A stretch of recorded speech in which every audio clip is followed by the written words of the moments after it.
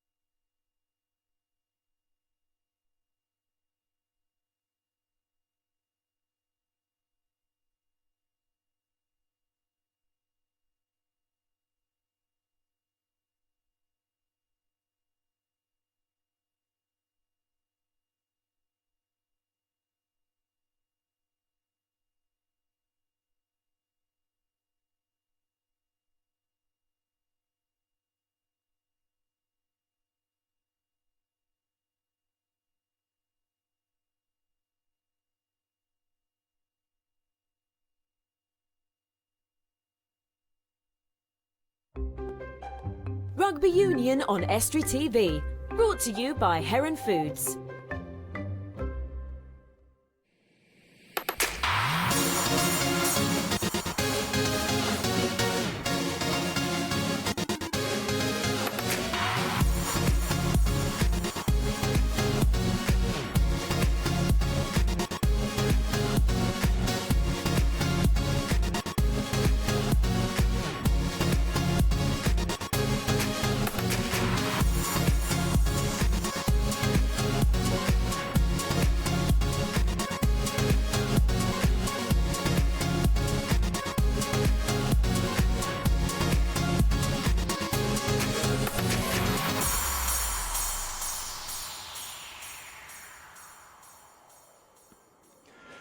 Hello and good morning here from East Yorkshire. We're at Pocklington Rugby Club where we're looking for the 57th appearance of the Pocklington Sevens. I'm stood here on a glorious day looking forward to a fantastic afternoon of rugby. I'm stood here with Ian Castleton, who was with me last time we presented at Hellensians, where the rain was driving down, the snow was falling horizontally on us. But today it's glorious weather. Ian, good morning to you. Good morning, Terry. So tell me, how much better is it to commentate on a lovely sunny day like this? Now, this is what rugby's all about, this sort of weather. 7-a-sides, a celebration of rugby for Pocklington. They've been having this tournament here for 58 years, and it's one of the oldest tournaments in the world for a 7-a-side tournament, and without doubt the oldest 7-a-side tournament in Yorkshire. So tell me, what is the difference between the 15-a-side and the 7-a-side? What are the differences? Just talk me through it. I mean, clearly you look like a 7-a-side component yourself. You're asking someone who's never played sevens, apart from once with you. There's the same game, more or less the same game. There's a few rules which are slightly different, which we'll explain during the day. But essentially it's a much faster game, more skills on show in terms of ball handling. And I think it's a great game for young people to play, especially the forwards who lack that sort of pace. It's more of a faster game. This year, of all years, it's the bow of the 7-a-side tournament in the Olympics. So there's a lot of expectation on all the nations entering the Olympics, and there'll be a lot of people watching it. I mean, the draw was taken by Hugo Monnier and Lawrence Delagio. I mean, clearly they've followed the same theme by inviting us down here to talk about the rugby. But it is quite an important thing, you know, in the world rugby to have one of the oldest 7-a-side tournaments in the world here in East Yorkshire. But it has caused quite a bit of interest, hasn't it, around the area? Without a doubt. I mean, Pocklington itself is a very old village in East Yorkshire, and the Pocklington School has been here for over 500 years. and its famous pupil was William Wilberforce from Hull, and he came here, and ever since then they've been playing rugby here since 1879. So it's a long tradition with rugby in the town itself. So you're not telling me that William Wilberforce had a run out here, are you? Possibly. You never know, do you? I think that's more likely rather than us two running out here. I mean, I've actually played here myself a couple of times. I've actually lost in the final and won in a final, and actually refereed here. Sevens is all about speed, agility, which is perhaps why we weren't chosen to play. Especially today, a long time ago. No, it's a great game. As I said before, this year of all years being the Olympic year, with Sevens making its debut, I think there's a lot of interest now, and we're seeing it a lot on television. Sky have all the tournaments around the world showed live, and these players who play Sevens at the top level, they're full-time professional Sevens players, and they travel the world, and they see, great rugby now. I say England are putting a bit of time into the Sevens scene. I mean, Simon Armour is now the rugby union Sevens coach. Mike Friday, obviously an English guy, is in charge of the USA team, and of course we've got our own coach here coaching for Italy. Is that right? Yeah, Rob Vickerman, I understand, is to be around some time today. Rob's been an England player at Sevens for a number of years. And I think he's going to be looking after the Italian side. He was, anyway, a few weeks ago. So in terms of rugby union, Sevens is something which is really quick. You have to have a lot of speed, agility. Today we're going to see, a lot of skill. Scrums, there's only 3 in the scrum. Line-outs, you're not going to see many line-outs. Penalties, you're not going to see many kicks for goal. It's just going to be action-packed throughout the whole of the 7 minutes each way. Yeah, we've got a great day for rugby. Especially 7-a-side. We've got a lot of people expected to. I'm hoping for a really great day of rugby.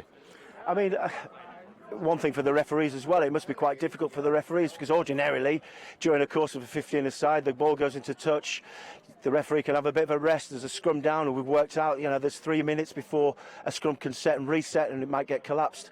Here, the referee gets no time to rest at all. Not at all. You know yourself, being an ex-referee of 7-a-sides, it's hard. The stamina, the fitness for the referee as well as the players has to be up there. So local referee Simon Lazenby's here this afternoon as well. He's one of the best referees in the area. So, I'm looking forward to seeing him have a run out as well. Yeah, absolutely. Do you fancy a run yourself? Not at all. As far as I've had a few bacon sandwiches, and it's resting a little bit too heavy in the stomach at the moment. But talking about representative rugby, I know that Steve Cruz, for the ex-Wakefield hooker, played in the Kelso Sevens and won in the Kelso Sevens, and played in the Harlequins Sevens, and he's here with us now. Good afternoon, good morning, Steve. How are you? I'm great. Nice to be here helping you out today. Listen, I mean, Cassie and I were not really that good at talking about. Well, we're good at talking about Sevens, but actually pulling our kit on and running about and playing Sevens is something we're not particularly good at. But you've got the T-shirt, you've got the Kelso win with Wakefield, and you've got the representative honours for playing at Harlequins. Tell me, what's going through your mind when your legs are saying you don't want to run any further, your lungs are saying no? What's going through your mind?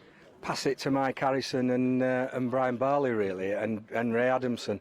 My job was simple, just to get the ball for those 3. I was fortunate to play with some really quick men. I think this game's all about quick thinkers, Terry, as well as quick, fast-paced people. So, today we'll see a lot of good young men. I've seen them walking around the ground. The guys that have come up through the county system that I know, I think we're going to have a fabulous day. It's good weather. The ground's absolutely perfect for it. But for me, Sevens, it's about quick thinkers. Quick thinkers, Ian. What's he trying to tell us? Yes, that you and I weren't. But in terms of physical aggression, we're up there with the rest of them, weren't we? Yeah, but it was never really my game at 7-a-sides. But I've always been admiring of the skills that 7-a-sides, especially the top sides, play with. I mean, as far as I'm aware, the game Sevens was introduced and invented, should I say invented, in Scotland. And I'm sure that it was probably invented to allow the outside backs the chance to have a run with the ball, to get rid of people like you and me, Cassie, off the pitch. Because, as far as what they were concerned, we just slow the game down and spoil it. And would you agree with that summary? Yeah, absolutely, Terry. But you know, there are some big boys like yourself, and I think you're doing yourself down. You know, you could play with the ball in your hands now and again, and I think the space that Sevens provides allows for everybody to do that. What the viewers will see today is not much at the breakdown. It's quick, it's fast, it's furious, and the ball's away again. You know, time and time again. So. You know, you've got people that will be running in the wider channels on this pitch, and you know, it's all about depth and pace. Depth and pace. So, I mean, I've had a look around today with some of the guys that have been, you know, getting changed. Some huge lads, some young lads, some really look eager and, you know, looking forward to the game. And one of the guys has driven like 4.5, 5 hours to get down here. You know, so that shows the sort of interest that we've got. Yeah, it's a tremendous effort. He plays for Wharfdale. He's been down in at Southampton on holiday, and he was here at 10 o'clock this morning. You know, that's fantastic. That tells you everything about this tournament and what it's all about. Yeah, indeed. So, I mean, I remember in the olden days, when I say the olden days, you know, not too many years ago when we used to play here, everything used to be geared towards playing at the Poc Sevens. Everybody used to talk about the Poc Sevens. And, you know, you look at the day today, the sun's shining down. I'm expecting 3,000 people here, and it's going to be a fantastic atmosphere. But what is your thoughts in terms of the interventions of the leagues? I think some of the teams who are looking at fighting off relegation, some of the teams who are looking to get promoted, perhaps don't send the strongest sides here. They're looking after the players. Would you agree with that, Stephen? Yeah, I would, Terry, and it's a shame, really. I know of a few boys who play at clubs today that have been told not to play, not because they've got a game tomorrow, because they've got a game the following Saturday. My own personal view is that if you're not playing League Rugby tomorrow, what a finer place to spend a Friday afternoon. Indeed, that. I mean, I must say thanks to Heron Foods this afternoon for sponsoring this event. I mean, without that, this, you know, obviously the people at home wouldn't be able to sit and watch it with their cup of tea and enjoy the whole atmosphere that we're watching here. And sponsoring the coverage of the event. Cassie, in terms of playing the Sevens aside, if you had the skill, the ability and the speed, what position would you pick? You're asking me a really hard question there. As Steve says, it's all about speed of thought, isn't it? I think the winger, without a doubt, the winger in Sevens is the pivotal player. You know, the ball in his hands with space. You know, you see some great length of the field tries. And had I been blessed with space, I'd have been that winger. But I'm not. So do you lay at night dreaming about scoring that winning try at the Pocklington Sevens? Is that what you think? Maybe. The years gone by. No. How many times have you played here, Stephen? I've played here a couple of times, but we tended to go to some of the London festivals. I think Wakefield came to this event after I'd retired, and I believe that you won it with them, Terry. Is that correct? I did. Unfortunately, I had to get a sponsor to sponsor a side so that I could actually pick myself in the side. But we actually eventually went on to win it, the East Coast Exiles. But as I say, it's a great event today, and you know, for those of you at home, get yourselves down here. It's a fantastic opportunity to watch one of the oldest competitions in the whole of the world. We'll go to a break now. Thanks very much indeed. Rugby Union on Estuary TV, brought to you by Heron Foods.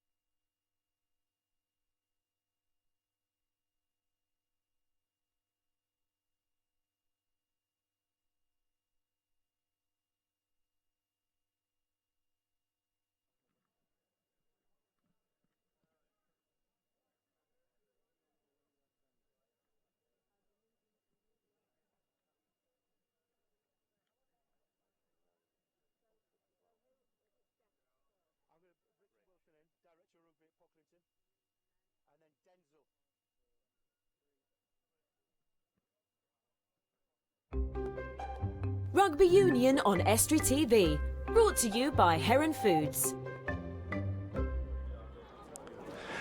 Welcome back to Pocklington, the home of the seven-a-side tournament. Ian, I'm hoping you've got a bit of sun cream for the top of your head today, because it's going to be it's going to be a bit dangerous for you. I'm glad you noticed. Last time we did this, Terry, I didn't. I had a woolly hat and it still didn't work. Well, for those viewers at home who don't know, when we were last commentating, we were on the top of a tower. We had 4 seasons in 40 minutes, and unfortunately, Ian didn't come prepared. He didn't have a woolly hat, and he got. And I think now I'm hoping that age will help you, and you've got fully prepared this time. Fully experienced. Well, look at the weather today, and the club expecting a big bumper crowd today, maybe 2,000 or 3,000 people here, and they really get behind the rugby, and the beer will be flowing. And thanks to John Smith, who the major sponsor here. We did a bit of working out, didn't we, before? We did work it out. We worked out that there's going to be 15,000 pints drunk. Circa. Which is There or unbelievable, thereabouts. Yeah, that's some going. And that's what this day is all about: community, having fun, watching some good rugby.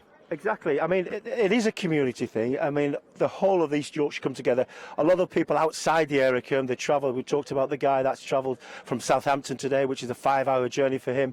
But I'm joined here by Richard Wilson, who used to play at Hull Rugby Club with me. Welcome. Hi Terry, all right? I'm very good. Richard is the director of rugby here at Pocklington Sevens. Now, in terms of the calendar for you, I mean, financially, this is really important for you, isn't it? Yeah, it is, yeah. It keeps us going throughout the year. It's a big day for the club, and it's been going now for a long time. I mean, I think Goole, which is where you were from, won it the first year. Is it 1952, was it? Yeah, something like that, I think, Terry, yeah. It's a long time ago, but yeah, they did. Did you enjoy winning that day? Not as old as you yet, Terry, am I? So again, it just takes a lot of organisation. I see the police are here to organise the crowd. There's cones up. There's so many people organise it. It does take a lot to organise, doesn't it? It does, and it's the volunteers at the club. It's the junior section, the mini section, the exec, volunteers from the first team, second team, setting it up. They've been doing it all week. So tell me, in the run-up to the Pocklington Sevens, what's involved? Does it start as soon as the final whistle's blown for the next year? Yeah, we start to review it. We'll sit down and we'll look. Den's will talk a bit more about that, but we look at how we can improve it. Can we get more sides in, that kind of thing? Year on year, we do that. That's great. So, Ian, in terms of organisation, if it was left to us two, do you think we'd get this off the ground? Well, the beer side would be no problem, but it's getting the players in maybe a little difficult, mate. There's a few people here that come here year after year after year. There's a guy in the beer tent that sings. What's his name and what's he do? Tell me a little bit more about him. Beardy, he's a legend. Pock player for years on end, Shield winner, Yorkshire Shield winner, and sings year in, year out, sings in the club. Percy Road, Take Me Home, well known. Wherever we go, he follows the club, team year in, year out. Wherever we go, he's a top man, club captain. That's fantastic. Thanks for that. So also, we've got Adrian Sykes here. Adrian, just come and join us. Good morning to you. You couldn't have wanted for a better day than this. Absolutely fantastic. I hear you talking to Richard about the organisation. We start obviously immediately after last year's event. The view is obviously based on the weather, and some years at Easter it's been an absolute stinker and we can get snow and ice and all sorts, but today is just brilliant. This is the weather we want to getting people out, come in, fill the bars, watch some great rugby, and that's what we want down at POC. So if you're sat at home, you're missing a great event here. You get yourselves down here. I know it's the Rovers Hull sort of game today, but there's still time after that event to get yourself down here, watch the game. Yeah, I mean, the rugby kicks off in 10 minutes. So we've got 2 first round games on the front pitch, and then the first round moves to the back pitch. The second round starts at 20-1, and there's rugby all the way through to the final at 20-6. I mean, you have had some star players down here. Webber used to play down here. Rob Vickerman, the ex-England Sevens captain, used to play down here. Any more big names apart from myself, of course? We've had some absolutely great teams down, and this year the mix of teams is some guys from away. So we've got Oxfam Crusaders who have won it for the last 2 years. We've got an old pot guy called Guy Hope who's brought a team from Trent College. We get a lot of interest through Twitter now and social media, and this year year we filled the 24 places pretty fast. We had a dropout last night, but we filled that already. So we've got Hull Ionians brought a Colts team in to play at 2 o'clock, where that fixture was sort of looking doubtful. So yeah, it's gone really well. We talked earlier about the intervention of the league rugby and like some teams having to protect players if they're in a precarious position towards the bottom of the league, or even if they're looking for success to try and get promoted. Have you seen a drop-off in the quality of players, or actually people are still coming down to play this game? Again, the weather, if we get a bad winter and we lose some league fixtures, then they're playing on Easter Saturday, and if they play Easter Saturday, they don't want to play today. Luckily this year, most of the fixtures have caught up, so, you know, I think we haven't had any dropouts for that reason, so, you know, we've been really lucky. But yeah, I think, you know, somebody like Doncaster Phoenix, who were riding high in our league, you know, they were sort of looking at the fixtures thinking if we need to win, you know, a couple more games to get promotion, then they weren't going to bring a decent side. But as it's turned out, they brought a decent side because they're virtually assured of promotion. So I understand that there are a number, 4 internationals that are playing today, junior internationals. Have you heard that? Yeah, there are some guys playing. I know we've got Lewis down. I think you've interviewed Lewis. I know there's one or two others. I couldn't tell you where they are. I'm still busy registering teams now. So when they come and we see the registration, then we can see who's playing. But until that point, we don't really know who's in the sides.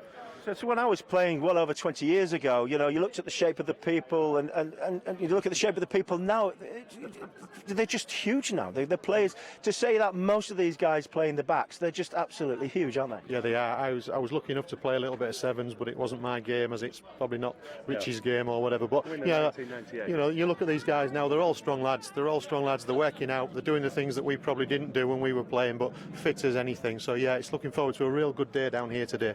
I say John Smith, our sponsor this event, there is a tent across there. In terms of you know, other activities, you can actually get into the tent and have a few beers in there, can you not? I think you'll find that won't be a problem whatsoever. There's the John Smith's tent, and then there's a pure Guinness tent. If you want Guinness, go in the Guinness tent. If you want Guinness and a red wine, don't go in the Guinness tent, go in the John Smith's tent. The Guinness is for Guinness, and it'll be rocking in there later on. So in terms of people here, how many people are you expecting? We generally get sort of somewhere between, I think we have 2,500 to 3,000 programmes. Yep. They will go by 2 or 3 o'clock, and people keep on coming in. Like we say, the rugby's on until 20 to 6, so people keep coming in until 4, half 4 all day long. So 3,500 people is what we normally expect. Yeah, I mean, it's nice to see that the most senior side in the area, Ionians, have got a side in here today, and then the last hour they've actually put another side in, which is fantastic. So in terms of rugby union, this is where it's all happening. This is where you should be. It's a fantastic day. The ground's lovely. I see a fantastic day ahead of us. Look forward to seeing you after the break. Rugby Union on Estuary TV, brought to you by Heron Foods.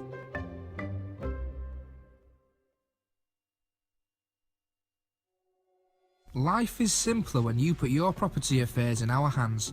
We offer a full range of services covering new build, refurbishment and property management.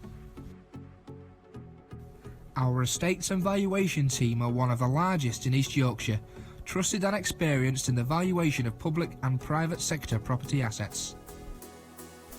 To find out more or to view our latest properties for sale or to let, visit nps.co.uk. Auto Tints and Shady Days are your home and vehicle window tint specialists. With over 15 years of experience, our high-quality film applications stop glare, reduce heat, add privacy, increase safety and prevent fading throughout your car, home, shop front or conservatory. For more information, you can check out our Facebook page, visit www.autotinter.co.uk or call us on 01472 827 775. We're not your average window tinting company. Step into a magical world of puppets, mermaids and ukuleles. Birdhouse Theatre is North East Lincolnshire's leading children's theatre and events promoter, bringing national companies to local audiences at locations all across the region. With low-cost prices and ever-changing shows, there's always something new for children to discover. To find out more or to book your tickets, why not log on to our website www.birdhousetheatre.co.uk. Cars for Less Yorkshire sell quality used cars at affordable prices. Located in Wincolmley Hull, we aim to beat competitors on price and quality. So, if you want a used car at a reasonable price, come see us on Wincolmley in Hull, HU5 1RL. or call us on 01482 343 550 or visit carsforlessyorkshire.com. At Heron Foods, we've made it our business to help our customers buy big name bargains for less. Offering an amazing range of chilled, frozen and grocery products and great prices to match. With more than 240 stores, you're sure to find a Heron on your doorstep. We strive to offer top quality goods at the lowest prices. Come and see us. You'll be amazed at the deals you can find in store today. Heron Foods, right up your street. At the Humber Royal Grimsby, you can combine style with great value to create the day of your dreams. Our 4-star hotel combines beautiful interiors, bespoke styling, and a personal service in intimate surroundings. Make your own wedding day a reality at the Humber Royal Grimsby. For an initial consultation with our wedding planner, call us on 01472 240 024. Rugby Union on Estuary TV, brought to you by Heron Foods.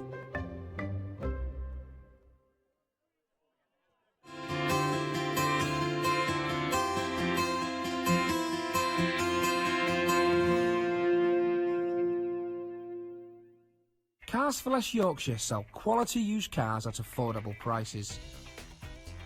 Located in Wincolmley Hull, we aim to beat competitors on price and quality. So, if you want a used car at a reasonable price, come see us on Wincolmley in Hull, HU5 1RL. Or call us on 01482 343 550 or visit carsforlessyorkshire.com. Established in 1992, Acorn Signs are fast, reliable and cover all aspects of printing and pride themselves on quality of service and value for money. From vehicles to shop fronts, vinyls to illuminated light boxes, even personalised clothing, Acorn Signs do it all.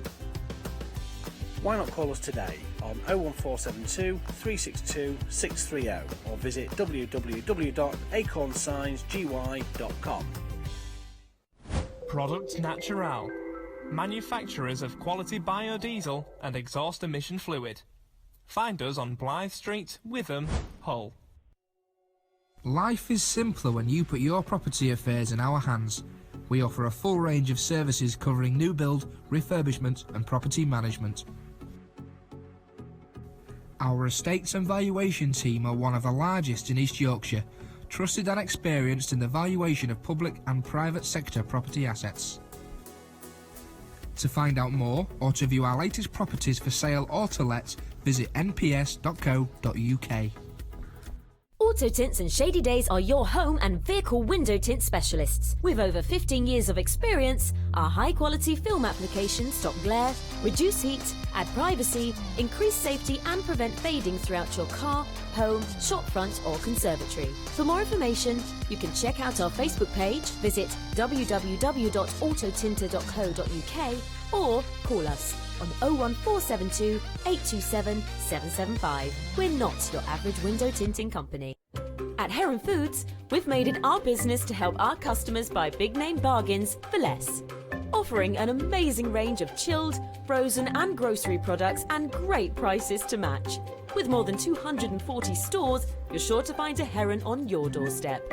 We strive to offer top quality goods at the lowest prices. Come and see us. You'll be amazed at the deals you can find in store today. Heron Foods, right up your street.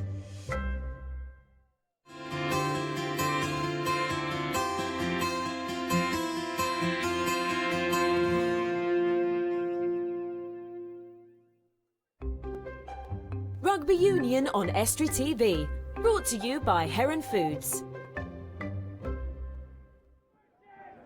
And welcome back to Feathersfield, the home of Pocklington Rugby Club. I've managed to get one of the fittest, best looking young men with me.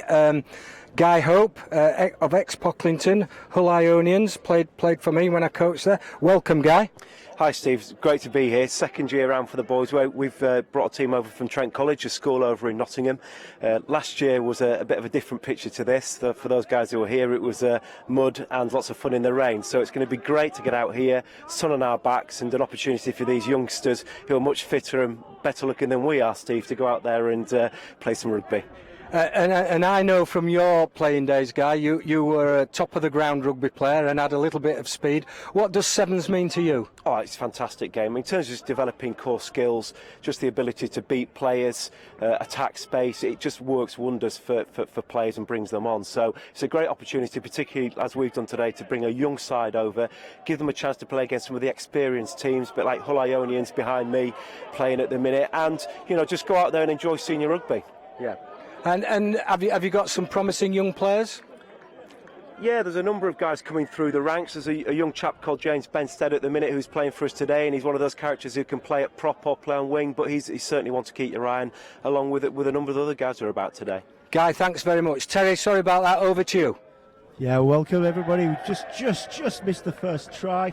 A try there by Selby and converted. For those viewers at home, you won't see any place kicking for the conversions. It's just a drop goal. You'll know all about that, won't you, Ian? Not the drop goals, Terry, but it was a great try by Selby there. They really worked it well. Yeah, they worked the overlap well. I mean, what tends to happen, what they look for is probably contact, a little bit of contact, get the ball a little bit wider and look for the mismatches. That's what they're going to be looking for. Running straight, trying to explore all the different avenues, any little holes. We've already seen how the game's going to pan out already, Terry, with lots of quick ruck ball. It's a young Ionian side, this. Ionians is the most senior club, but here we go, going out to the winger. This is it. Take the ball in, looking for the contact. Just try and keep the ball alive all the time. But there is a difficulty. If you get isolated, you get turned over very, very quickly. As I thought that here, there's a 2-on-1 here. He's run out of space. He's going to take it well played through the legs. That sevens always shows you this little bit of The key skill there, playing back inside. Excellent. That's nice break. Oh, okay, let's put in touch. There. He's in touch. Referee's going to be on his toes here. He's got no assistant referees to help him. Yeah, I've just noticed that.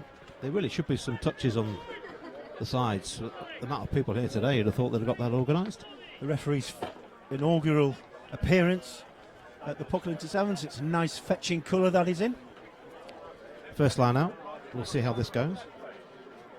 Over the top, there should something happen here. Back inside. Good tackle. Knocked on there, playing an advantage to Selby. There's nothing on left. He's going to have to take contact, and he does. He's on his own. 3 on 2, and he chose to kick it. My option wouldn't be to kick it there, but my option wouldn't have been to kick it on a 3-on-1 there, Ian. Probably yours would have been. Well, the referee's given offside against Ionians.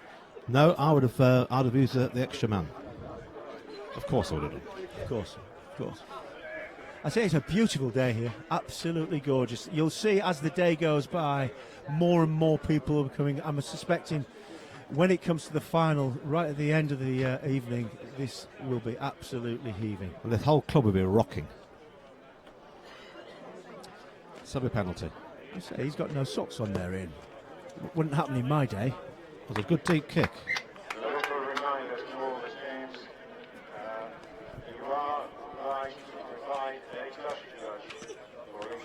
Yeah, that's it. I've just said that. The announcer has just said that the teams are supposed to provide their own touch judges. I do think it's hard enough refereeing on your own. It must be even more difficult. Without a doubt. Let's see how we get on here. See, they're going to go for the lift here.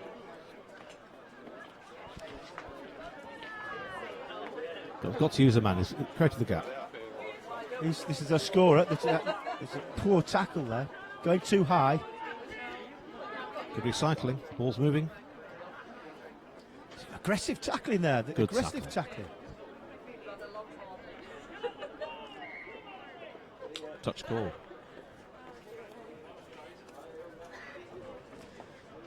There's a knock on. So we've probably been going 2 or 3 minutes. There's not been that many stoppages. Not many stoppages at all. This is why. Yes, who's playing? It's Selby versus Ionians here. It's going to be the Ionians scratch team that was put in at last minute, I suspect. Selby in the yellow and green hoop. So Ionians in the red, green, white and blue quartz. Very similar to the old Harlequins setup there. Oh, poor pass. He did have one inside. Ball still in play.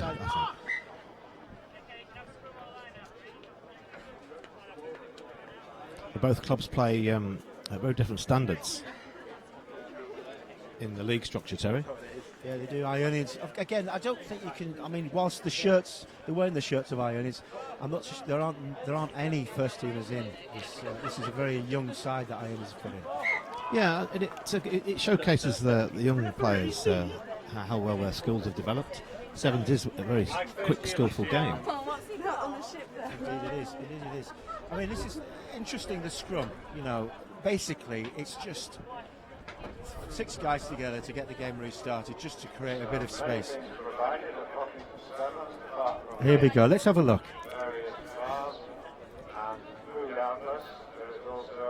It's quick ball. It has to go there. Oh, he's doing well. That's it. He's done really well there. Are they going to catch? He's going to get caught. He's going to bide some time. He's isolated now. Support's going to be there. He's going over the top. That's holding on, I think. No, referees let it play. So there must be an overlap here. Numbers. Somebody has to straighten it up and just distribute the ball. Nice bit of skill there.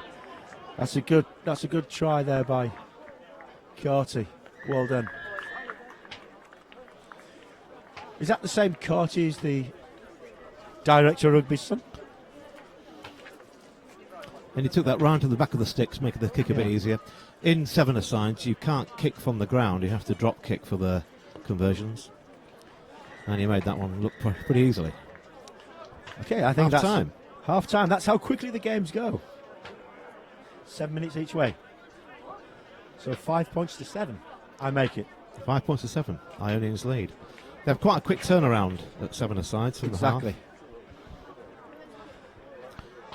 Scoreboard still to tick over, yeah? We're still showing 0-0. Well, the thing is, we know the score, don't we? Well, I'm hoping so, because I have in the past quite clearly got the score wrong, and my arithmetic, unfortunately, doesn't leave much to be desired. Having said that, if they can't organise the touch judges at the moment, so I'm not so sure whether they can get the scoreboards right. But the score at the moment is 5 to Selby, 7 to Ionians. So the should I say the senior side in the area is leading by 2 points. But listen, that a try is nothing in sevens. You can score 2 tries within 35 seconds.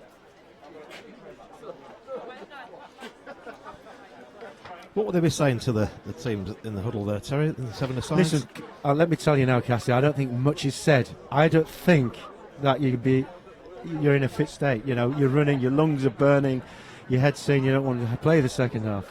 But, I say there's some big tall lads in there.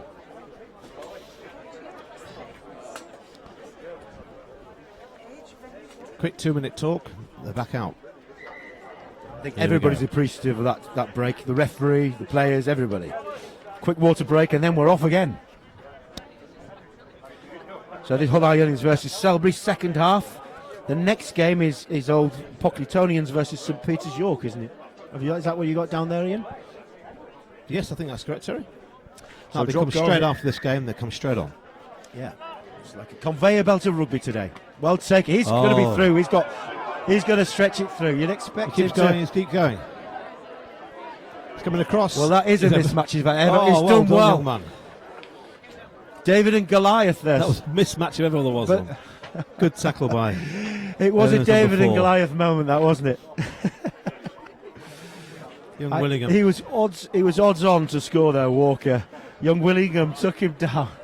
I'm not so sure whether he got caught up in his studs, to be fair, but whatever happened, he took him down. Well done, young lad. Scrum down. Good attacking scrum, though, still. It is, absolutely. I suspect that the Ionians hooker will just come out very close. Oh, that is a knock-on. Don't rush things, is the answer.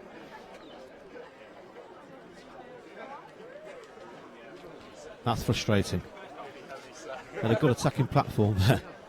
They did, absolutely. Lock on.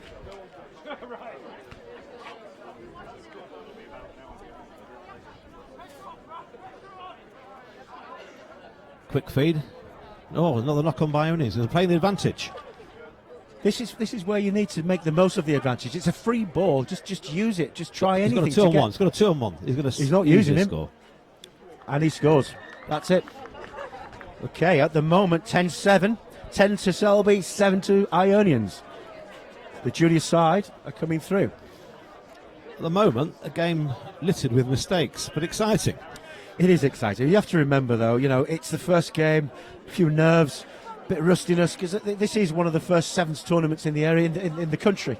And sevens, as you know, is a completely different game. Just wide there with just wide, so it stays at 10 points to 7.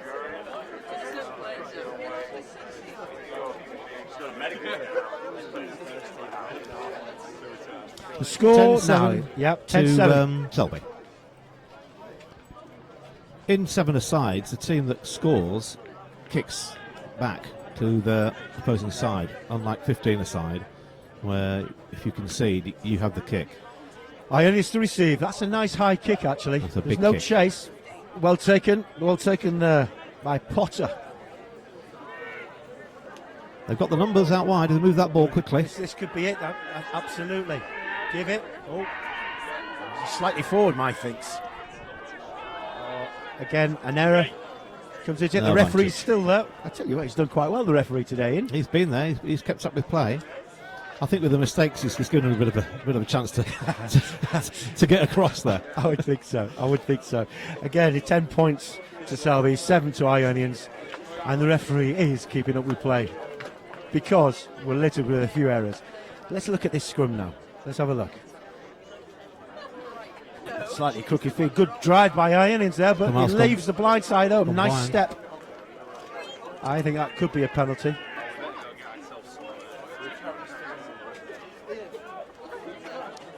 Well, you don't see that very often. No, it may be a good thinking. The referee said play on, he stopped running. Why has he stopped? I think he's just had enough. The referee said play on. Absolutely. You see that? Everyone my stopped goodness. there. Ionians did absolutely the right thing. Hold on to the ball. Again, with 50 aside, you generally look to take contact, looked at the hold, distribute the ball. What he did then, exceptionally good play. Held back, waited for his place to get behind him, gave a great pass, and unfortunately, it was dropped by William.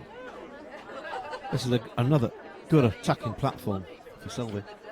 Again, there's only one score in it. Selby at 10, Ionians at 7. It's only going to take one score. There's not much time left in it now. Could be one against the head. It does. Uses that ball. Welcome, White drives it in. Good well ball. done. So foot race now, well played. Oh, he must hang on to those. He must release. He was held. That's right. Yeah, I'm absolutely on the referee side there. When you get tackled, you have to release the ball. The let off for Selby there. And I think this game must be more or less wrapped up. Don't mind your head, Ian. Must be only a couple of minutes left, if a minute and a half, I suspect. Not long to go. It's not going to take much for Selby just to get back into this game. 10 points. Sorry, Ionians to get back into this side. Well, Selby have got the possession. It's a bit of keep ball now. They've got the game in the bag. That's a good line out, actually. Very controlled. That's what I would have done. Keep it tight. Keep it tight.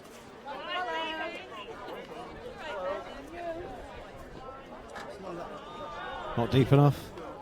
Knock on, play on. They've got the numbers here again. Yeah. He's got to move that ball.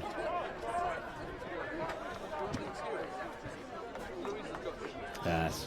Well, try in the corner. That's a try in the corner. I would suggest that'll be game over. I think that is the nail in the coffin for Ionians. We're now looking at 15 points to 7. Selby taking the lead.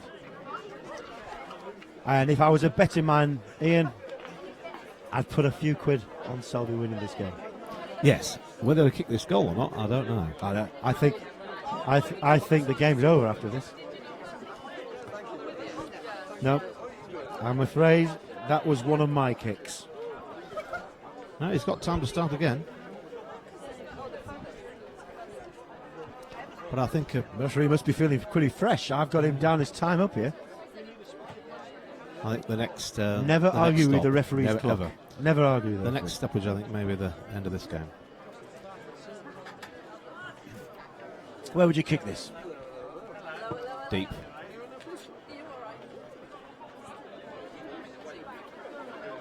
Oh, That's it's a good ball. play by Stoker. Nobody support there though. Thrown away. Another 2-on-1. Another 2-on-1. Oh dear me! He tried to do it all himself, and he's ended up in a bit of trouble, and he's been robbed. Bosch takes it on. You see, that's the thing about sevens. You can throw it long and wide, There's always and space to be something found, like isn't this there? can happen. Got a support player. Score by Fox, going down. Oh, I He's think done really well.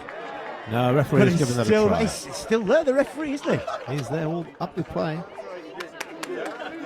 Not when I was refereeing, but I couldn't get anywhere near the ball.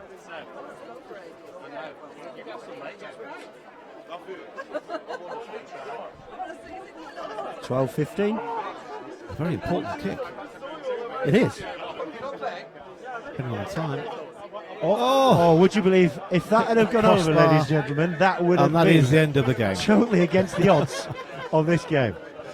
But we see there a win for Selby, 15 points to 12. That kick was critical. Oh dear me.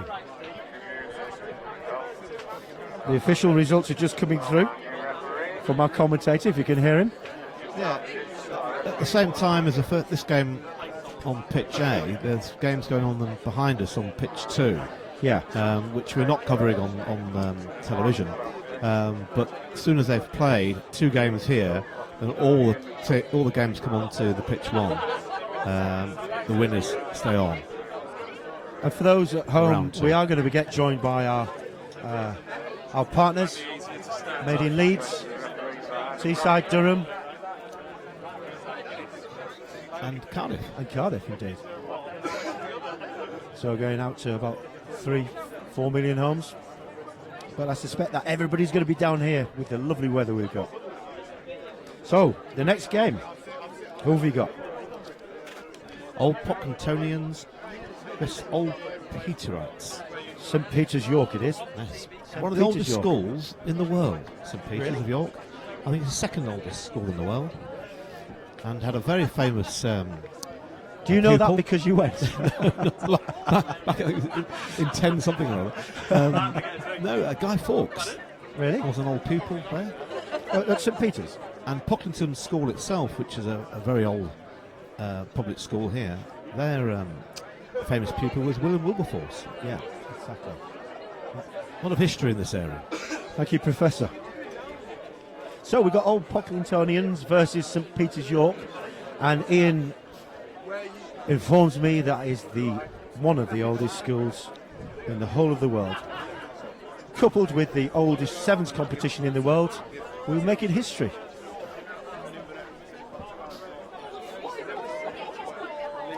Right, the York side are in the white and purple hoops, and Old Pocklingtonians in the purple square and light blue hoop.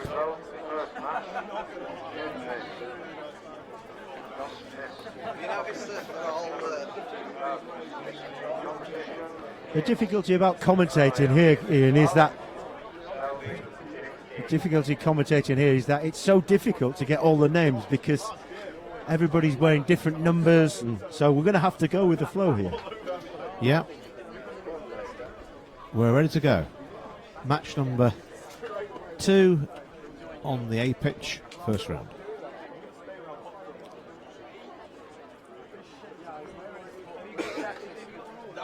Okay, so who's who here, Ian? Tell me. St Peter's with the ball, they've got the kick. Got a touch dodger just working his way across. So they're very, very similar, the colours, aren't they?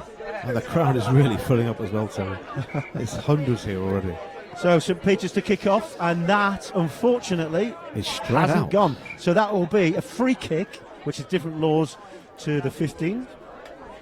So free kick here to Old Pocklingtonians. That is a mouthful, isn't it? You wouldn't want to say that after a few Guinness.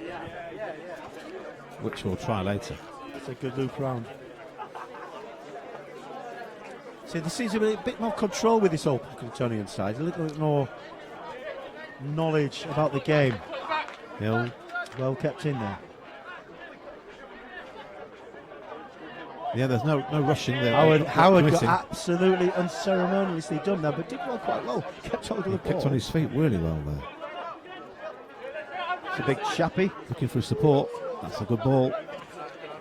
See, looking at the number 23, you see that there is time. There is chance for the bigger lads to play this game.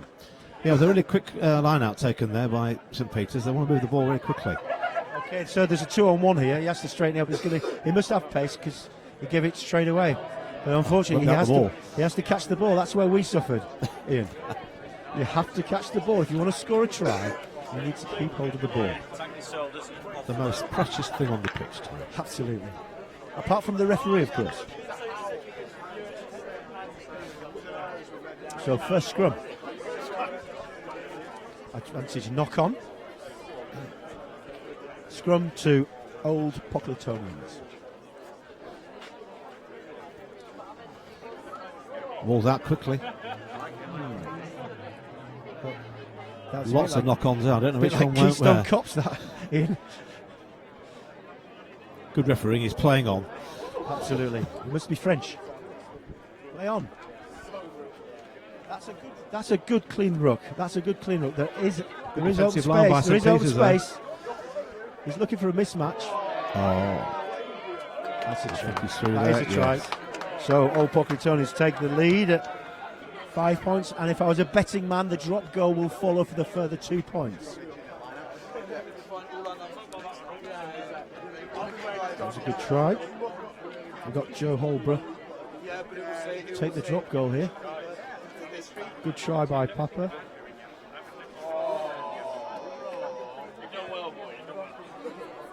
He's got it. Yeah. You could back heel those over, couldn't you, Ian? That's 7 points. 7 points. Pocklingtonians.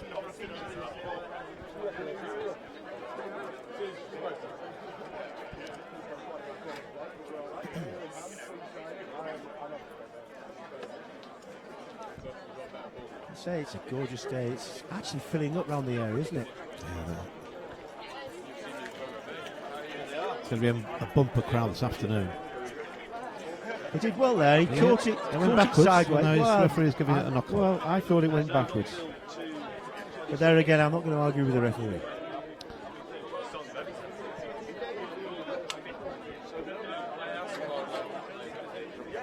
I'm a little surprised at the moment, Terry. The weather conditions, quite a few knock-ons.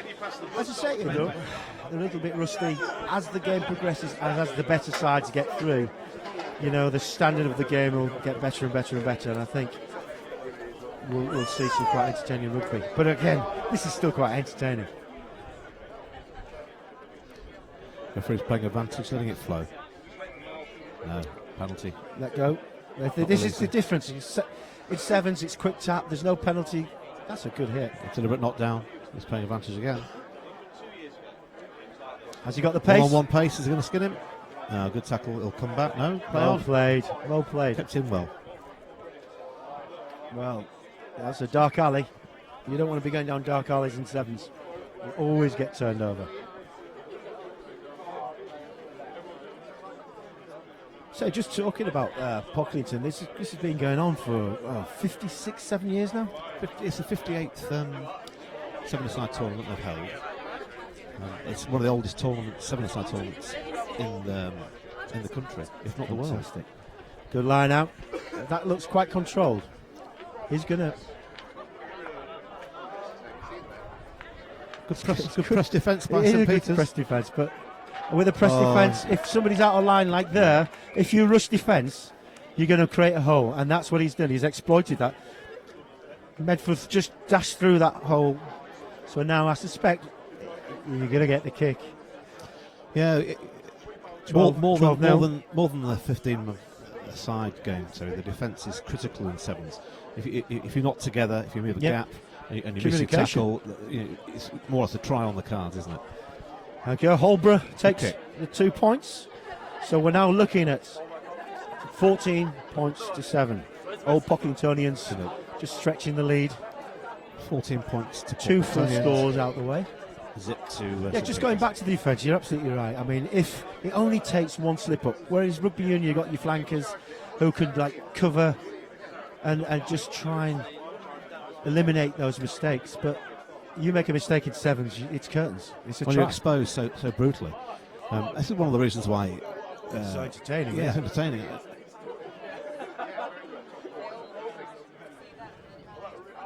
This is good ball. He's got some legs. Put his ear back. Go for it. If he goes for it, he's making all the. He's got it. Again, this is where it gets tiring. I mean, it's a score there, but I mean, this is where it gets really tiring. You know, he's just gone the full length. It's just gone the full length, and now he may have to defend. You know, this is where your lungs start burning. And another thing with the drop kick, they can actually kick the drop behind the sticks as well as in front on sevens. Yes, indeed. So 7 points to 14. It's coming slightly more interesting, not one-way traffic. But again, we look at Lloyd, who's just scored there. He's going to have to then get back. Sorry, Howard, that's just scored there. He's going to have to get back now. And he's potentially a weak point now because he's just run the full distance. So you'd target him, wouldn't you? Well, that said, he showed a real clean pair of heels to run the length there. Again, his shot through. It's a dangerous tactic, 22, shot through, but it worked for him.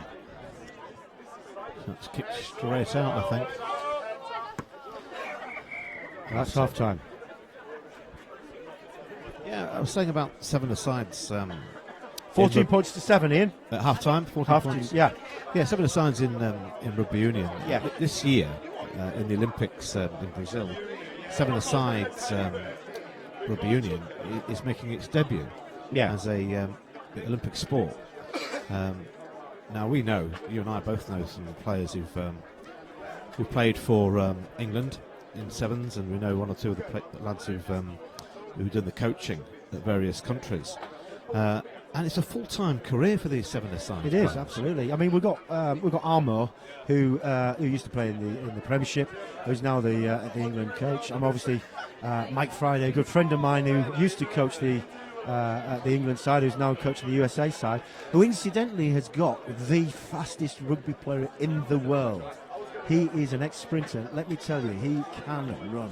He didn't make the USA sprint side, so he switched to rugby union. Well, yes, he unfortunately he missed out by 0.01 of a second. You're talking very small figures in terms of talk minutes when we're in the 100 metres. But this guy, he flies, and when he gets the ball in space, he's going to be a try all day long. That is what you need. Well, I know England have got a team in the Olympics, but it's going to be a mixed team. Not just England; it's going to be made up of the Welsh, Irish, and Scots side. Well, They haven't actually picked the side yet, have they? I mean, it's going to be very, very similar to the British Lions side, isn't it? Yeah. It's exciting to see who's actually going to make that squad. Again, there's only probably a squad of about 18 players that they have. Yeah. And it's not all going to be speed. It's not going to be speed. You're going to have a bit of grunt up front, and you're going to have props that aren't props playing sevens. I mean, we're looking at this afternoon. The props that are playing props are certainly not props in the 15-a-side again. So here we are, the second half. Athletes still the same. Pocklingtonians to kick off. Nice ball. So Peter's moving it wide quickly, looking with a space. A nice little step on him. Nice Out the back door. That's what we like to see.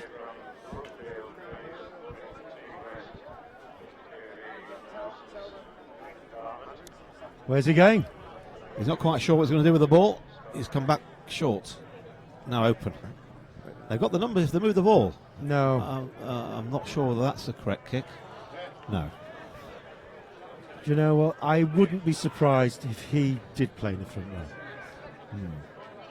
Now, would you have made that same choice of kick, Terry, had you been No, that player? I've always been told never to kick the ball. And again, So now we've got line out. Oh, and good it's a quick thinking. throw. Nice quick- that is it. Yeah, absolutely. Steve Cruz said, didn't he, Again, earlier in on? 7-a-side, It's all about quick thinking. pace and Quick speed. thinking. Absolutely quick thinking. So, what we got now?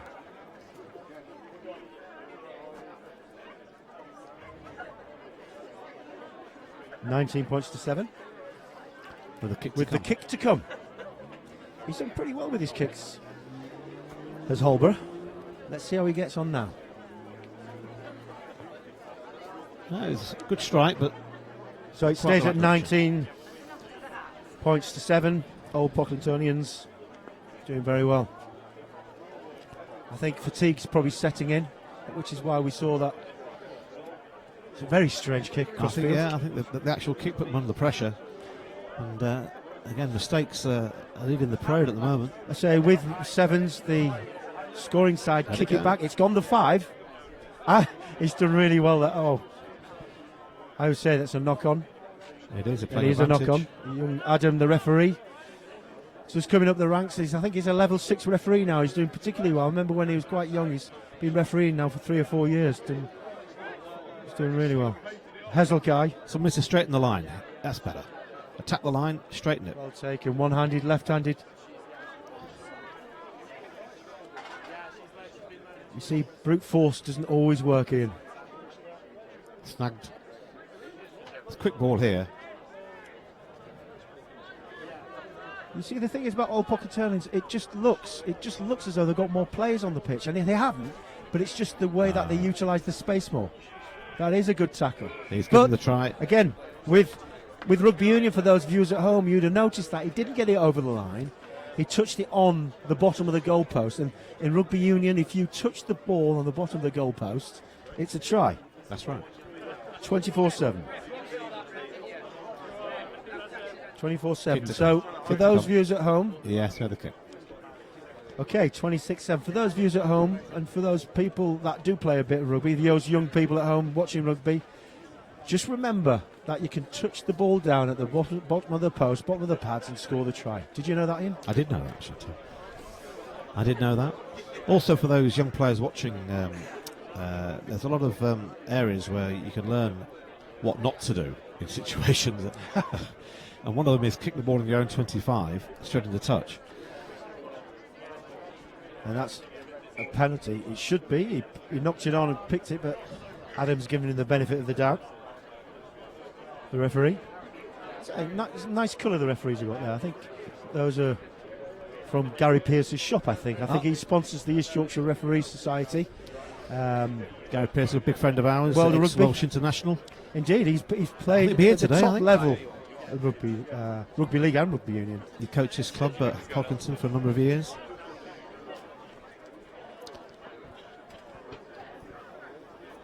£26-7. Are they going to extend the lead? That's a good ball. I would say maybe. I was going to say definitely then. Quick ball out. The numbers are here. The ball's got to go. They must move that ball. Well played. He's got the space.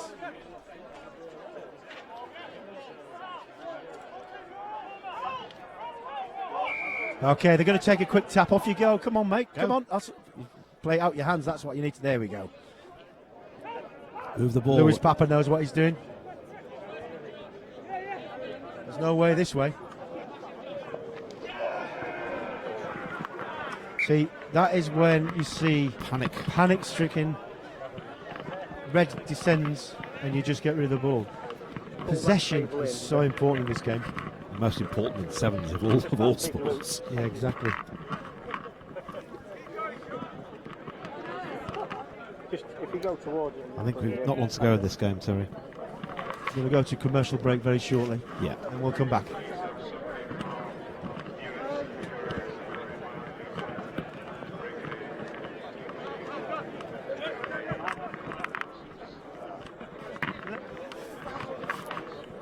Good. Well played.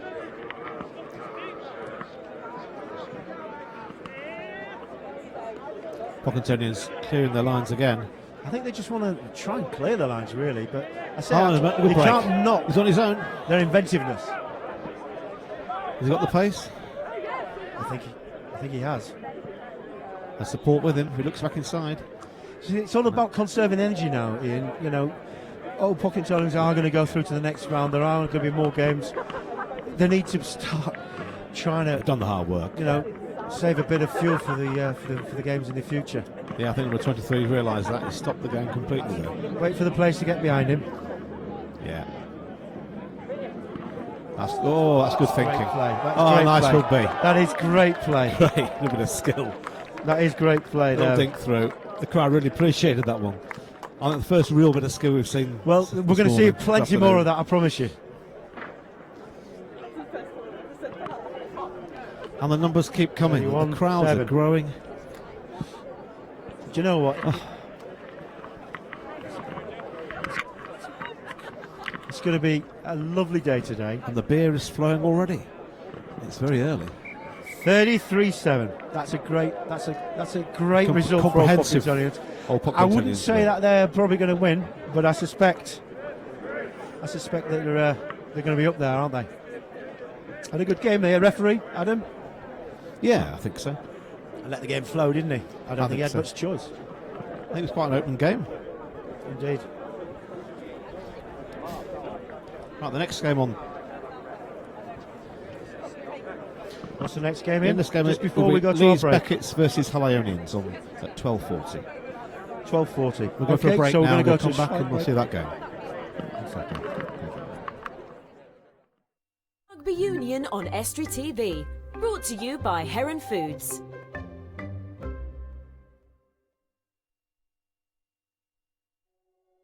Life is simpler when you put your property affairs in our hands. We offer a full range of services covering new build, refurbishment and property management. Our estates and valuation team are one of the largest in East Yorkshire, trusted and experienced in the valuation of public and private sector property assets. To find out more or to view our latest properties for sale or to let, visit nps.co.uk. Auto Tints and Shady Days are your home and vehicle window tint specialists. With over 15 years of experience, our high-quality film applications stop glare, reduce heat, add privacy, increase safety and prevent fading throughout your car, home, shopfront or conservatory. For more information, you can check out our Facebook page, visit www.autotinter.co.uk or call us on 01472 827 775. We're not your average window tinting company. Step into a magical world of puppets, mermaids and ukuleles. Birdhouse Theatre is North East Lincolnshire's leading children's theatre and events promoter, bringing national companies to local audiences at locations all across the region. With low-cost prices and ever-changing shows, there's always something new for children to discover. To find out more or to book your tickets, why not log on to our website www.birdhousetheatre.co.uk. Welcome back to the Pocklington Sevens. So now we're seeing the next game, which is Selby, who beat Ionians, versus Leeds Beckett's, their first appearance. I must say though, Leeds Beckett's, I think they're going to be winning this competition. I think they've got a couple of internationals in their side. They're coached by Kerry Wood, a good friend of mine who used to coach at Ionians with me, who's now actually coaching a level 3 coach with the RFU. He's done quite well. Is it Harrogate now? I think Kerry, isn't it? Yeah. Yeah. I understand there's 4 England student 7-a-side players playing for Beckett, so I think you'll see a little bit more pace on this game. Straight away you can see them moving the ball quickly. Good transfer. And they've kept their line really well. The overlap well. They see they've got a 2-on-1. Going for the corner. Yes. Nice try. It is a nice try. Leeds Beckett's there take a very early lead.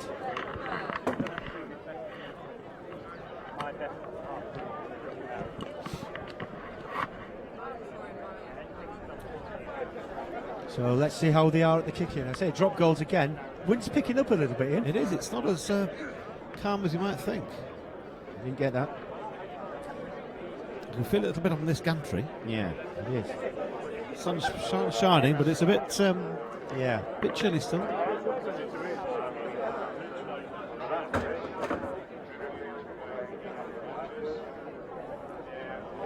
So we got Leeds Beckett on 5, Selby 0.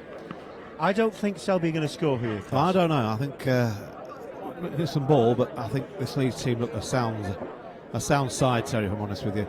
They look quick, they look strong, they know what they're doing, they're keeping the spin, the pace is much quicker than Selby can handle. And again, for the viewers at home, this is the sort of difference you see with the sides. You know, Selby, you know, they beat Ionians, scratch side, and now I think they're going to be put to the sword against the Leeds Beckett side. For me, I think they're one of the favourites to win this competition.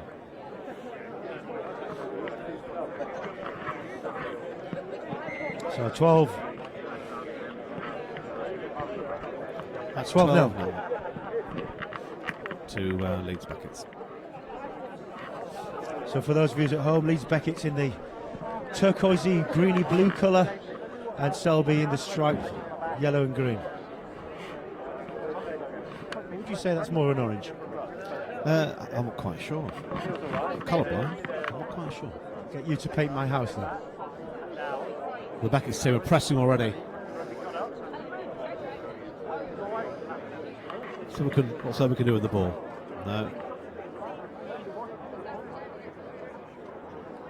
See, everything about Leeds Beckett's, it's so controlled, isn't it? Referee's playing so advantage. Controlled. That's strong, Terry. That's strong play. You know what? I'm going to have to get a calculator. This game is going to go.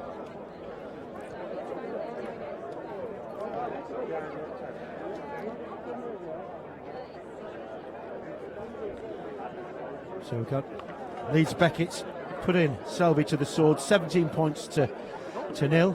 We'll be going to a short commercial break very shortly, and then we'll come back. But he misses the kick.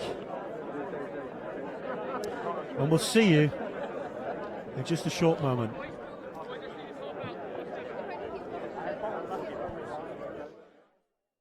On Estuary TV, brought to you by Heron Foods.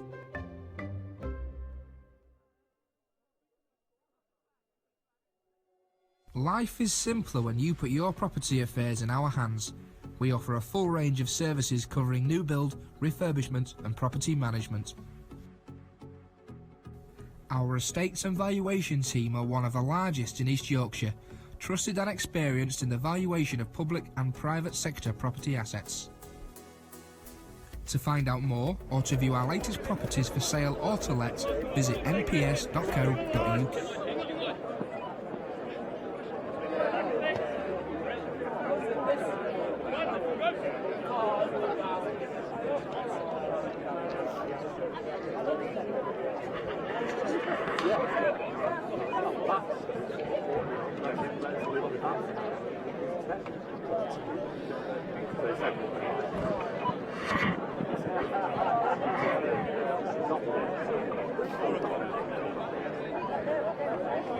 Thank you.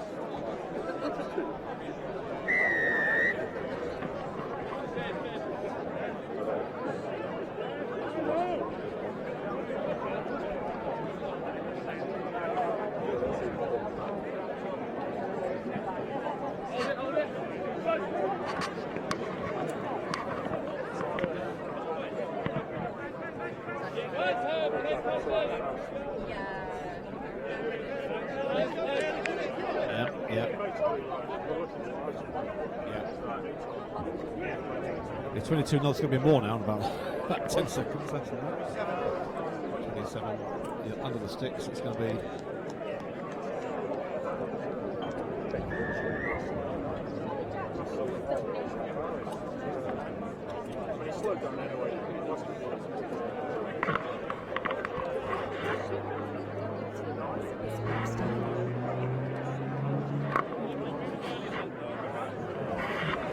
Make your own wedding day a reality at the Humber Royal Grimsby. For an initial consultation with our wedding planner, call us on 014. Rugby Union on Estuary TV. Brought to you by Heron Foods.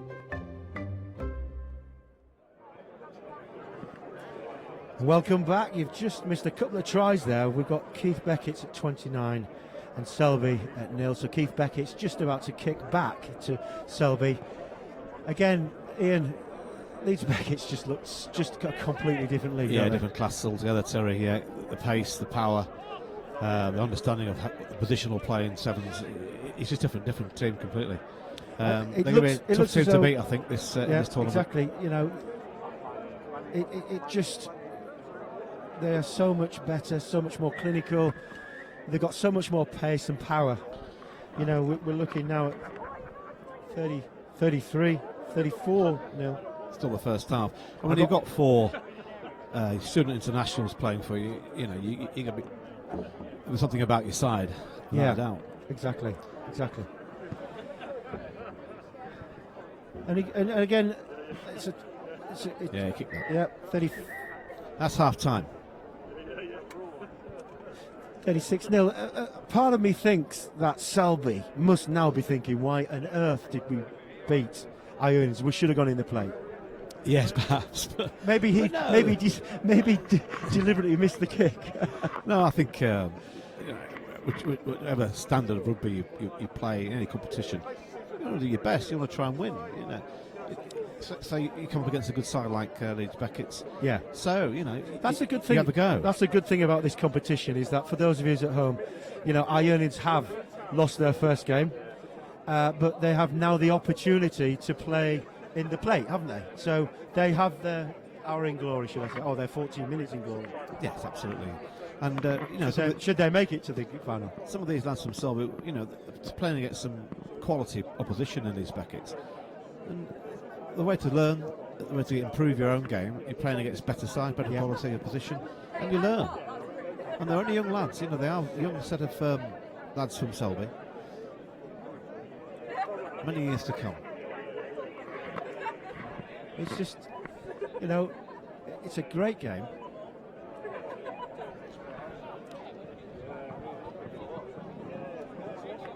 So how many minutes are we looking at? We're looking at 7 minutes each way, isn't it? 7 minutes each way in the preliminary rounds, and 10 minutes each way for the final.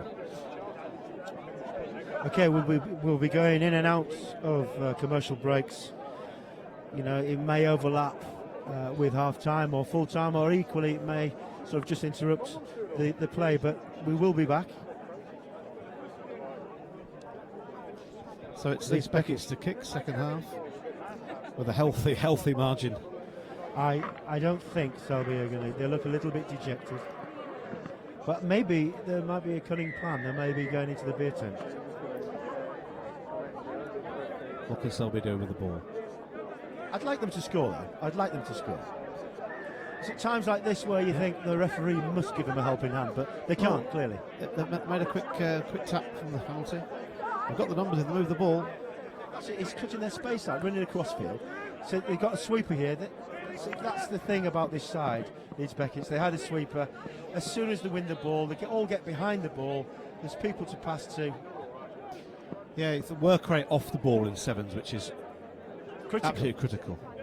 Getting there, supporting the player who's made the initial move. Disadvantage. Yeah. Knock on. A free play, more or less. They have the numbers again. Keeping their shape really well. This is another score, this, isn't it? Oh, it's a he's done really good well. defence. I think he's given the penalty against. See how holding should on. have released. Should have released. Great cover Didn't tackle score. for Selby player. He's jogging back as though he has scored, but let me tell you now, he hasn't. Just looking around some of the colours and shirts that some of the players have got here. There's some bright colours in. It'll be easy for us to spot the difference. Well, again, we talked earlier, Ian. You missed one tackle. That's it. You're in, aren't you? And that's twice I've seen the cross kicks, 41-0. which haven't worked. Perhaps it's best to get the ball in hand, Terry.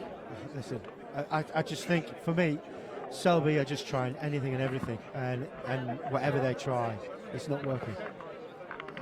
No. It's now 43 points to 0.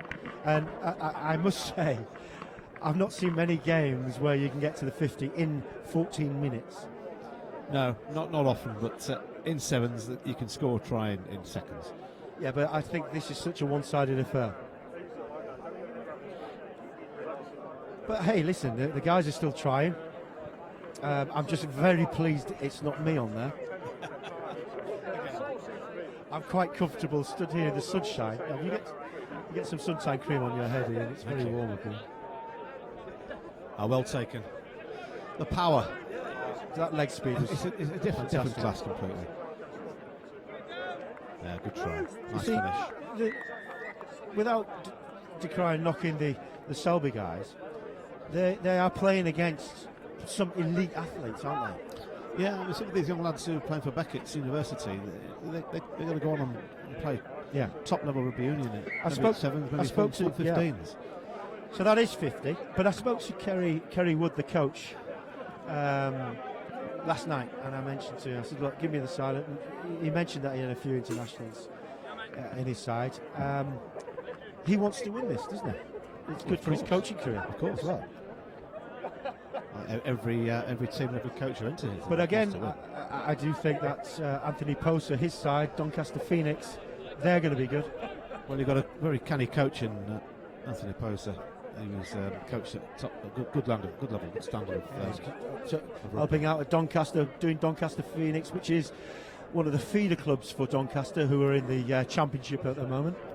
Doncaster themselves, the highest placed Yorkshire 15 side. Yeah, indeed. I mean, I remember in the old days, Doncaster were in Yorkshire Division 2, North East 2, many years ago. Same as Rotherham. Well, they'll definitely be in the playoffs this year. And we hope Leeds Carnegie will make that playoff as well. It'd be good to get some Yorkshire sides in the Premiership. Yeah, for those of us who love Yorkshire Rugby Union, we're crying out for a senior side in the Premiership from the Yorkshire region. So put in by Leeds Beckett's again.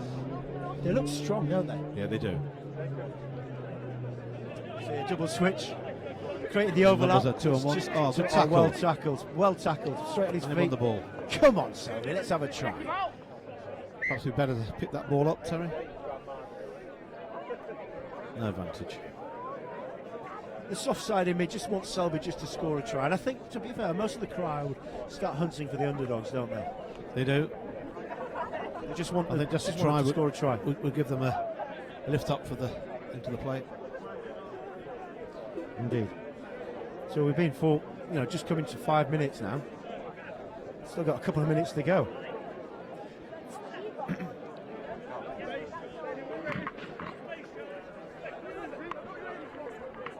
I'm not sure whether we're on 50 points to 0 or is it 57-0 now, isn't it? I think it is, Terry. You know me with numbers. Oh, nice break. He's got 2 on 1 there. You see, as the game progresses, these guys are not going to have this much space, are they? No. The more they progress, the tougher the teams. When I say when the game progresses, let me say when the competition progresses, when they come against Doncaster Phoenix, shall we say, and I think that could, depending the draws, right, we could see Leeds Beckett's versus Doncaster Phoenix in the final. Maybe. Oh, good rugby. Nice off, good tackle though. That's a good hit. But they haven't stopped trying, Selby's lad. No, they haven't. But again, there's another score here. Yeah. I must say now, has the referee just constantly stood on the try line because he's always there? He's kept up with play really, really well. 64-0.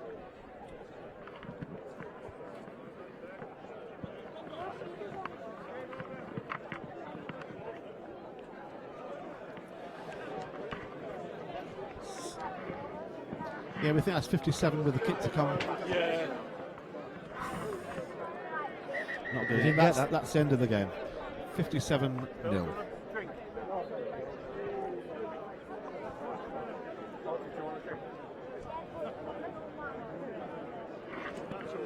So, the next game, who have we got in?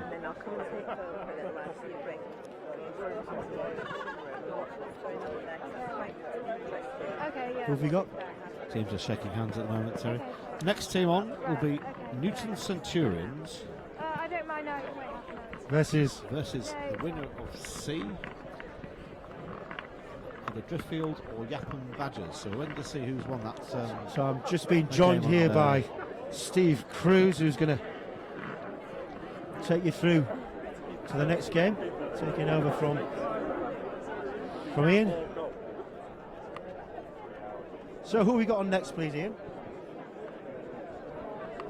We've got Newton Centurions versus either Driftfield or Yapham Badgers. Yapham Badgers. And I'm waiting to see who's won that game between Driftfield and Yapham to progress into this second.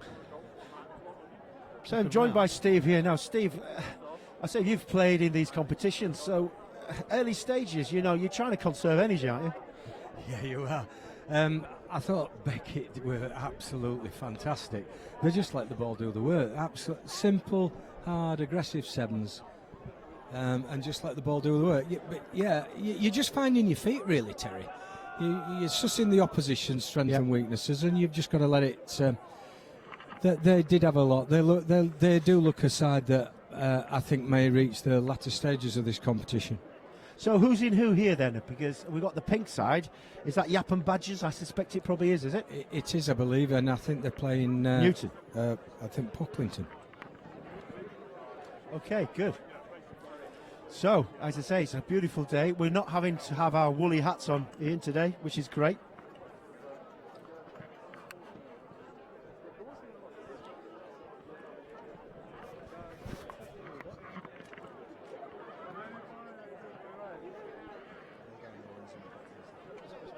Yeah, I think we've got Old Hymerians and Pocklington, Terry.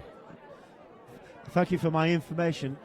Ian Castleton, you can tell me about who's played where and which is the oldest school in the world, but you can't tell me who's playing. Thank you, Harry. Thank you very much.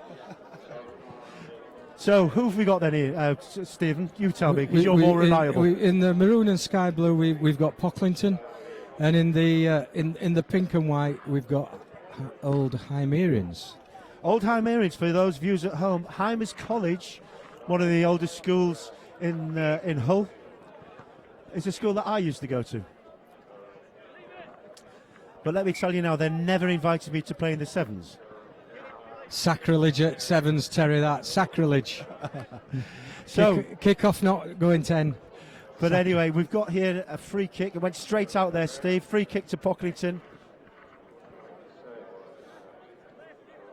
So the home side, Pocklington.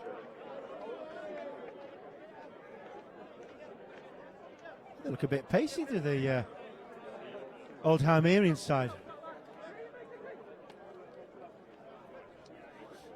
Oh, he's got through. He's got some legs, hasn't he? He's got some gas. Is he going to get him? Didn't back him, so he has now. No,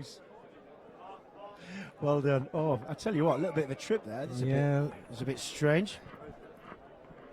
Okay, so Old Hymerians go up 5 points. Didn't think he was going to back himself for a moment there, Terry. No, absolutely. I tell you what, though, Stephen, I'd like you to keep the score for a change because my head's hurting. Certainly after that last game, I had to write more than 57 points down. My calculator doesn't work that well. Okay, so 7-0. Old Hymerians take the lead. It's beginning to fill up round the ground now. It's a great occasion, Stephen, isn't it, today? It's absolutely fantastic. And when the weather's good, it's even better. Absolutely. The organisers have really got their trump card today, haven't they? Yeah, indeed. I say the local derby, Hull KR, Hull FC. But, I say, for those viewers at home, you've still got time to get yourself down here to enjoy a fantastic celebration of rugby. That's a bit too early. That was one of my tackles, I'm afraid. Even the referee's having a laugh at that one. Young Adam, the referee, I say he's already had a game, so I think they're putting the young lad on to burn him out, to try and drag him down to the older referee's level, I think. I understand from down below he's been fast-tracked, Terry. Right. What, today or in life?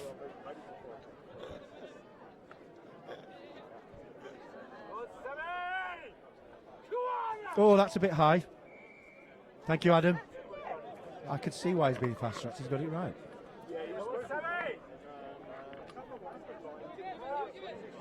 That crossfield kick again that Cassie was talking about, it's going to work today, is it? It does. Yeah.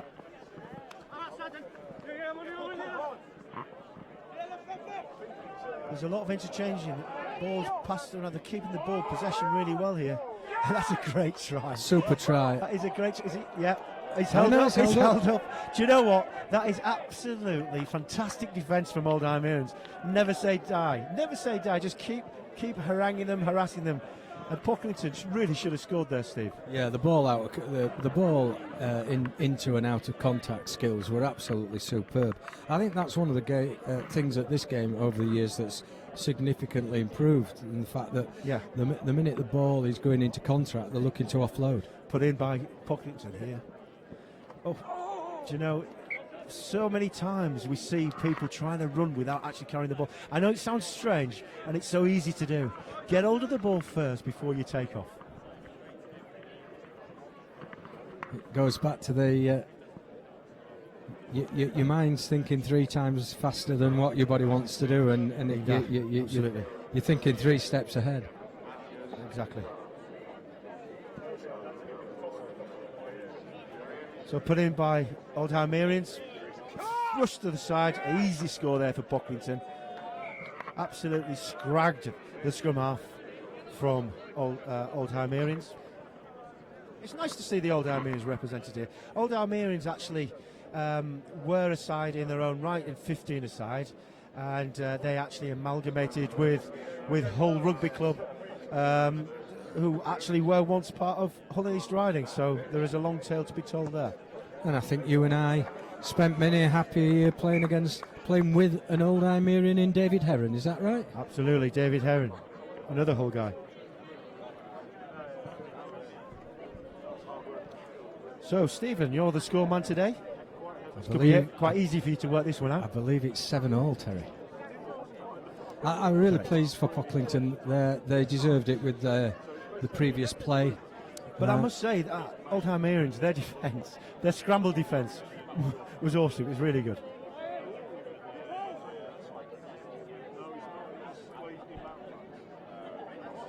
So there's more people in the ruck there than what you probably need. The feeling of agoraphobia when you get the ball in space for us front row boys is not a nice feeling. You're always looking for somebody else. That's a good tackle. Back on his feet again. I would say he should have released the ball before he picked it up. He was fully tackled. Indeed, the referees pulled him up on it. Oh no, over the top.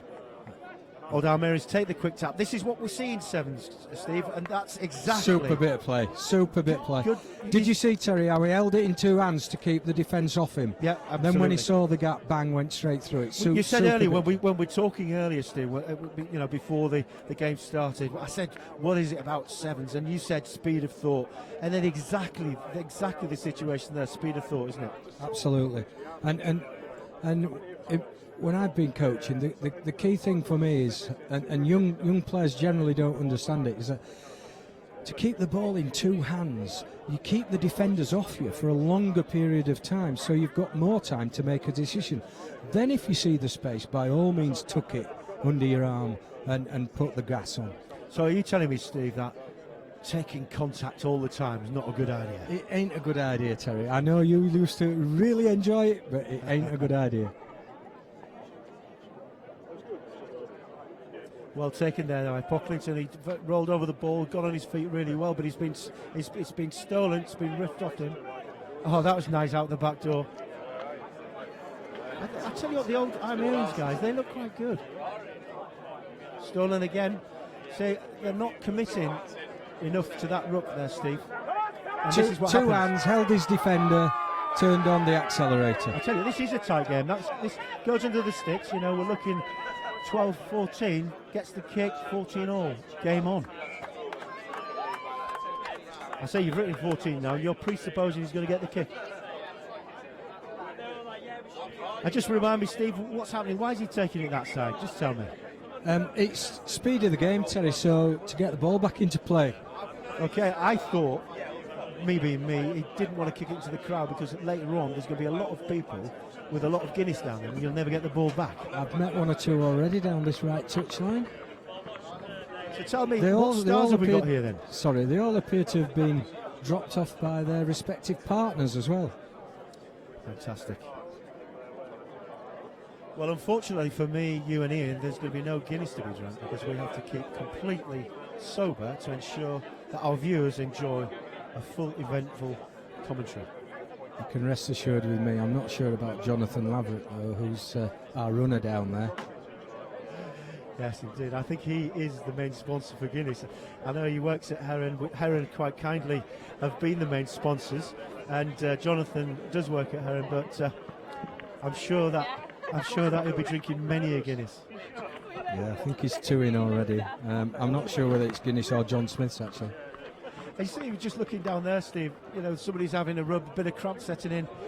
You've had a bit of cramp in the olden days, but we used to have the magic sponge. The magic sponge, we both played with a player in Ian Hill who used to love going down onto the ground for 2 reasons. One, for the lovely young lady that used to come onto the pitch, and the second, for the crowd's appreciation when he got up afterwards. Obviously, you and I never did that. Well, the thing is, the crowd always used to cheer when Ian got up, but when I went down, they used to boo because I got up again, so which is very disappointing. So here we are, the second half. We've got Pocklington versus Old Almerians. They're locked at 14 all. Anybody's game, I think, this at the moment, Terry. Go on, put a bet on it then, Steve. You're an expert. You're an expert. I wouldn't say I'm an expert, but I think Pocklington have got. I'm not sure of the young guy's name, but the number 6, they've got a player who I think's got a lovely bit of class. And I if I was a betting man, I'd be going Pocklington at this stage. Well, here we go. It's not a bad kick. Very well taken there by the 6. Pocklington recycling the ball, having the overlap on the right hand side. It's a good hand. As I say, Steve, they're keeping the ball in both hands, which is great to see. I think if they recycle this, it's on here. I say it's still Old Almerians making a nuisance of themselves in that look here, aren't they? See that's what he didn't want.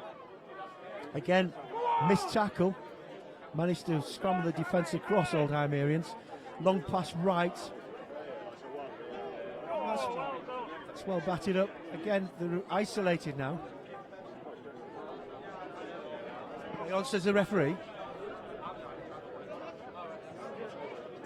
Must be on here. He decides his lungs have had enough. There's going to be a foot race now. There's a try on here, I think. He does look pretty quick. Oh, good control. And he scores. Very well done from Old Almerians. The sad thing, of course, Terry, it came from quality ball from Pocklington. Yes. And one of my bugbears about our modern game is miss passes, Terry. I'm not a big lover of them.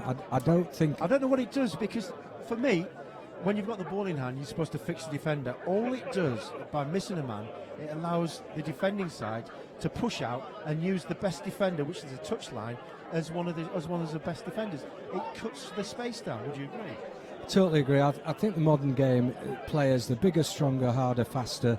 I think one of the areas where I think rugby was better a few years ago is that their ability to make that decision and attack the inside shoulder.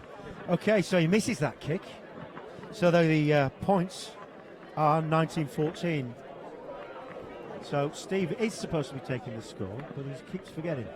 I think it's too many knocks on the head in the front row, Steve. So the difference here with sevens, just going back for our viewers at home, although Old Harmonians have scored, ordinarily in the 15-a-side they would receive the ball, but because the game, you know, is so quick, we've got Old Harmonians kicking to Pocklington. So Pocklington now receive the ball, have the opportunity to attack.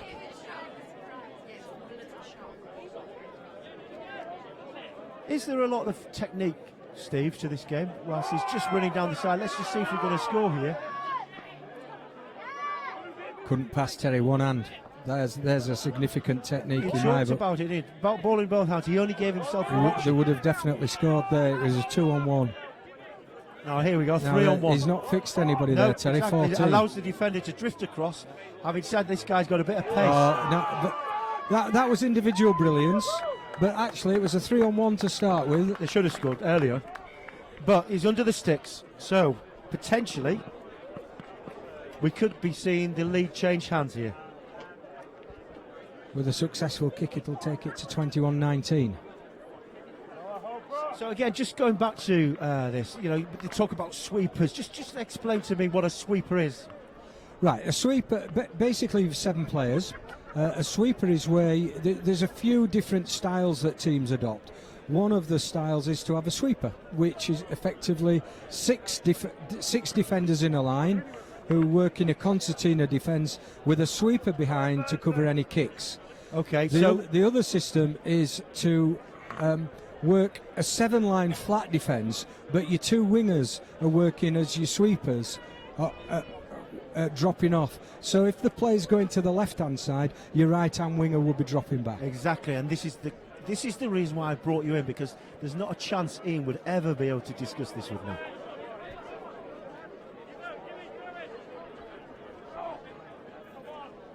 It's a bit loose there. Do you know what? Sometimes whacking the ball on the floor sometimes is the right option.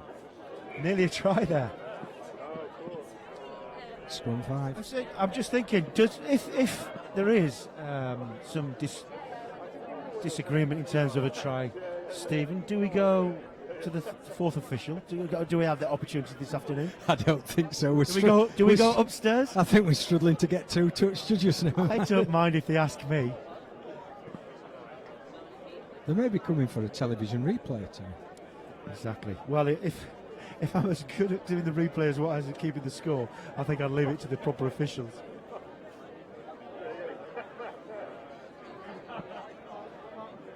He's standing up well. He's got some fast feet, Steve, hasn't he?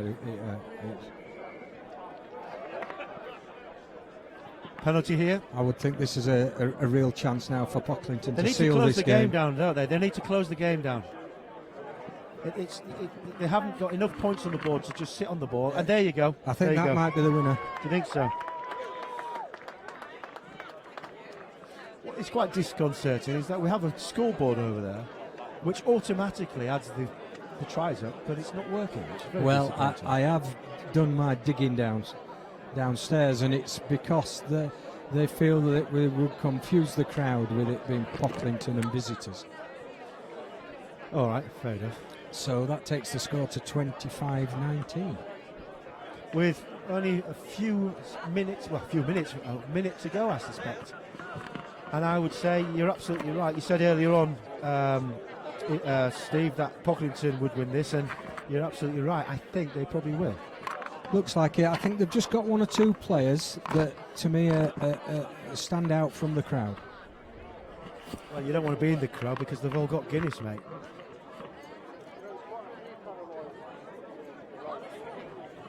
Do you know what? I could smell the barbecue as well. Fantastic atmosphere here. Well taken, Old Harmonians. I tell you what, if Old Harmonians lose this game, they'll be in the play. I think they'd stand a good chance. I agree. I think they've been very tenacious.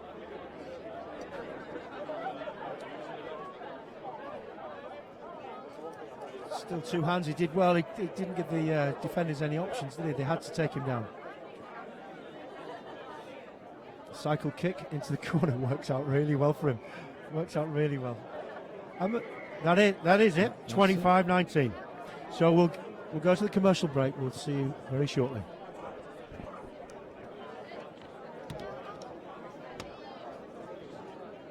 TV, brought to you by Heron Foods.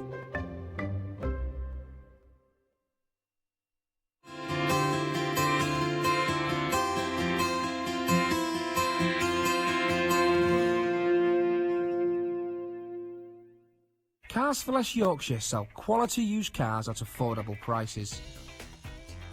Located in Wincolmley Hull, we aim to beat competitors on price and quality. So, if you want a used car at a reasonable price, come see us on Wincolmley in Hull, HU5 1RL. Or call us on 01482 343 550 or visit carsforlessyorkshire.com. Established in 1992, Acorn Signs are fast, reliable and cover all aspects of printing and pride themselves on quality of service and value for money. From vehicles to shop fronts, vinyls to illuminated light boxes, even personalised clothing, Acorn Signs do it all. Why not call us today on 01472 362 630 or visit www.acornsignsgy.com. Products Natural, manufacturers of quality biodiesel and exhaust emission fluid. Find us on Blythe Street, Witham, Hull. Life is simpler when you put your property affairs in our hands. We offer a full range of services covering new build, refurbishment and property management. Our estates and valuation team are one of the largest in East Yorkshire, trusted and experienced in the valuation of public and private sector property assets. To find out more or to view our latest properties for sale or to let, visit nps.co.uk. Auto Tints and Shady Days are your home and vehicle window tint specialists. With over 15 years of experience, our high-quality film applications stop glare, reduce heat, add privacy, increase safety and prevent fading throughout your car, home, shopfront or conservatory. For more information, you can check out our Facebook page, visit www.autotinter.co.uk or call us on 01472 827 775. We're not your average window tinting company. At Heron Foods, we've made it our business to help our customers buy big name bargains for less. Offering an amazing range of chilled, frozen and grocery products and great prices to match. With more than 240 stores, you're sure to find a Heron on your doorstep. We strive to offer top quality goods at the lowest prices. Come and see us. You'll be amazed at the deals you can find in store today. Heron Foods, right up your street.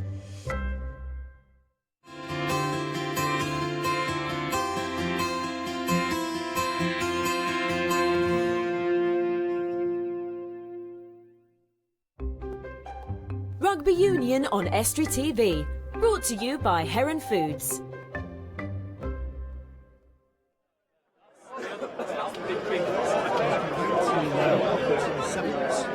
Where we see Newington Centurions from Darlington taking on Driffield from Wolds.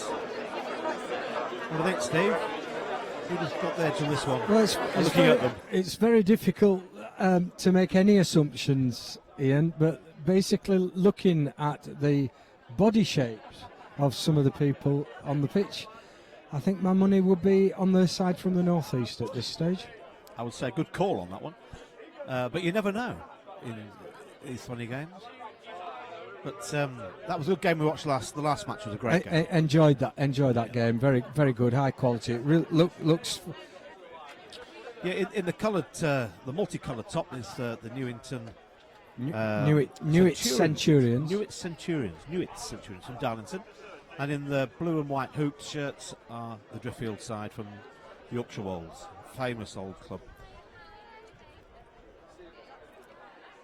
So going back to the last game, Ian, that gives us a quarter final of Leeds Beckett, who look very good against Old Pocklington. So that looks like a good quarter final. Yeah, I'm looking forward to watching that game.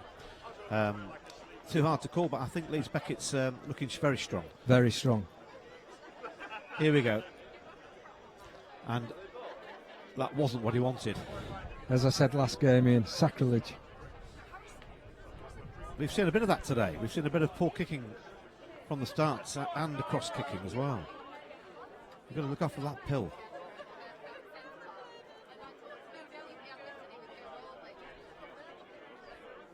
Oh, first break. I think a stroll in there. Too easy. Very easy. Knife through butter. Yeah, I was talking along to Terry, and of all the things in defence in rugby union sevens, you miss your tackle in sevens, and it's good night.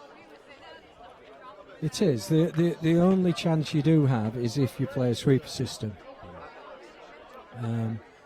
But the critical thing is your press defence, and the organisation structure around that, Ian, is you have a two-man press on every ball carrier, so it's really hard work.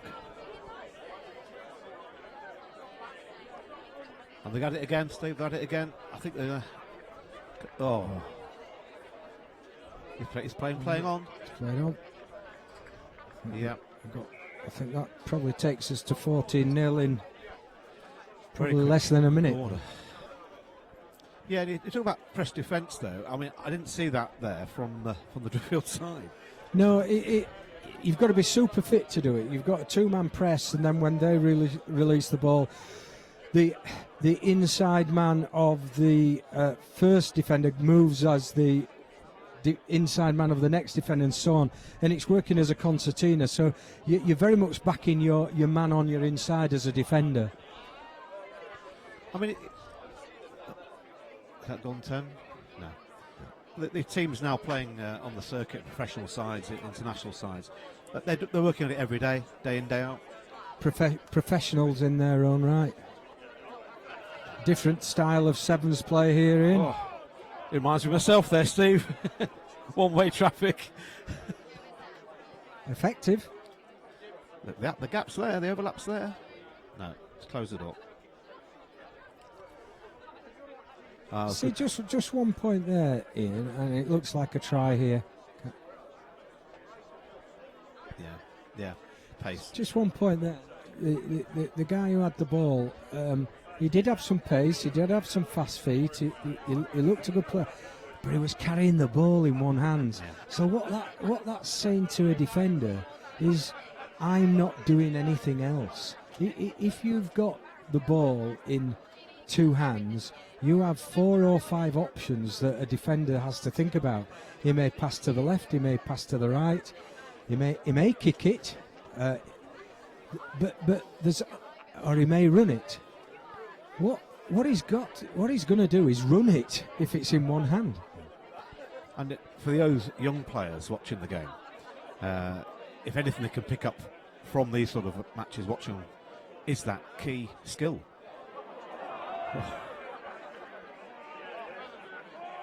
I talk to my under 11s all the time about holding the ball with two hands, running with two hands, attacking the line with two hands.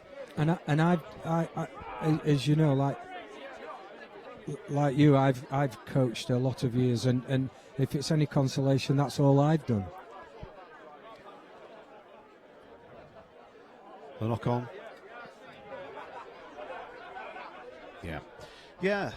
A number of years ago, we were very fortunate at Selby Rugby Club to have David Campese come and coach over the course of the weekend. And I was the coach at the time, Ian, and I thought I was going to learn something revolutionary from him. And all his coaching sessions were about the position of your hands where to receive the ball and the position of your hands where to pass the ball. And for 2 hours solid, that's all he coached. And he was going back to the Natal Sharks the following week, and he says, and that's all I coached there. So even if you're doing it at under 11s, be rest assured that that's what the top coaches are doing as well. And I'm a firm believer, massive believer in the fact that the key skills at 7 through to 15 have to be practiced over and over. And it's not about winning every game that they play at that young age, but doing the things correctly. So when they're making the passes under pressure, 9 times out of 10 those passes are correct. And this is where you see so many players who've progressed to a much older age, senior age, who haven't got those key skills. And you think, well, what have they been doing at 6, 7, 8 years old? And that's where the key coaching comes in.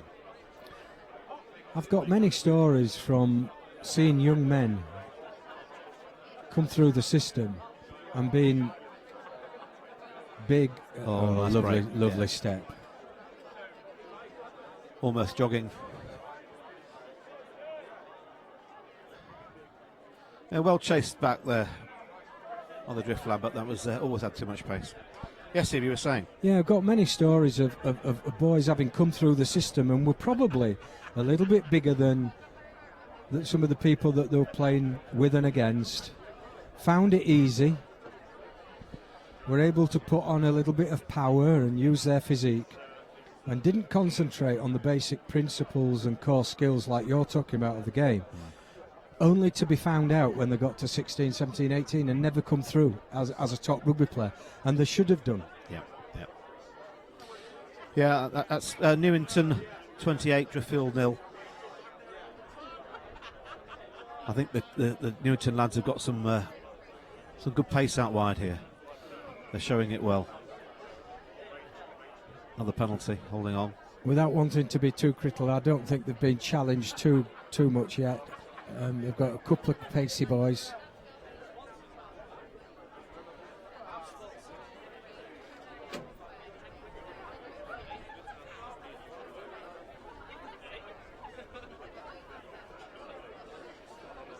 Oh, that's good. Well played. Good offload as well. Go on. The big guy's had a really good game for Sevens. He's really caused some trouble. That's got some pace as well. He's going to go in here. He's going. Off the pitch, lads. He's put the burners on there. That's a good try. Driffield. Well done, Driffield, because they worked hard in defence for that. And the big lad, he reminds me of myself, he did well there. Yeah, but every time he's had the ball, he's got 10 yards.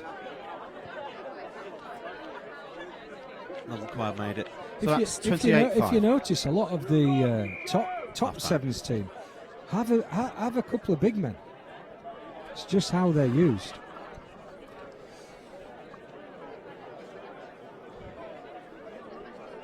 Yeah, we go back to the coaching side, something very dear to my heart. At the moment, we see a lot of lads playing at junior levels who've been coached by dads like myself who play the game, who've come through clubs all over the country. However, there's a stark difference between those who've been coached themselves and those who haven't, and who believe their way of rugby is the correct way. And you can see that in the teams you see coming through. And some teams have got good skills, been well coached. Some teams again are coming through who haven't got the key skills, and you know they haven't been coached well. But what's the answer to this? It's very difficult. I don't think there is an answer. My view is it's coach education. It's no coincidence that better teams are the ones that are better coached, and you've got to be consistent with your views and principles. And then the other thing is what comes with better coaching is better decision making. Yeah, absolutely critical, and you've seen that here today. You've seen two or three sides. You've got decision makers and lads who know what they're doing on the pitch against other lads, similar ages, probably some experience in playing, but who haven't got those key skills awareness. It's hours and hours and hours on the training ground of doing 3-on-2s, 2-on-1s, 4-on-2s, and executing them. And I'm not so sure a lot of teams still do that this day and age.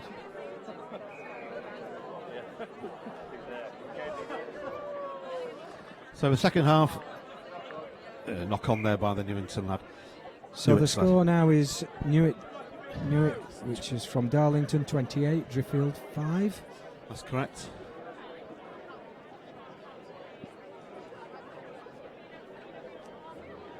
Be nice to Driffield to put on a little bit of a show this half.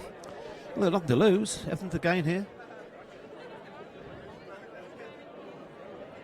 It's slowed a bit.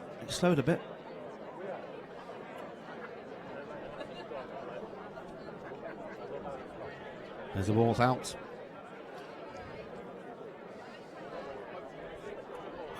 Whether that's the best kick, I'm not sure, Steve. Not bad, but it was the right thing, but 20, 30 yards further deeper.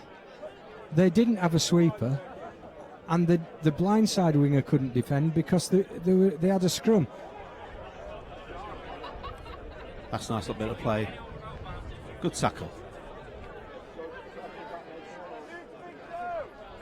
It's only if they let the ball do the work. Yeah, it's a penalty there. Not 10. No. Yellow card. It could be. No. We haven't seen any yellow cards at all today, as yet. No, we haven't. I have to say, I thought the referee was quite lenient there. I would have. Yeah. Broke the line there. It was deliberate, Ian. It was stopping a try.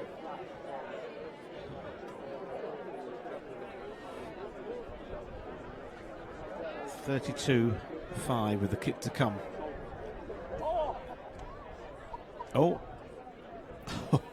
We're speaking of the devil now.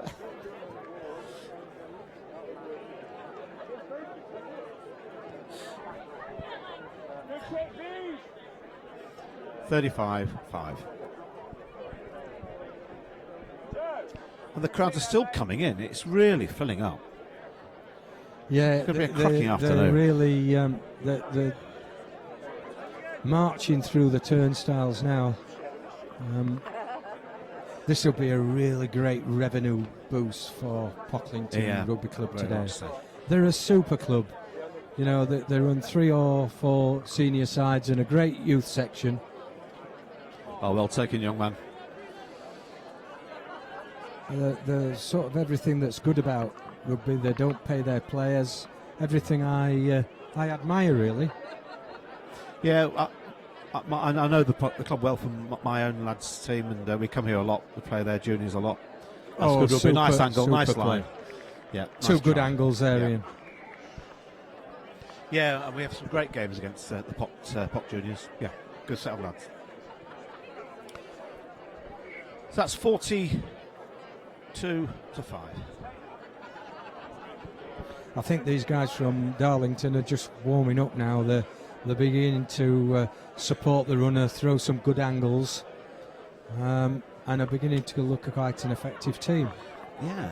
Also, we've seen Leeds, Beckett's, we've seen Old Pox, and now we've seen Newitts, and there's some good sides coming into the quarter-finals so far. I'm really looking forward to the quarter-finals already. A mistake from the kick. I've seen a few of those mistakes made today. Kicks on the full.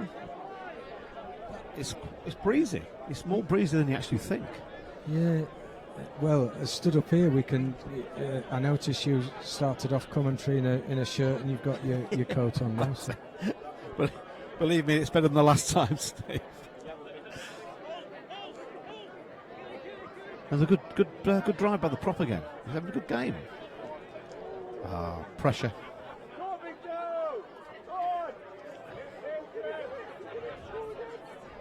Oh. Okay, just to help the viewers on one of the previous situation there, where the ball came to a Driffield attacker, and the Darlington defender was just about to tackle him.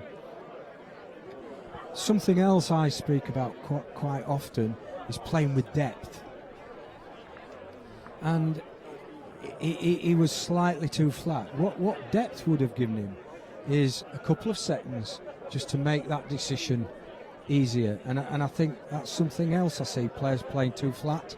There's a time to play flat at the line, but equally playing with depth, playing with pace has got to be the way forward. How do you coach that into teams, the depth, and where to stand to create that depth?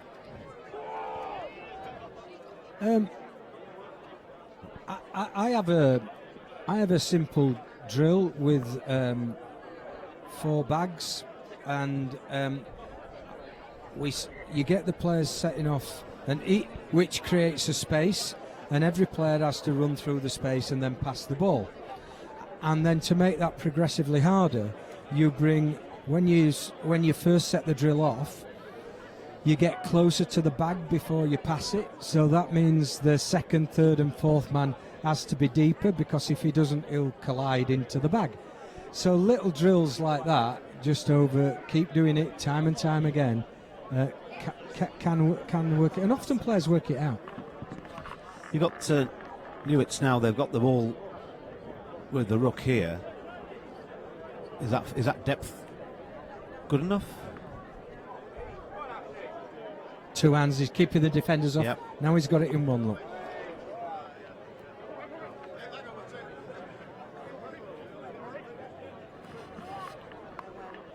Good support play Could there. be good clear out. Yep.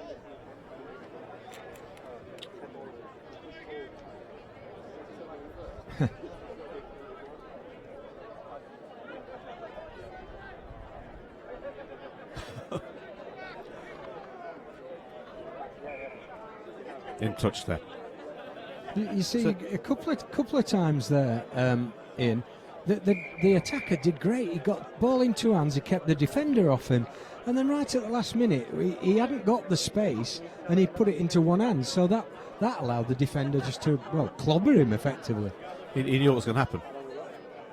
But all in all, that was a good. All in all, it was game a by good game. Newitts, yeah. Great to see Newitts Centurions. They look half a reasonable side.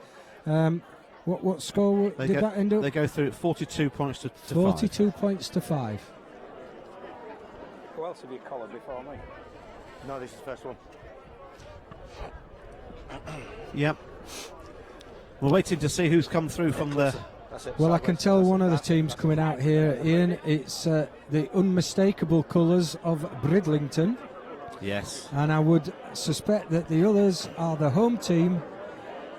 They are playing in Pocklington colours. Don't know whether they're named as that they are. Yes, Pocklington. And I recognise 1 or 2 of the players, young men in the Pocklington side.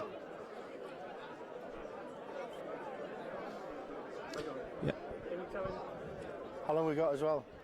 We'll just go for a quick interview with Terry, who's got the referee down on pitch side. She's there. Hello and welcome back. I'm stood on pitch side now. I've managed to get myself down from the scaffolding and got away from Ian and Steve for a few minutes.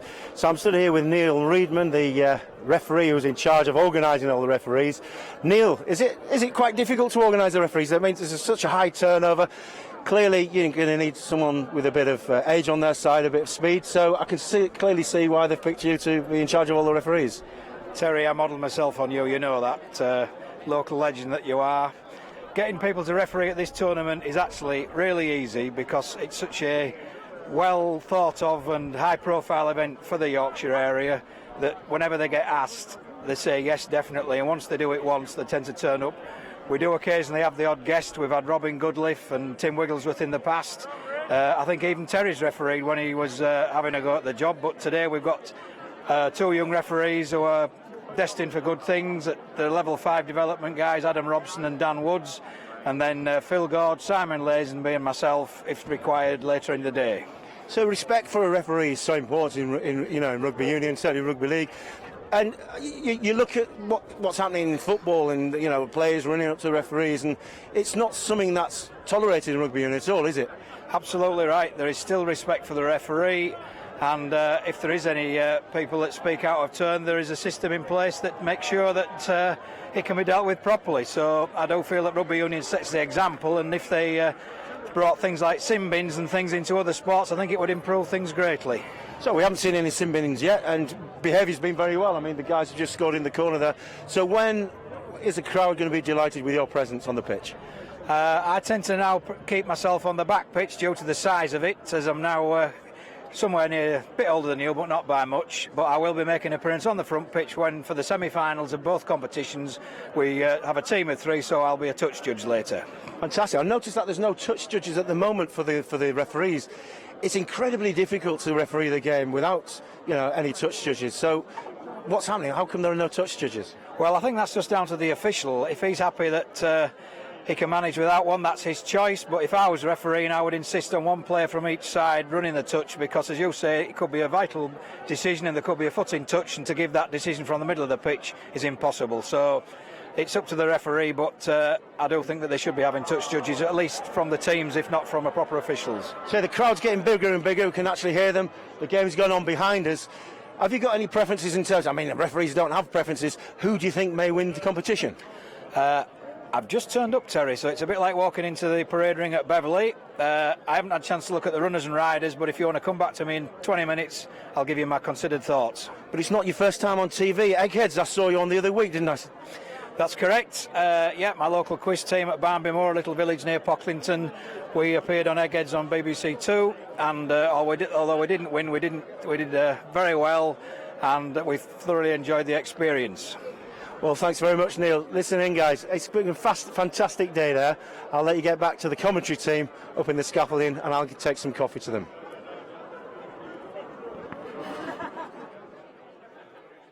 We're back now with Pock versus Bridlington. Just seen a great try by Brid, and they're leading the game 7 points to 5. A very tight game, Steve, don't you think? It's a good game. Lovely try from Bridlington, number 11. He super step on the inside, and from a good 75 yards, or should I say probably 60 metres. If it was me, it would have been 75. Yeah, 75 yards. There was no stopping him. We've got a game on our hands here. Yeah, the first try from Pock in the very first minute or so, that was a good, well-worked try as well. So 2 evenly matched sides by the looks of it. Yeah, back to us here. Pocklington, number 21. That's Matthew Proctor. I know Matthew.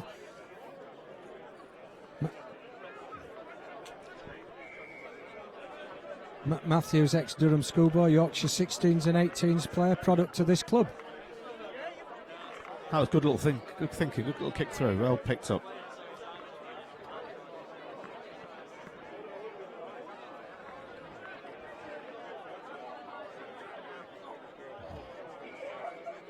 There could be a yellow card here, Steve.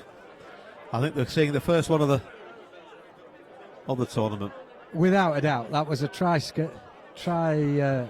definite try on there. And actually, I was just about to say, if he'd have caught that and scored, maybe try the tournament. Yeah, it would have been a great little individual try.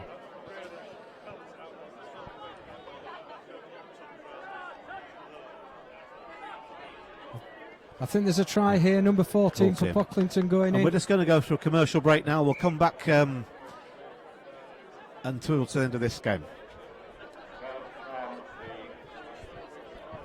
Rugby Union, Estuary TV, brought to you by Heron Foods.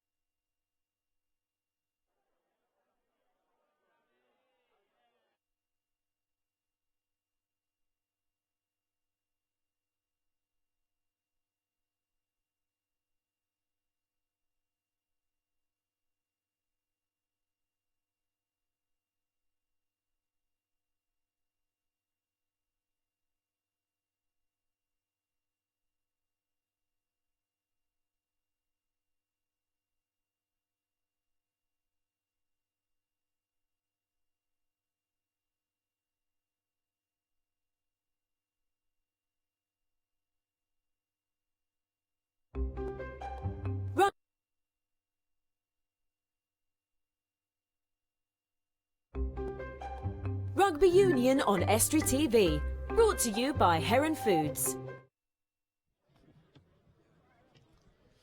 Half time with Pocklington leading 17-14 at half time. A really close game, this one, sorry. It is. I've been otherwise engaged getting you two guys a cup of coffee.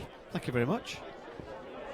It's a long old day up here, mate, talking non-stop. Let me tell you, the Pocklington people are so welcoming. It's fantastic. I can't believe the crowd's already. It's at 1:45 and it's constantly filling up. It's going to be a humdinger this afternoon. Indeed. So the bridge side, I don't know whether it's the shirts or whether it's the actual physical size of them. They do look big, don't they? Is it because they've got that stripe like the old Hull KR shirt? Or is it because they are just big? A bit of both, I think, sorry. It's optical illusion, they call it. Okay, I should get my glasses ready. I'm not so sure about the stripes. Hurt my eyes a bit for Pock. It's the second time we've seen Pocklington. It's not obviously not the same side. Pocklington first squad. Right. An really old rivalry between these two sides. So I've been down to Bridlington a couple of times this season, just helping their forwards out. They've got some really good players. So knock on, we're playing advantage. He's through. He has to go for the step, go for the corner. Oh, nice spin.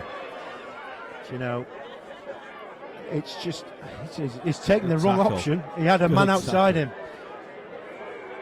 Yes, Again, he did everything wrong.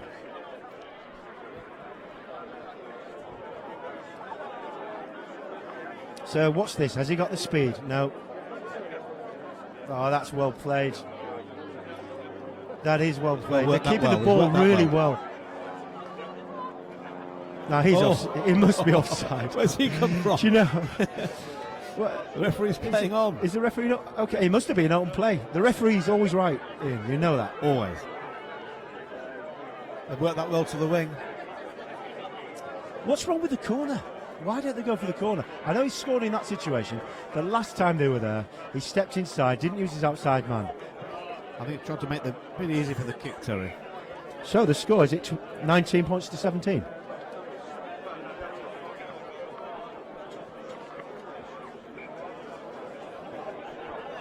Okay, who's your money on here, Ian? Too close to call. No, well, that's why I'm asking you. Yeah, if I was going to bet, I'd probably say Brid, but you never know now. It's very close. Do you know what? I bet in a casino, you're just always wondering which number to put your chips on. Yeah, the score is now Pocklington 17, Bridlington 21. Pocklington in the stripes, Bridlington in the yellow and blue. Oh, that's a good step. He's got some nice. Good ball. He's got a long gait, hasn't he? A long stride. That's a good tackle though. Well.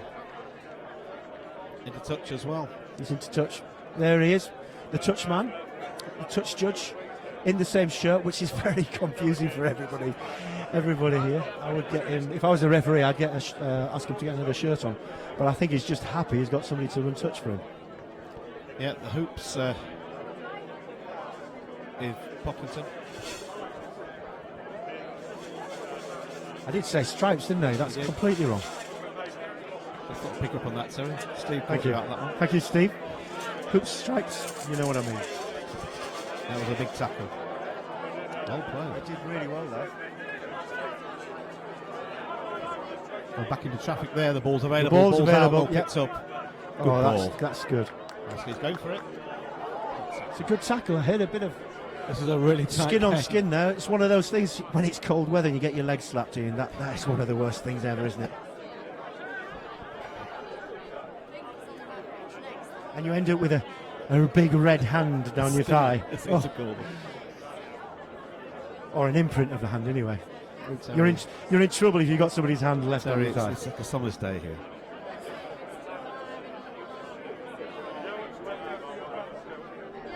And a basketball being played. Absolutely. Seems to be this fashion of not wearing socks. Don't really like it. Do I sound a bit of an old fuddy, Eddie? Is that a crossfield kick again, Ian? You don't like it, do you? This time it might work. I'm not sure what's happening there. And backwards. Went back, absolutely.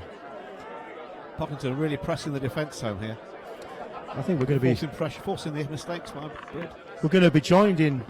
I'm going to be joined here at 2 o'clock by our friends from Leeds, Cardiff, and Tyne and Wear.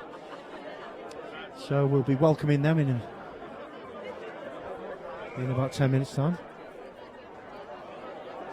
Good player holding on. A great attacking position for Pocklington here.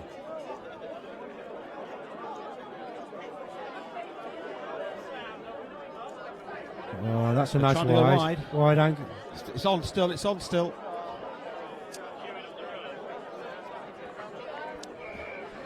Another try there Pocklington. for Pocklington. This game's changing leadership every minute or so. With the kick to come.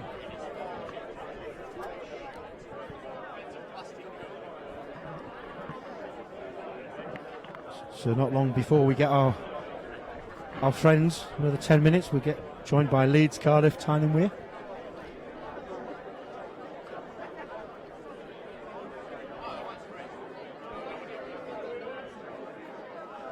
Yeah,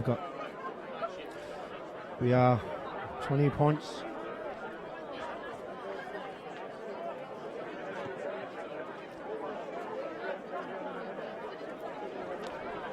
Just for those viewers sat at home, if they want to give any of their friends a ring abroad, we're actually streaming this live on estuary.tv.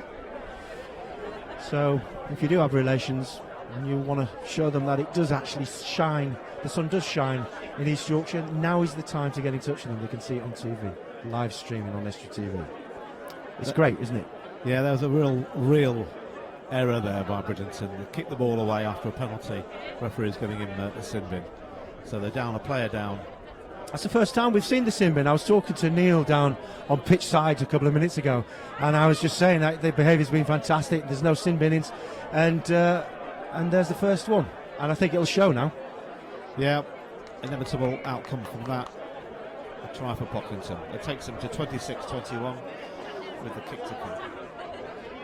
I think Bridgerton are kicking themselves there with that. They had a great opportunity.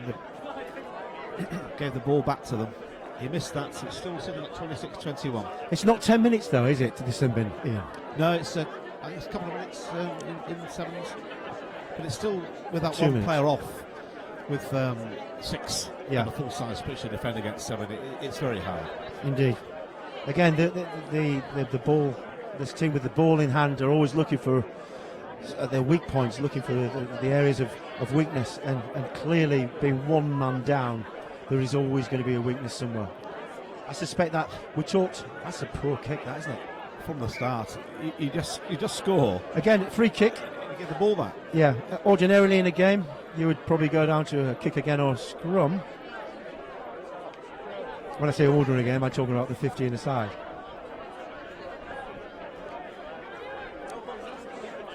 Incensed by that error, Pocklington, they're ramping up their defence. Very aggressive defence now.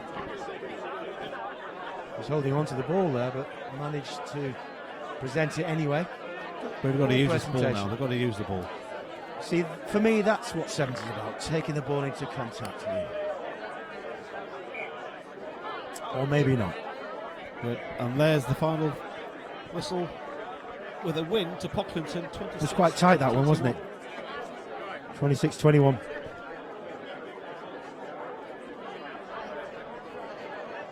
I think that was probably one of the best games there, Ian. In terms of entertainment, we had a yellow card, we had the score change in hands. You know, it went to Pocklington, then went to Bridge, to Pocklington, and it had everything. It did, and we've seen some really good sides. Some really good sides, Leeds, Beckett's, Old Pox, Newitt's, the last game. And that was a equally good standard. A few mistakes at the end. Yeah, indeed. Think, but again, you are going to get those mistakes, but it's how you recover from those mistakes. Yes, every team is going to make a mistake. You can't play a full game of sevens without making mistakes. But for me, it's how you recover from that mistakes. And equally, it's about what the other side does to capitalise on that mistake, I think. Yes, I agree. Going for commercial break. We'll come back after. Estuary TV, Brought to you by Heron Foods.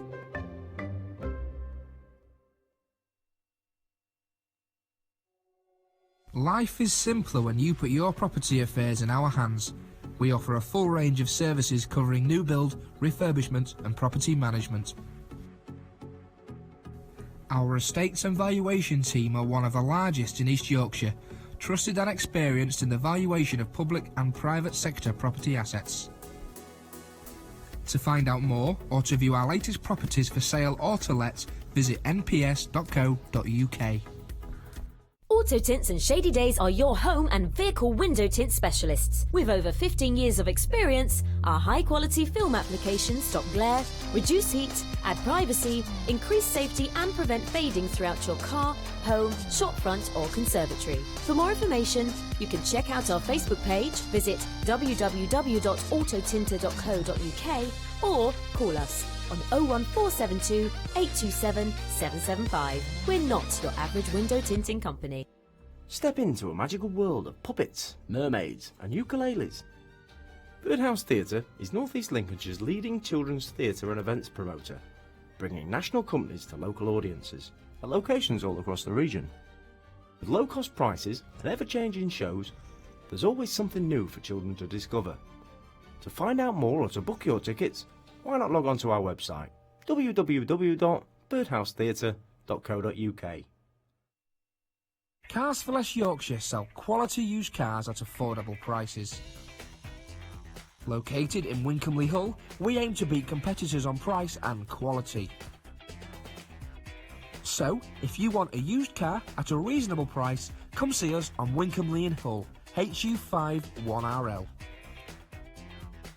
Or call us on 01482 343 550 or visit carsforlessyorkshire.com. At Heron Foods, we've made it our business to help our customers buy big name bargains for less. Offering an amazing range of chilled, frozen and grocery products and great prices to match. With more than 240 stores, you're sure to find a Heron on your doorstep. We strive to offer top quality goods at the lowest prices. Come and see us. You'll be amazed at the deals you can find in store today. Heron Foods, right up your street. At the Humber Royal Grimsby, you can combine style with great value to create the day of your dreams. Our 4-star hotel combines beautiful interiors, bespoke styling, and a personal service in intimate surroundings. Make your own wedding day a reality at the Humber Royal Grimsby. For an initial consultation with our wedding planner, call us on 01472 240 024. Rugby Union on Estuary TV. Brought to you by Heron Foods. Welcome back to Pocklington Rugby Club here at Feathers Lane. I'm stood again with Steve Cruz, my good friend Steve Cruz, to talk you through the next game. Oxfam and Stingers. Well, let's find out which team is in which colour.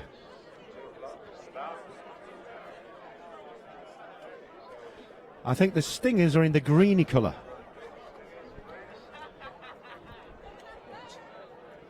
No, I got that wrong. Oxford are in the green.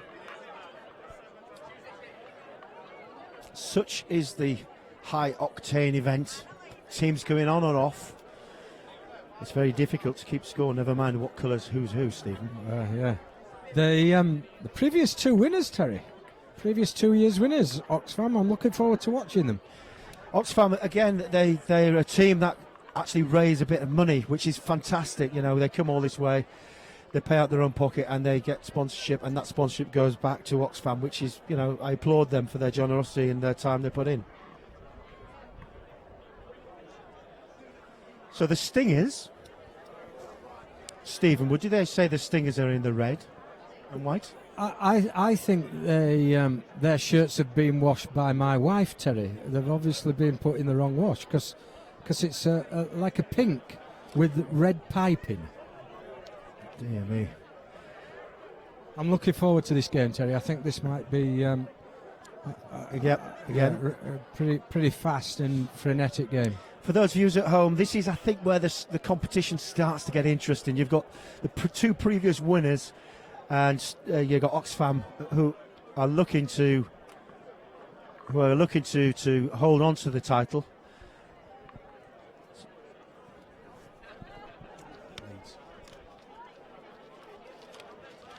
And welcome to our friends in Leeds who have just come to join us. We're here at Pocklington Sevens, Tyne Wear and Cardiff. Welcome, guys. We're here in a sunny afternoon at Pocklington Sevens in East Yorkshire, one of the oldest sevens competitions in the world.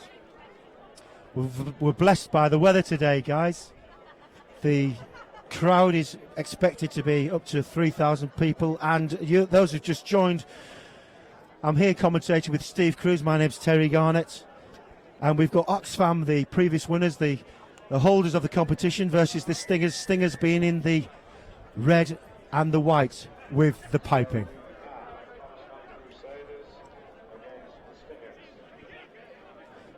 That's the commentator you can hear in the background for the whole of this stadium. And again, Steve, you've been looking forward to this game. Been looking forward to this one. I think this is certainly a teams that could go far in the competition. Pocklington's ground, Feathers Field, doesn't it look great today, Terry? Fantastic, absolutely. You couldn't want for a better. The whole occasion's fantastic. We're blessed by the weather. The weather's so important for a really enjoyable day.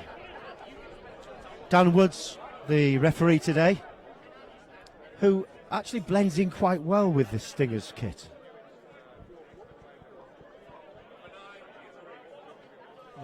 There's slight panic in my eyes for the Stingers, but they need to be a little bit more controlled with the ball in hand.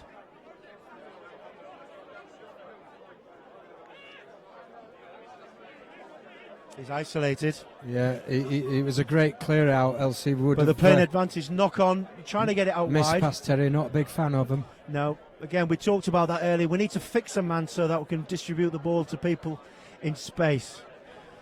Again, just that miss pass allows the defence just to drift across and push them into touch. Seems to be a lot of ball movement, but not a lot of progression in terms of territory here, Steve. Yeah, I think defence just on top at the moment. Oxfam are the defending side in green, but again, if you notice there, Terry, that was the beauty of having a sweeper. Yeah, we talked about that earlier on. For those viewers who's just joined us, we talked about the benefits of having a sweeper, the guy that hangs back, doesn't get into the defensive line. For that very reason, the ball kicks through, and he's there to be able to gather the ball, to hold on, to allow his players to get behind him. First scrum of the game. Again, there's not much to scrum, Steve, in seven-sided, is there? It's effectively a situation to get the ball back into play, really, Terry. That's well down. That's a bit of commitment there. I said this is the first time Oxfam have had the ball. Let's see what they can do with it. They do look quite controlled, don't they? He looks as though he's got a bit of gas. He has got a bit of gas. We've some gas on this right wing. Was that a case of a bad tackle, or was that just a case of someone with a lot of pace? Well, I think if you look at it, was a bit of a mismatch, really. 6'3" lightning fast winger against a guy who's obviously a good rugby player, but he's just physically not of the same stature. Yeah, you're always going to get that, and I think certainly in every game, 15 aside, but more sevens as well, you look for the mismatch, and I think we saw exactly what a mismatch was there. And I also think, you look at it, the Stingers there have had the ball for about three minutes, didn't do anything. First time Oxfam got the ball, try. I'll agree with you there, Stephen. I say they seem to be quite controlled in defence, do Oxfam, don't they? They don't rush in, they're quite happy, confident in their ability to tackle the man, to allow them to come in and, recycle the ball. What they're doing very well, what I was talking to Ian earlier about, was their double tackling, and then once that tackle's made, the inside tackler goes to the next play, so they've always got two on one. It takes a lot of work and a lot of effort, but they've always got two men on one tackler. On a double tackle though, Steve, if you get it wrong, you're 5 versus 7, aren't you?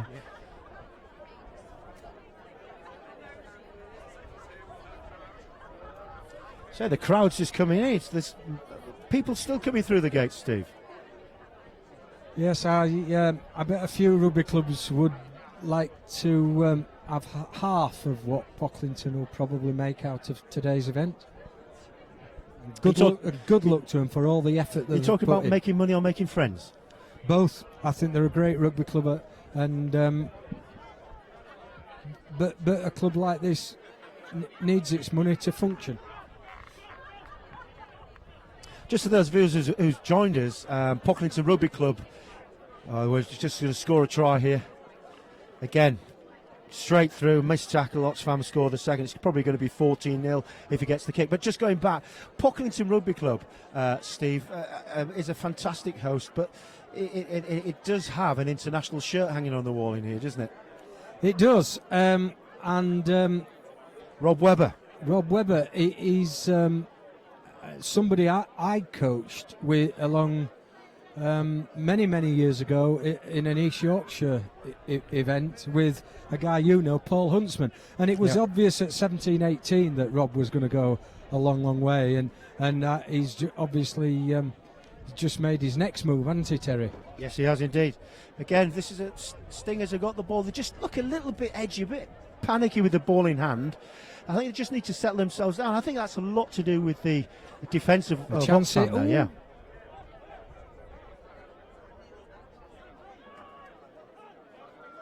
Just look at the defence here of Oxfam work, how they're working across the pitch. Yeah, that's right. Look, they're going to isolate him. It's usually they made him. They forced. There was no option. Absolutely, there's no option. He was either going to get caught with ball in hand, and again, that is exactly what happens. Good defence. They pigeonholed him into the corner. They got 3-on-1, 3 defenders to 1 tackler. The error was made. Forced the error, and they maximised the ball when they got it. 19-0. Stingers, I'm afraid, are really getting walloped here. Talking about Rob Webber, Terry, have you been to see Mrs. Webber and her? No, unfortunately, her lovely delicacies yet? No, unfortunately, from what I understand, Mrs. Webber only operates during normal match days. This is not a normal match day, so my pork and crackle sandwich is not available this afternoon, which I'm very disappointed about. Having said that, the bacon sandwiches are very good indeed.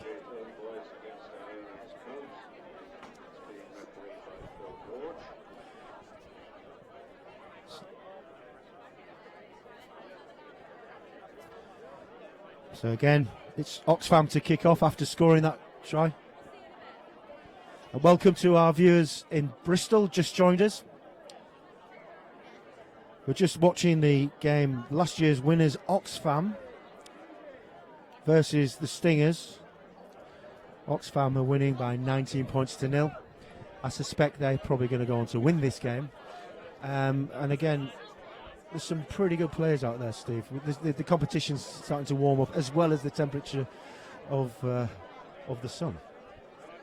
The food, the crowd's great. The food's great.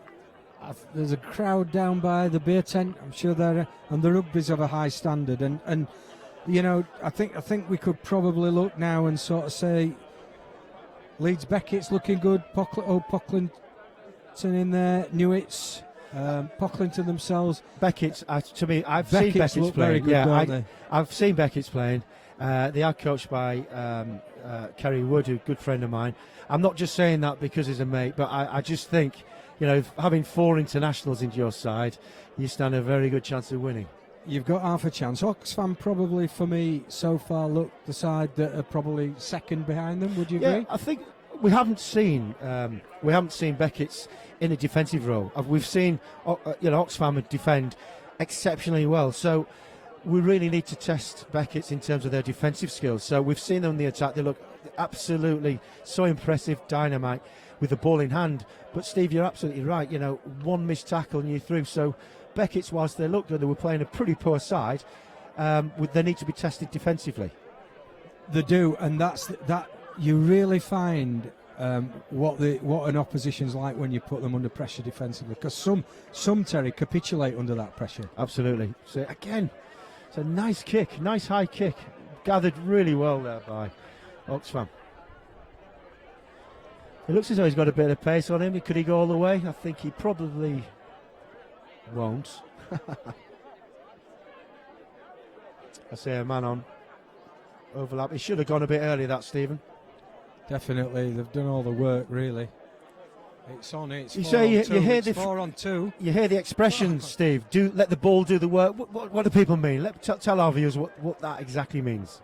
Ian was asking me earlier about how do you create decision making, but it's a numbers game. Again, so tell me, you had a 2-man on 1 there. He should have given it. Or he's taken the contact. Oh, they've got the penalty. Was that the wrong decision? Not in this occasion, but. Why loop there, Terry? All it's allowed is the defenders to get in a better push out. Yeah.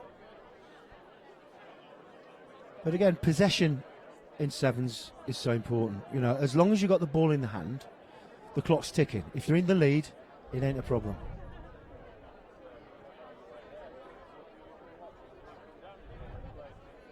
There you go. I must say, though, the referee's colouring is very similar. I thought they had another defender there.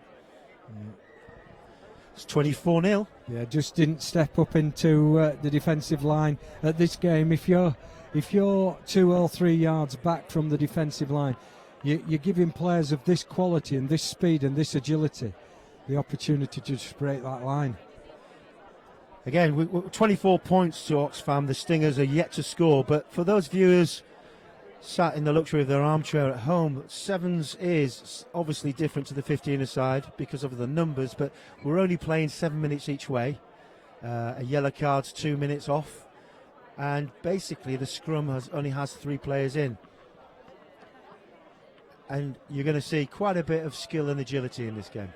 Not that I'm saying the 15-a-side game doesn't have that, but there's more opportunities here. It's one of the fastest growing sports in the world, Terry. Sevens, as we were saying earlier, it's now an Olympic sport. Yeah, it's got its inaugural appearance in the next Olympics. Obviously, slightly late for me to appear there, and yourself, Steve. But I'm looking forward to seeing what I would say the British Lions, Great Britain, which is all the home nations together, come together and represent. Represent Great Britain in the Olympics. It's going to be great. But again, Simon Armour, the coach for England, has been left with some difficulties in terms of picking players.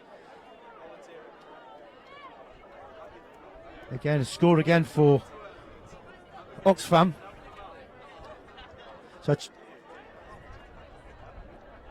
Superb try. I forgot once again the defence line wasn't quite in line. He took his opportunity, and actually he's got some serious gas. So I think we're 31-0 now. Oxfam are 31. The Stingers are yet to get on the score sheet. Just going back to Simon Armour in coaching the England Sevens. It's going to be quite difficult for him to actually get the best players in England, because they are contracted to some are contracted to the RFU, some are contracted to the Premiership rugby scene. So it's difficult to get the best players representing the country, which is a great shame. That's very true, Telly. It's an extremely good point. And when we sat at home watching the Olympics, some people won't appreciate that. The other difficulty, of course, is Simon's. Was that a charge down or was that a pat down? I think that was a legitimate charge down. Oh, good tackle. That's good tackle.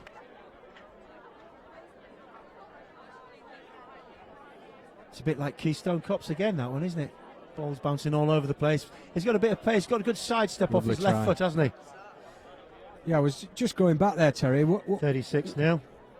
Yeah, sorry, Steve. Going back to England. What Simon's also got to do is develop teams from 4 nations into one style of play, and the teams from those nations will be used to playing different ways. So it's not just only about getting the best players, it's about adapting a style to effectually get a gold medal. Yes, you're talking about, I know Simon is, that's 38, I know Simon is the coach of England, but I'm not so sure whether he's the Great Britain coach. I don't know if that's been announced as yet, has it? I'm not quite sure at this stage. What I do know is Oxfam have certainly got some Stretched their lead. players that know the way to the try line, and they've got some serious pace. And they're leading this game now 38 points to 0.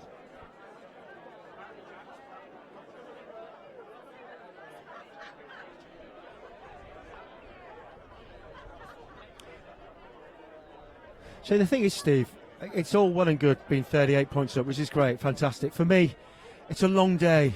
I think they should start sitting on the ball, conserve a bit of energy now, don't you think? Absolutely.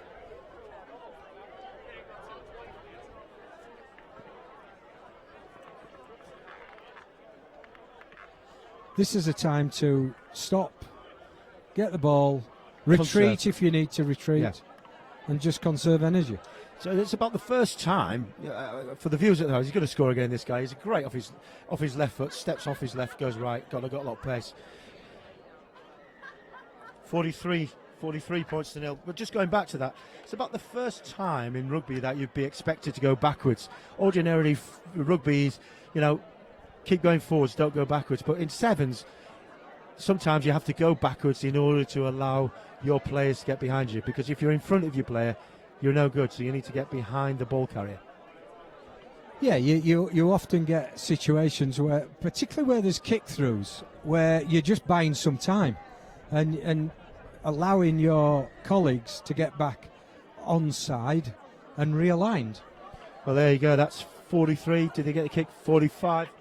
So that's a big win for Oxfam, who, for me, look quite comprehensive.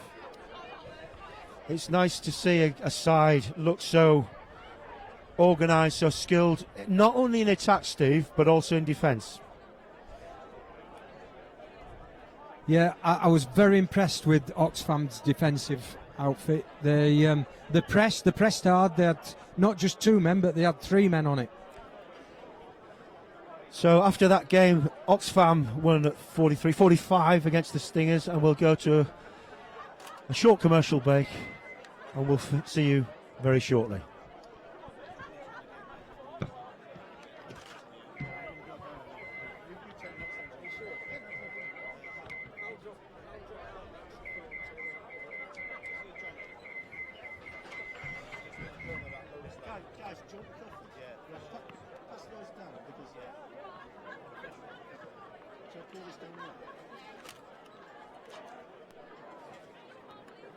The largest in East Yorkshire, trusted and experienced in the valuation of public and private sector property assets.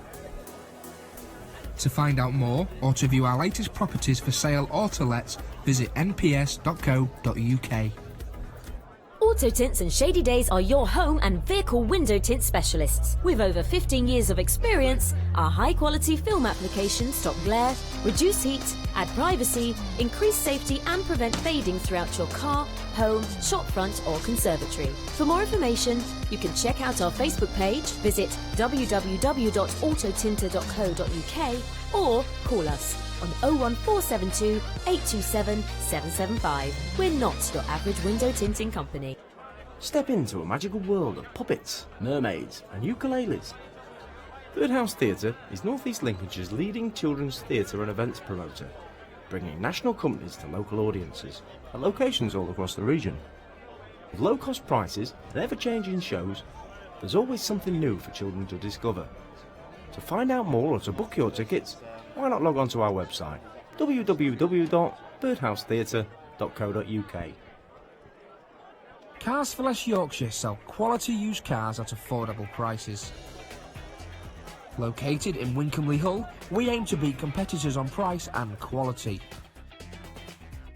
So, if you want a used car at a reasonable price, come see us on Wincolmley in Hull, HU5 1RL. Or call us on 01482 343 550 or visit carsforlessyorkshire.com. At Heron Foods, we've made it our business to help our customers buy big name bargains for less. Offering an amazing range of chilled, frozen and grocery products and great prices to match. With more than 240 stores, you're sure to find a Heron on your doorstep. We strive to offer top quality goods at the lowest prices. Come and see us. You'll be amazed at the deals you can find in store today. Heron Foods, right up your street. At the Humber Royal Grimsby, you can combine style with great value to create the day of your dreams. Our 4-star hotel combines beautiful interiors, bespoke styling, and a personal service in intimate surroundings. Make your own wedding day a reality at the Humber Royal Grimsby. For an initial consultation with our wedding planner, call us on 01 472 240 024.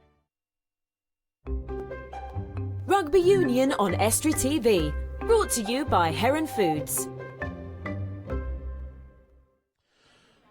Welcome back to the Poc Sevens. We have Malton and Norton playing Brookfield, just kicked off.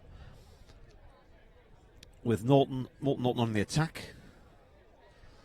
Nothing much happened since the start, Steve, has there? Not much in the game so far. Malton and Norton in their traditional red, black and white hoops.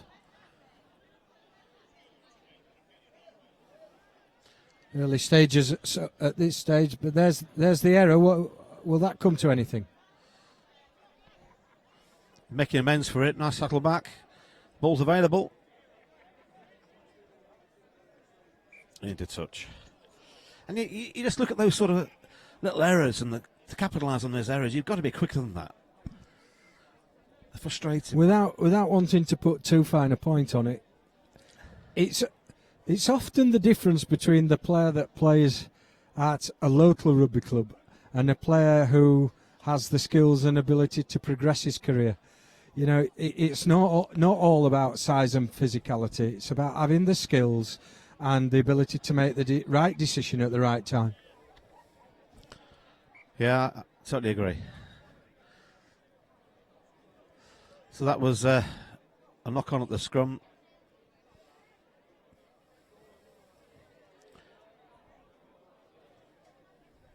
Line out.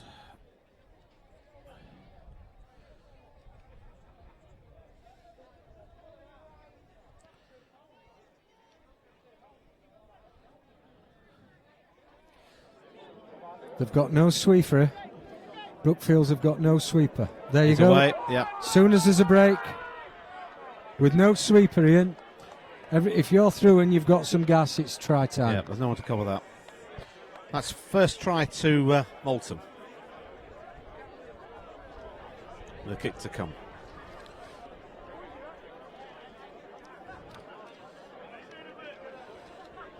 Bit of an angle here.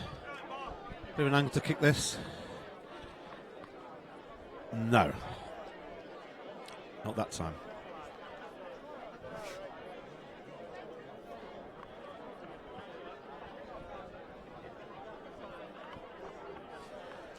So Malton Norton to kick the ball back at Brookfield. Yes, for the viewers, it's one of the differences between 7s and 15s. When you score a try, you kick the ball off, so the people that have just conceded receive the ball. Laterally right across the field, closed himself out there. There could be a turnover here. Oh. Bit high tackle the referee gave there. And Malton are playing with a fullback. Yeah, they are. They're playing the sweeper system, which I have to say at the moment is nullifying. Now, let's see what happens. It's a 2-on-1 situation. Oh, he's fed him well. Oh, he's made the tackles. That is classic play, well executed, 2-on-1, and a good score.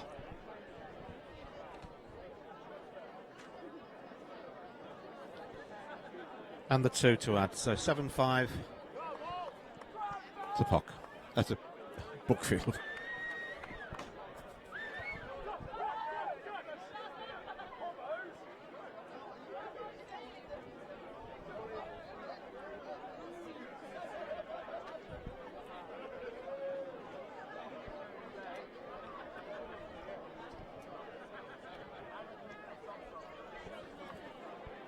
Here we go.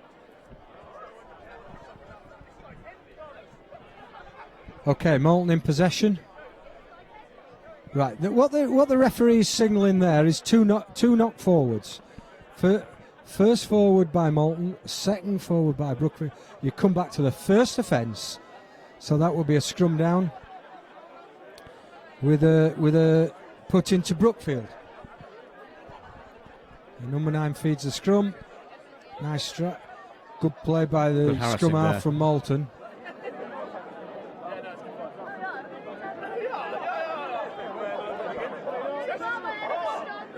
Good strength there.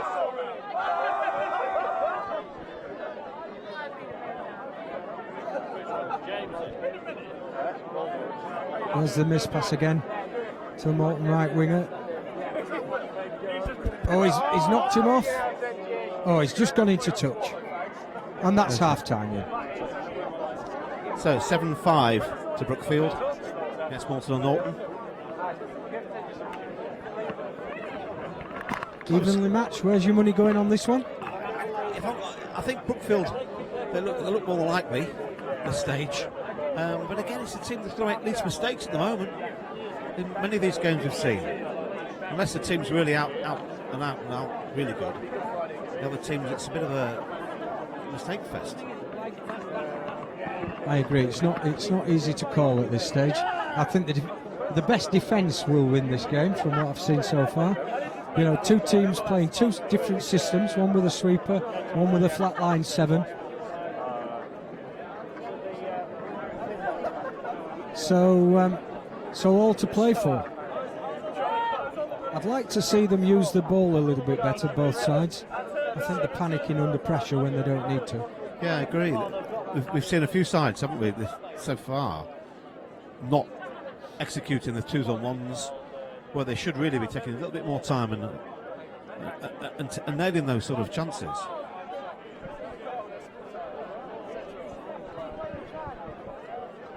Have you noticed I don't think we've seen a long kick-off yet, along to the far corner. We're all going for the challenge on the high ball. Every single one.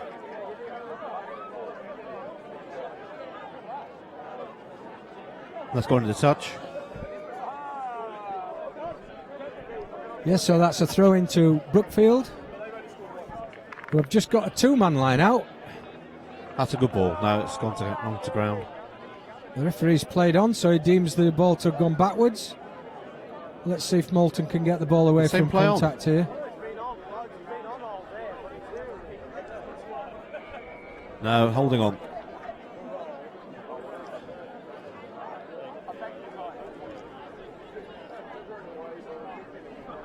There again, Steve, holding it in one hand again. One hand, the defence knows what he's doing.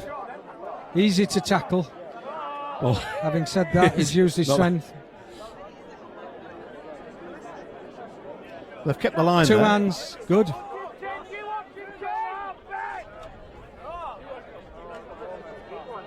Now it's on the other way if they get quick ball here. Numbers are there. Yeah, numbers 4 are on 2. Straight, there you go. Execution. Too many players are trying that long pass these days. They're probably going to score, but... Good defence. The ball do the work. It doesn't need to really. Yeah. A good try, but they did make hard work of that. It was always likely to happen, though. You know, as the play came down this right-hand side, they actually had a 4 on 2. They did. And the long pass allowed the defenders to drift rather than, you know, if you were coaching, you'd be telling them to straighten up on what you call the inside shoulder of the defender. So you're effectively keeping one defender. That becomes 3 attackers to 1 defender. Yeah, that's Brookfield 13, Moulton Norton 5. And we're halfway through the second half here.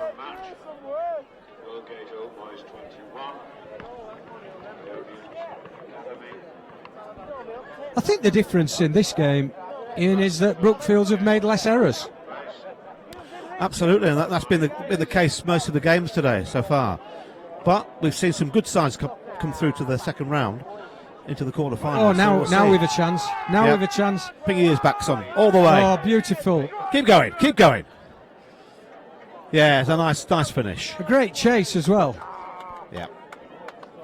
A nice try by Moulton Norton. That brings it to 13-10. I always This thought kick's important. they'd got a couple of players in the Moulton side who, given the space, could utilise it, and that was a super bit of play from about 70, 80 metres out. This kick's critical if there's time for a restart.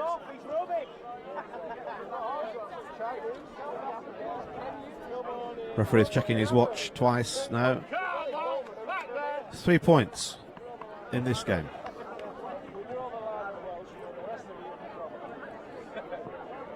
I think we need some of the boys and girls from the fantastic junior section here at Pocklington as ball boys. Absolutely.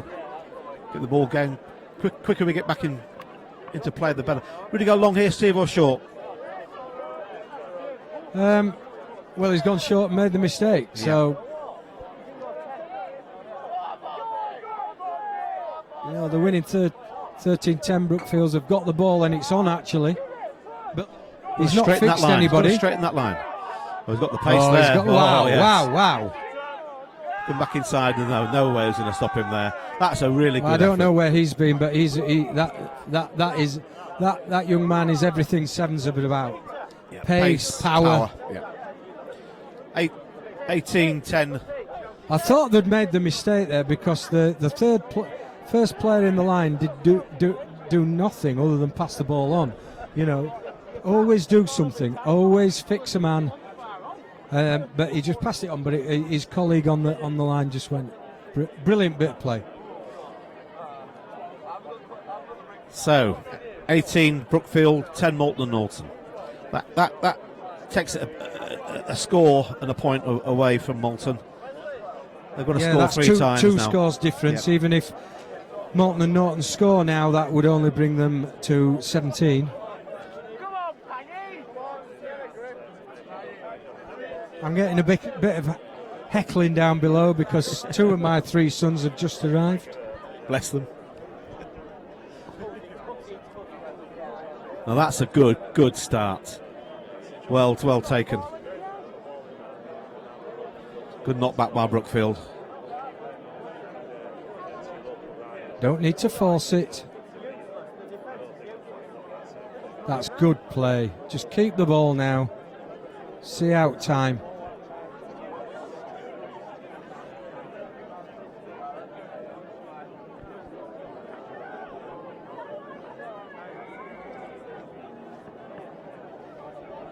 They've got to tap and go here. Have to go.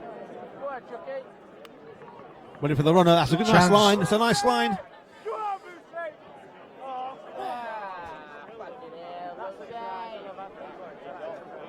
You go all the way here, Steve. This could be the no stopping him. The final score. Came from the error. For the viewers, really Sevens is about, you know, the side that makes the least errors. You make errors, there's loads of space in this game, and if you make an error, it usually results in a try to the opposition. Final kick of the game, I fear. 25-10. Brookfield. I think this game's gone away from Norton. I think 25-10 to Brookfields is about a fair reflection of this match. I think so.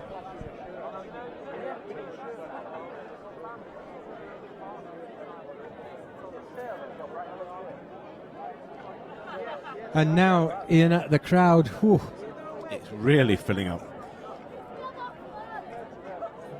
The last game on the backfield is taking place now. To say that there's the Hull KR derby's on at the same time, it's fantastic. It's fantastic. I hear that game was just finished with a win to Hull FC. Is that right? That's quite a surprising result. Yeah, after Hull KR won last week, I thought they were at home, could have the advantage there. At the end of that game, we see Brookfield progress 25 points to 10.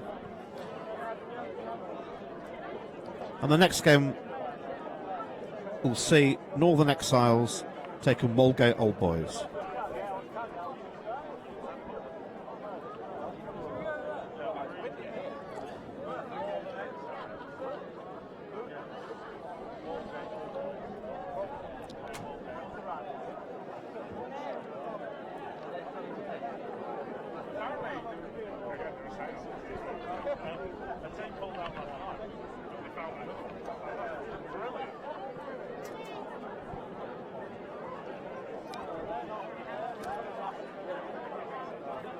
We're looking at some beautiful pictures of Pocklington in the distance there, one of the older churches in the region. A really picturesque Wolds village, hundreds of years, with the school the centre point of the town for many hundreds of years.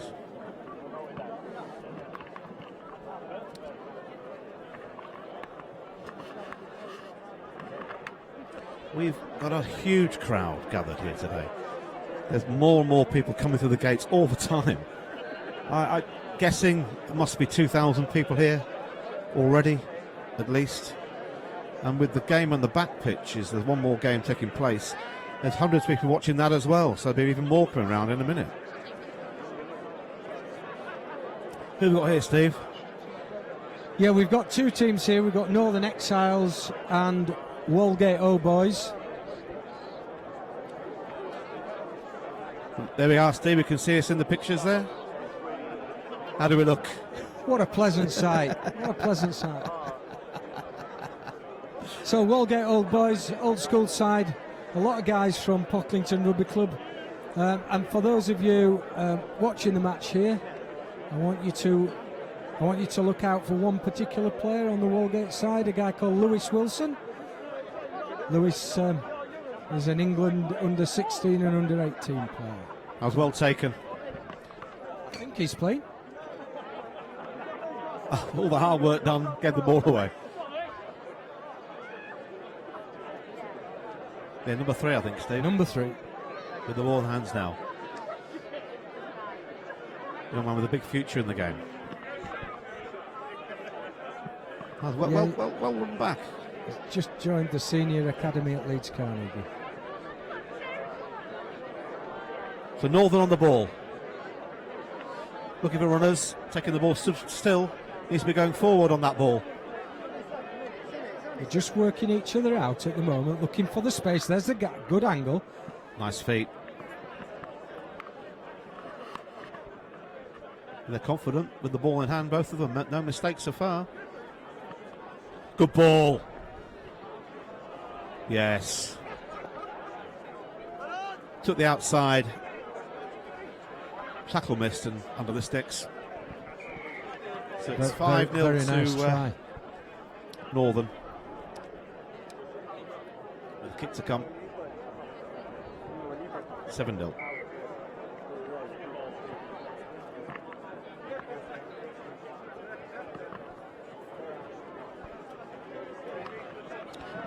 To Northern.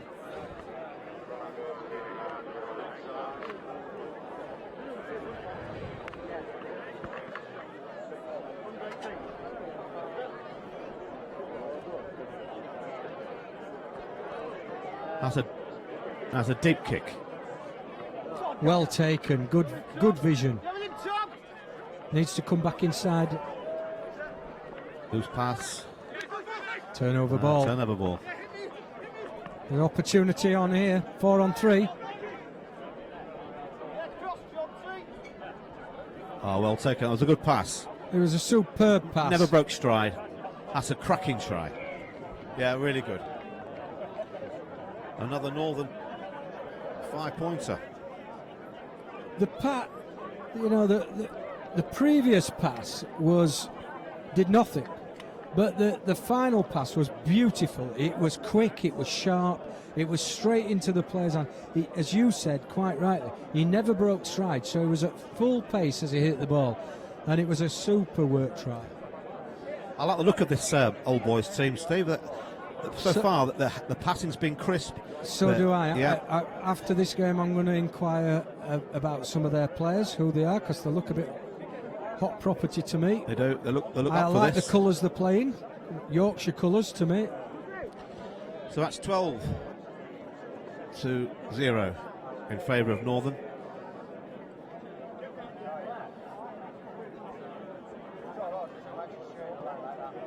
Another good high kick, giving the time for the players to get underneath it. There's Lewis. That's well taken by Lewis. A strong lad. Good defence. Loose ball. Good little dummy. Oh, good tackle back. If they Released work well. it now, They've it's got the on. numbers. They've If got the they numbers work out it- wide if they move that fix ball. a man, fix a man. Whoa, try. Yeah, that's a cracking try against. They're taking the chances really well. That's 17-0. I'm liking what I see here. Very much so. The passing has been really good so far.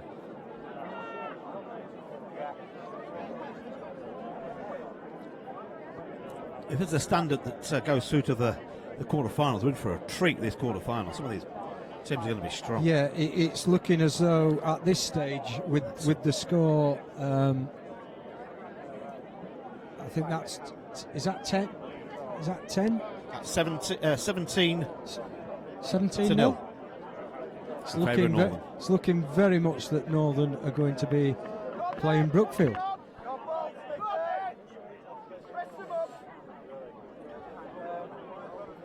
We've got a national break coming up in a minute. I don't want to leave this game. It's a shame, but we'll see how it goes for the next minute with Northern dominating. Another good tackle, nice offload. Walgate needs to get back into this game. Good rooking, the ball's available. Move that ball, he's got players with Lewis him. Wilson, there he Ah, goes. strength. Where's the support? Where's the support? There it is. Good defence again, he's got the ball again. Looking for contact. Use He's got to it. go, he's got to go. No, he's found the gap. Not sure that was the right option. No, the Ian. players out wide, they're on the right, Steve. They should have moved that ball for me. Turnover ball, That they've was got a the numbers. really effective choke tackle there.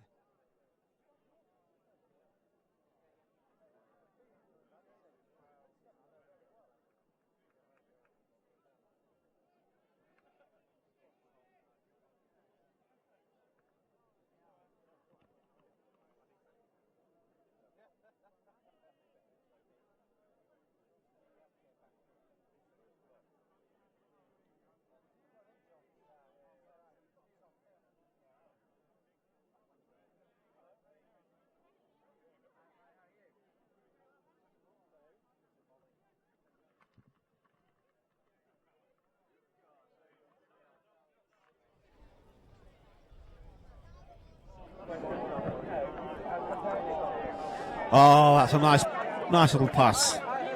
Just super ball retention. Yeah. And Yeah. backing each other up. Really, really good play.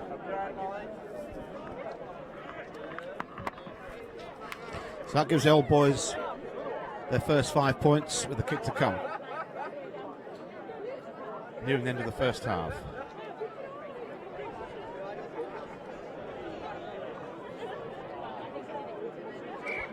Yeah. And the conversion, 17 points to 7. 10 in it with half-time approaching, Steve.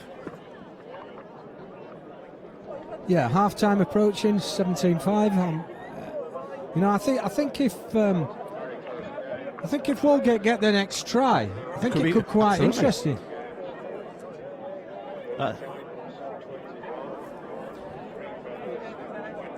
They look a bad side either. Walgate look a good side as well, Steve. Having said that, these guys really utilise the ball well. He's a big lad, that carrier there. Number 4. 14, sorry. Is he a winger? Ever that size and we played as wing?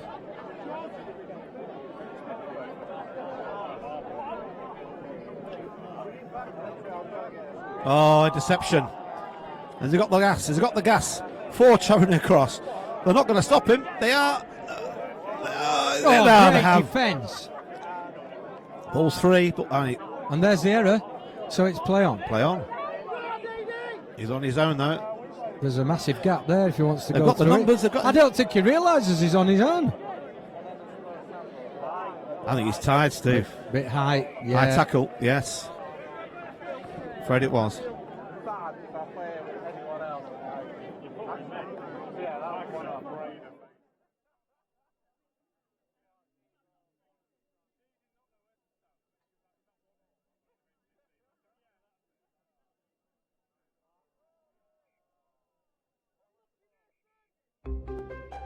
Rugby Union on Estuary TV. Brought to you by Heron Foods.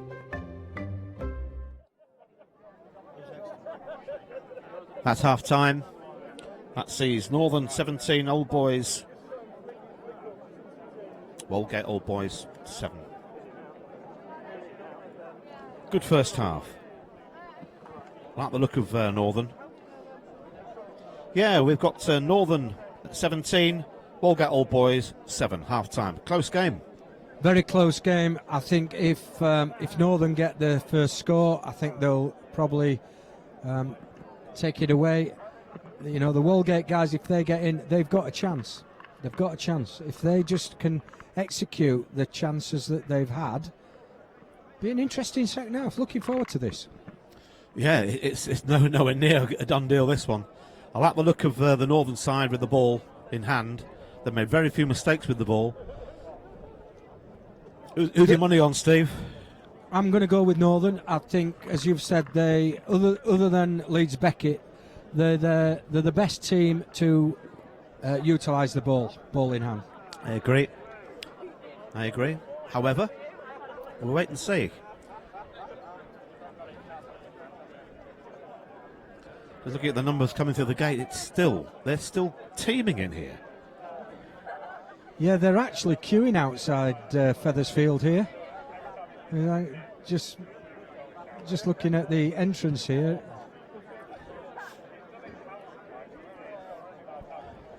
I think they've really got their trump card today with the weather. I've been here when it's been gorgeous. I've been here when it's been pretty atrocious, but today is fantastic. We've certainly drawn the big straw this time.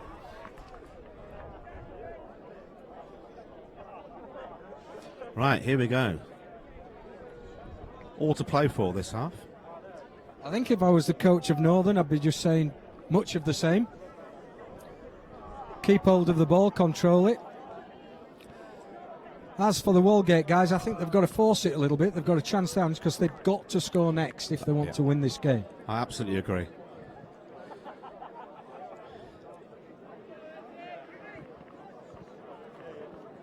Here we go.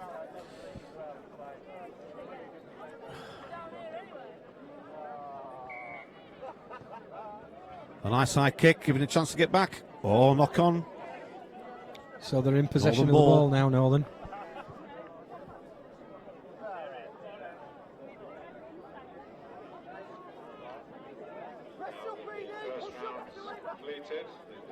Yeah, nice turn.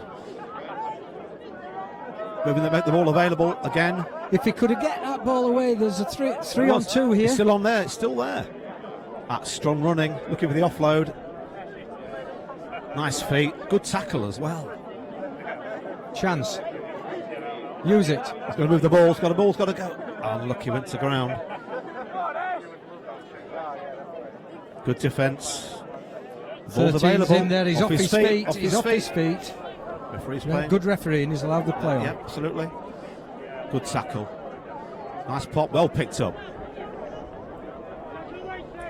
Well cleared out. Oh, that was absolutely, yes. He was. The referee's indicating that the hands in the ruck. Yeah, didn't roll away from the contact. Tap and go, off their own. I'm pleased to see this. They're having a go. They're forcing it. Great play. Oh, great play. Ball in two hands created that inside pass. If he'd taken it, the gap was opened up. It's still there. It's still available. Numbers are still there. Either side. Nice feet. He's chosen the outside. He's going for it. Nice feet, young man. Oh, try. That's a comeback. Really, really good play. I'd normally say to the winger, pin your ears back, go for the corner. He was a really big winger against him. He came in off his left foot, nearly got to the line. Great, went north-south in his ball presentation. And easy running for the scrum half. It nicely worked, try that. I really enjoyed it. 17-11. Who kicks this? Just for the viewers, 17-11. What I mean by north-south is when you go onto the ground to work your body not parallel to the touchline but down the field, it's a lot easier in terms of ball retention if you work like that. A lot of lazy players go what we call east-west. That's true. It's a key, another key skill to learn, Steve. Body positions. Something else that you said earlier about teaching your children, it's one of the critical things these days. Ball presentation, yeah, absolutely.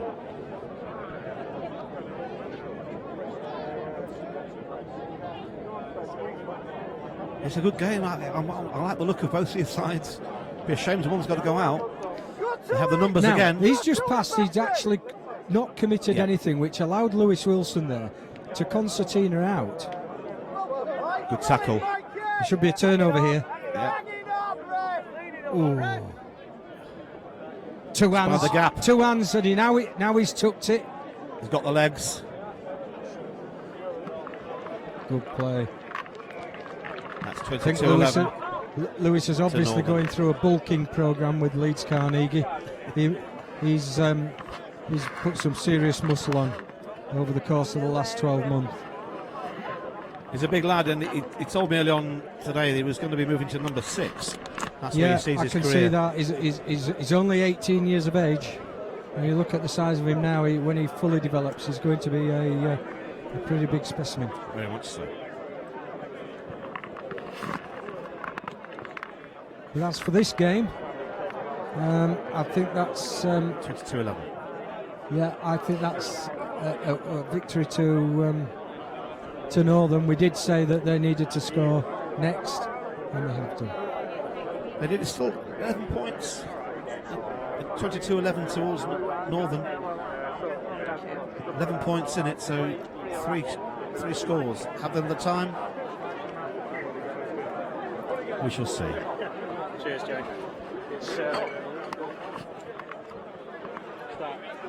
Bit of time wasting going on, perhaps here. Bit of time wasting there, do you think? Yeah. Having ball boys doesn't allow that to happen.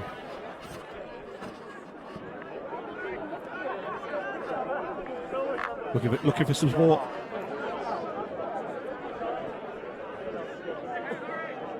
Oh, pressure straight over. The ball's available though. Good counter rooking. Oh, I don't think that was the right No, decision. it wasn't the right one to go, I don't think.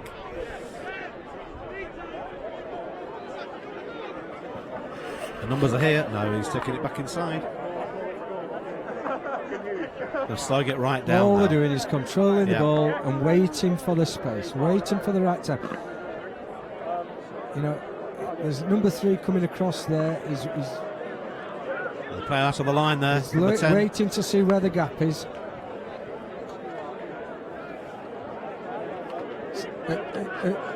22-11 up, that doesn't matter. You can buy the time. We'll get a knock on. I don't think there's long to go now. I can't see the old boys coming back from this. How many scrums have we had this game? Not many. Be very few knock-ons.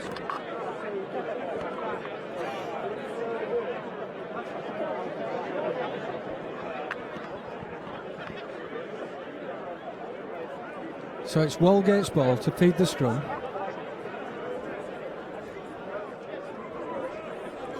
Strengthen the scrum. Oh, nice offload. Bit high, I think, there. Yes, the referee's seen it.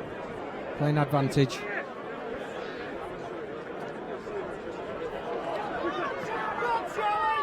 Advantage over. Yeah, now he's bringing it back. See, Walgate playing without a sweeper as well.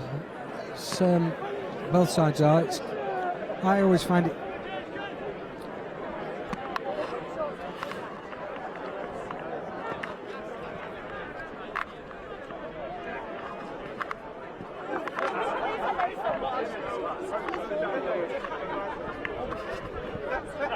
Go on, move the ball. You've got hesitation there. I've been impressed with the Northern defence, Steve. They're pressured they're all a the very time. good side. They're Yeah. very well drilled.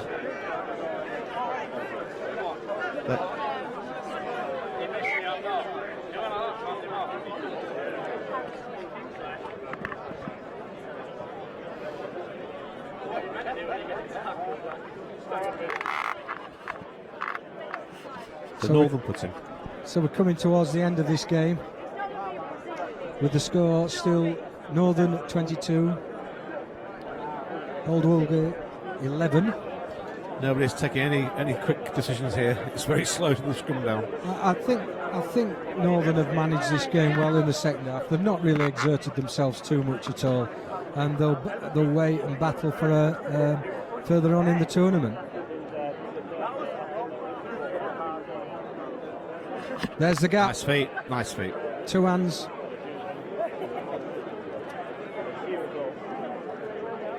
Couldn't really execute that space because when he wanted to pass, it was tucked away in one hand. Ball's available there. Needs to be out of there.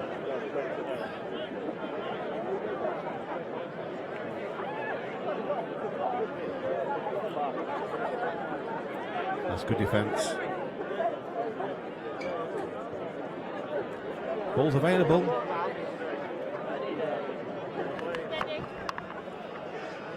Ooh, walking pace now. Injection of pace. Yeah, there's the final try.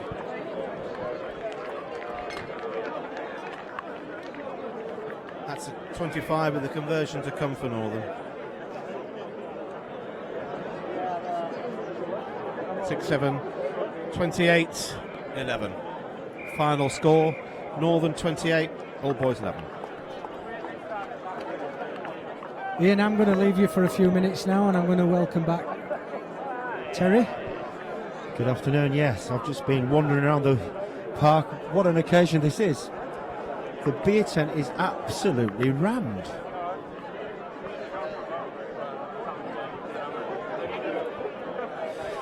I said, as we go to our break in 20 seconds, we have just been wandering around with the park. Absolutely fantastic.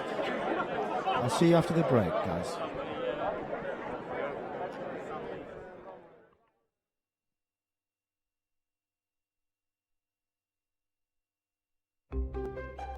Rugby Union on Estuary TV, brought to you by Heron Foods.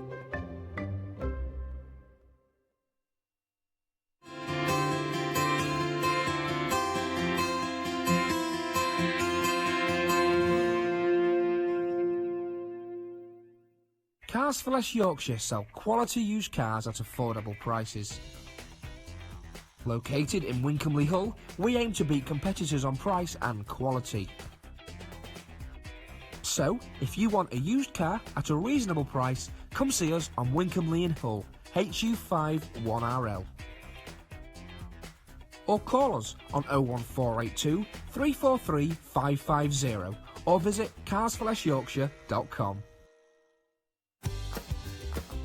Established in 1992, Acorn Signs are fast, reliable and cover all aspects of printing and pride themselves on quality of service and value for money. From vehicles to shop fronts, vinyls to illuminated light boxes, even personalised clothing, Acorn Signs do it all. Why not call us today on 01472 362 630 or visit www.acornsignsgy.com. Products Natural, manufacturers of quality biodiesel and exhaust emission fluid. Find us on Blythe Street, Witham, Hull. Life is simpler when you put your property affairs in our hands. We offer a full range of services covering new build, refurbishment and property management. Our estates and valuation team are one of the largest in East Yorkshire, trusted and experienced in the valuation of public and private sector property assets. To find out more or to view our latest properties for sale or to let, visit nps.co.uk.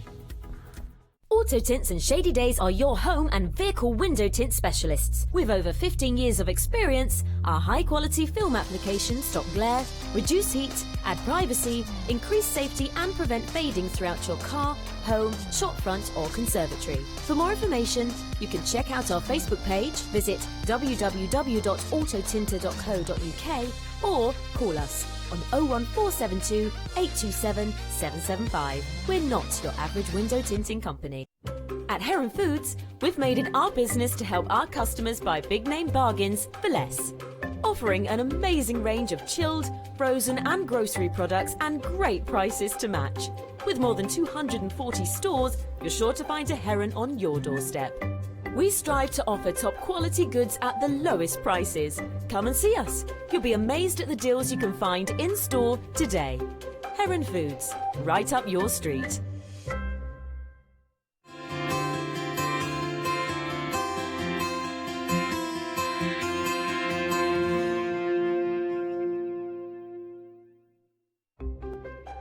Rugby Union on Estuary TV, brought to you by Heron Foods.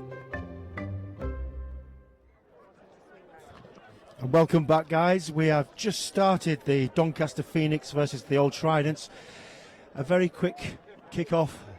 Didn't go 5, so it's a free kick to Doncaster.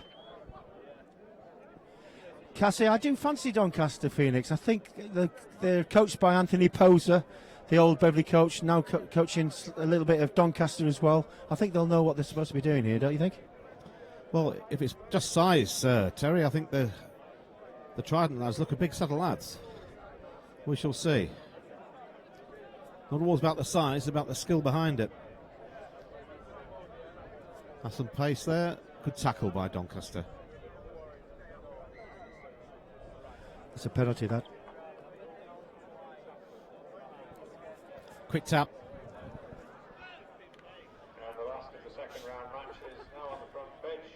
So they seem to be going route 1, Cassie, but it seems to be working. As long as they hold on to the ball, that is good strength. Good strength. Kept on his feet well. Good defence though, Terry. It is a good defence. They're very organised. They've held him up. I suspect it's going to be held up 5 scrum. Yes, it is. So we've got Doncaster Phoenix here in the blue and the Old Trident in the bright red with a little bit of blue. So 5-yard scrum, put into the Old Tridents. I think we're going to see a quick strike. The scrum half will take it, run slightly right to offload to his huge 10. He's a big lad, isn't he, Ian? Good pressure by Doncaster. Oh, and here we go. There. Again, he misses his man, but he must have a lot of gas. He does have a lot of gas. He has got a lot of gas. Look at that. He's going for the corner all the way there. Number 4's not going to get anywhere near him. Gray, that's a good score by Gray. Cracking try. Excellent. He has a good pair of heels, showed a good, clean pair of heels to the Old Tridents. Again, it came down to a mistake from just inside the, just 5 yards out from the try line. 80-metre, yeah, try there, Absolutely, Terry. Yeah. Well, I'll tell you now, they are going to be blowing. They are going to be blowing. Their lungs will be burning. What was the longest you ever scored, Terry, distance-wise? The longest try, what, physically or in my mind? Both. Oh, it's a good 80 metres. That's a great kick. That's a great kick. 7-0. 7-0 to Doncaster. Try and conversion. I said earlier on to Steve and yourself, Ian, Cass, that the games are going to get better and better and better, and the quality is just increased exponentially. And I think by the time we get to the final, it's going to be cracking, isn't it? Well, look at the teams we've got through so far to the quarters. Leeds Beckett's, Old Pox, Oxfam, Newitt's, Pocklington first, Oxfam, Brookfield, Northern, and now the winner of this. Again, so kick off to Doncaster, nice and high, allows these guys to get underneath the ball. That's a good kick off. See, they isolated that guy there. They've won the ball. They'll get hold of the ball. They'll hold on to it. They'll come back a little bit, allow their players to get behind them. Knock on there. You're playing advantage here. That's a nice little offload. There's a very fine line between playing it safe and just going for that 70-30. No advantage there. Scrum down. So just running through the Doncaster side, you've got Miles, Casey, Asaya, Clayton, Barker, Wild, Hamidi, Hicklin, Henderson, Kyle, Gomes and Gracie. That's the first time I've had a team sheet. It just seems the Doncaster team just have a little bit more time on the ball and less rushing. Oh, through the legs. You see, you can get away with passing it. However, as long as you get it back and it goes a long way back and there's people there nice to take the ball. Out the back door pass. There's a hole there, isn't there, if he straightens up? There it is. He's got a 2-on-1. One-handed Feed it pass to the out. winger. We know he's got some Again. pace, We know don't he's we? got the gas. Again, all the way. No one's going to stop him from there. He's going to go under the posts, isn't he? He's Time, going to go under the posts. They've got a real speed merchant on that wing, haven't they, Terry? If I was him, I'd hold on to the ball until such time when I'm tackled. But anyway, he's put it down. Ordinarily, what people do, what teams do, is just hold on to the ball. But I suppose they're not that far ahead. But you may see that where they get over the line, they'll wait for the opposition to come and force him to put the ball down. And that gives an easy. So when he kicks this goal, 14-0.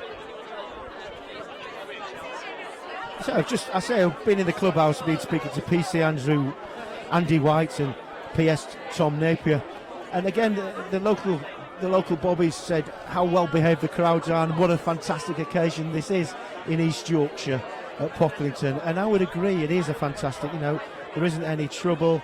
Everybody's really come down for a fantastic time. And they're still coming in, Terry. They're still queuing at the gate to come in.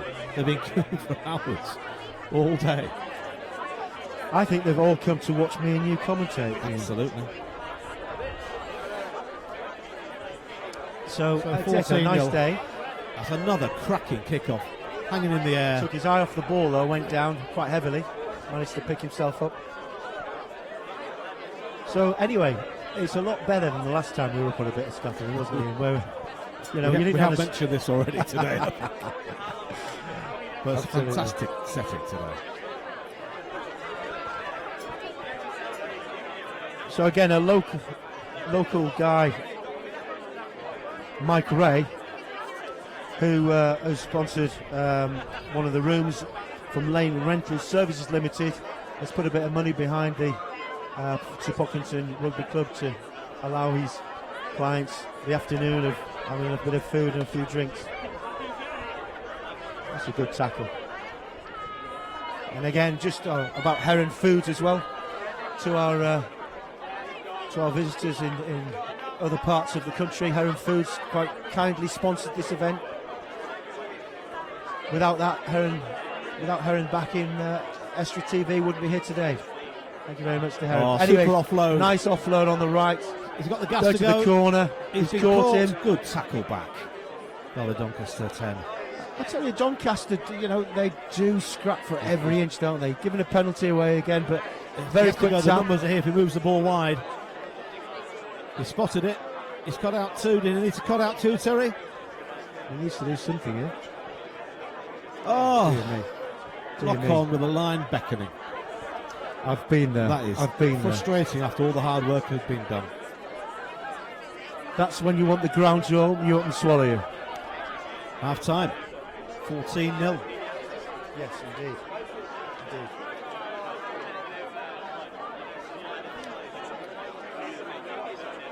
So, and what do we see on the screen there, Terence? A picture of yourself with the cup? No, it's not. It's not those. No. There it is. There we are. That's The me in the young Mr. middle. Garnett.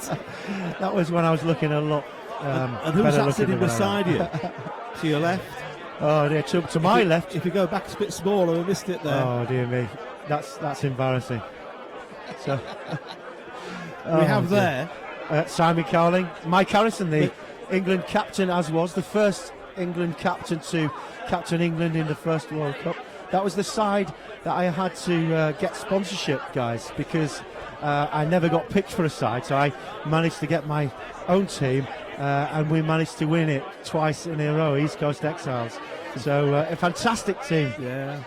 This was back in 1985. So, sorry, 1995. My apologies, 1995. Time travels fast. Mike Cawthorne there, Thompson, Simon Cowling. There's a lot of players there that incredibly talented, but the guy holding on to the cup is less talented, I must admit. And a bit slimmer then. What a I day, do like what a that day. picture, what a great Sponsored picture. by Ouchard and Harrison, a fantastic event. I really enjoyed it, I'm sure Mike Ouchard will be here somewhere in the crowd. He will be, I'm sure. Good friend of mine, Michael.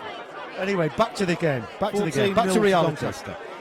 Back to the reality. Well worth Memory two-try lane, lead. memory lane.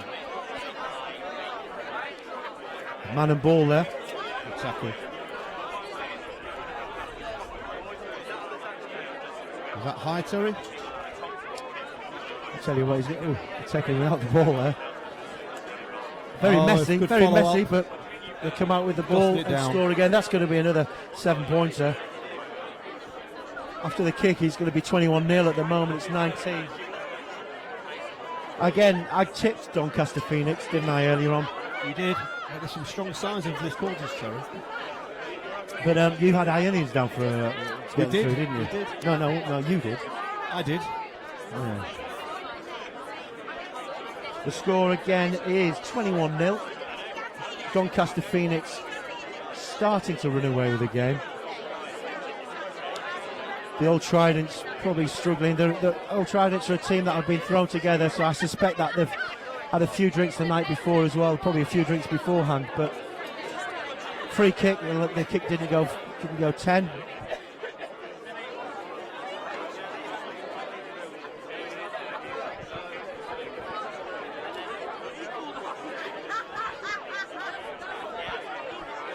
You feel they've got to, Trans have got to score sometime soon to get back into this game, Terry.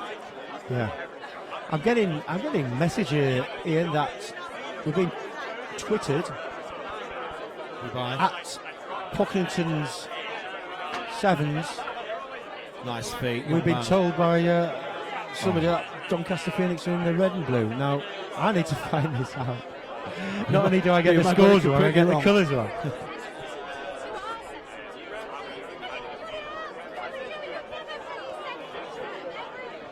We'll have to get a runner to find out who is who in this game.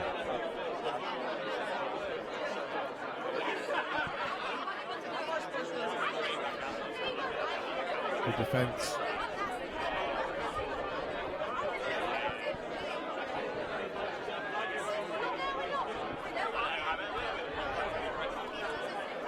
Offloading well. Is that the right kick? That's a nice kick. He had no choice there, did he?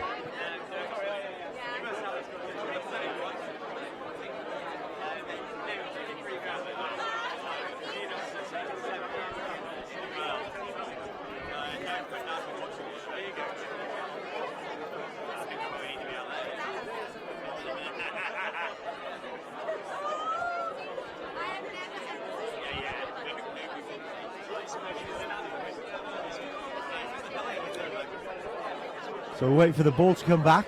This is what happens when you kick the ball in the crowd. It goes and disappears for about 5 minutes. So we're waiting around it. The clock is ticking. It is a rolling clock. And whilst we're waiting for the ball to come back in, I'm actually waiting to find out if the Twitter is right that Doncaster Phoenix are in red and blue.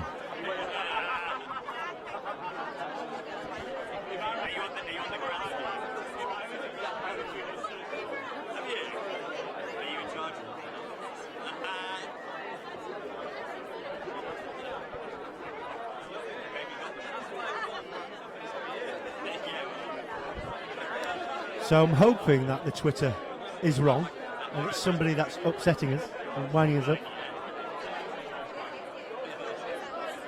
So the ball's back in play. Ball's here. Ball's arrived. I'm going to stick with Doncaster still being in blue until I'm told otherwise. Well competed at the line.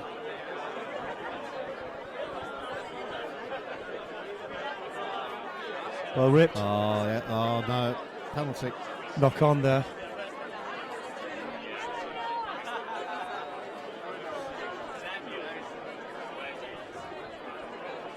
So scrum down. 5 yards out. From what I believe is the Doncaster try line.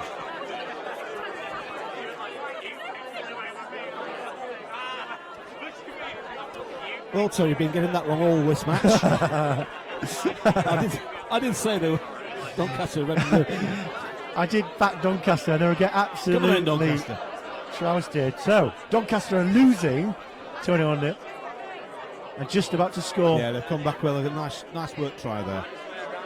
Oh, knock on. No, he's given a knock on. Apologies to our viewers across the UK. You are listening to two ex-front row forwards here, and we have a breakdown in communication, but I will tell you that Doncaster Phoenix are actually losing by 21 points How did we get to the that Old one? Tridents. Got a Twitter here. Any of those beautiful houses for sale? I wish I could sit in the window and watch this all day. Well, I guess none of those. That was from for sale. Harriet 141. Because it's such a good venue. Exactly. Again, if you want to Twitter anything, if you want to tweet, should I say, it's #POC7s. That's nice. Anywhere rugby. across the world, we'll try and read yours out. It'll be on screen. So I'll just repeat that. It's #POC7s. And thank you, whoever that was, who tweeted the right colours for the teams. You're obviously far more on the ball than what Ian and myself are. Well, Doncaster's got a lot of the possession this second half, but they haven't done anything with it to it. Yeah. So again, Astrid TV, thank you very much indeed to Michael Castle. No relation to Ian Castle. Okay, Doncaster after you back. Backed Now himself to get that. No. Well gathered. Well gathered. Good defence. Tridents. Do you know the history of Tridents? I don't. Neither do I. But the score is 21-0. 21-0. No, I don't know. I was hoping, because he was telling us about all the people who went to all the schools. He talks about everybody, and now we've got a team on. You don't know anything about them. Which apologies. So Tridents with the ball. We've got a bit of pace on the outside. Nice line, nice angle. I think he's got all the pace to go all the way. Yes, I think the referee's doing quite well to keep up here. In fact, he should have a ball in his hand. Well done, referee. But number 11 has got a bit of pace. Again, he'll probably hold on to the ball. Wait till it gets to come 26. I must say that Doncaster now look a little bit dejected. 28 points nil. 20, yeah. We're all on an even keel now. Ian and I feel really confident about this game. We know who's who. We know the score. What can go wrong? Now, we do know now the lineup for the quarterfinals. That's a good game by Trident. We're going to have to find a little bit more about them. We're going to be seeing a lot more about 28-0. Excellent. So Doncaster Phoenix not as good as what I thought they would be.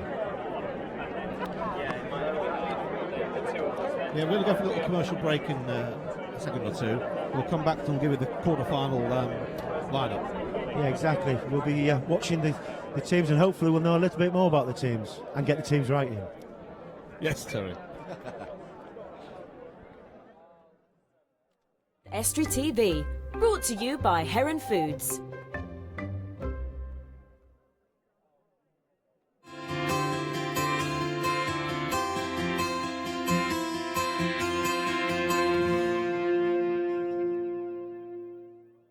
Cars for Less Yorkshire sell quality used cars at affordable prices. Located in Wincolmley Hull, we aim to beat competitors on price and quality. So, if you want a used car at a reasonable price, come see us on Wincolmley in Hull, HU5 1RL. Or call us on 01482 343 550 or visit carsforlessyorkshire.com. Established in 1992, Acorn Signs are fast, reliable and cover all aspects of printing and pride themselves on quality of service and value for money.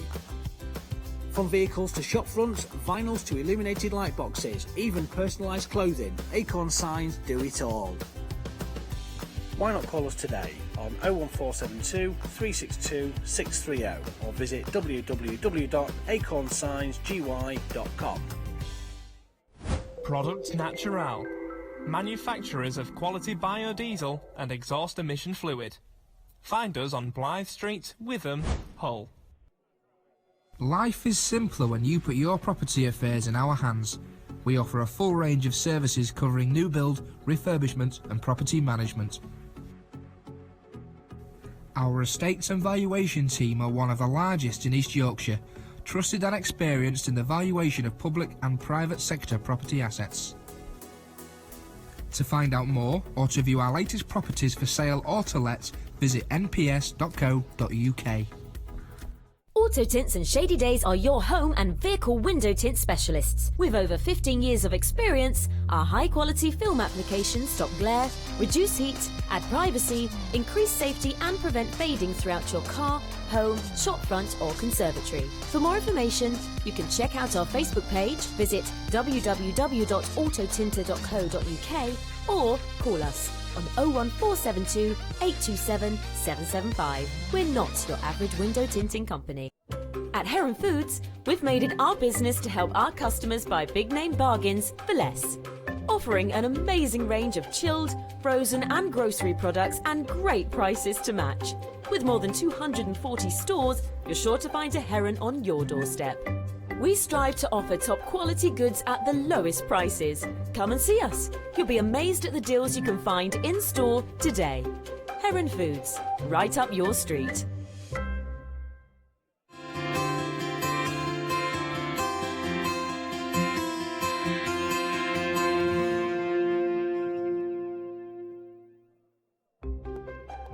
Rugby Union on Estuary TV, brought to you by Heron Foods. Welcome back. We've just witnessed a try there of Beckett's, who've just scored, waiting for the kick. So 5-0 against Old Pocklington Old Boys. This is the first quarter-final. This is where the competition starts to heat up, Ian. Yeah, that was a well-worked try by Reece Beckett's. That's Coach Kerry Wood walking down the side there. And they've just shaded the outside, so they didn't have the points there. So it's 5-0 to Reece Beckett's. And to be fair, they worked that well from the kick-off. Been playing about a minute or so since kick-off the first half, and I'm expecting a really tight contest here, because in the first round and second round, for those Pocklingtonians look pretty good. For those who are can tweet, just drop us a tweet at hashtag #POC7s, and provided it's clean, we'll put it on our screen and let everybody know what your thoughts are. What about us about the game, please? All about the game. That's a good kick-off again. Giving the well taken there. Well hit. Well.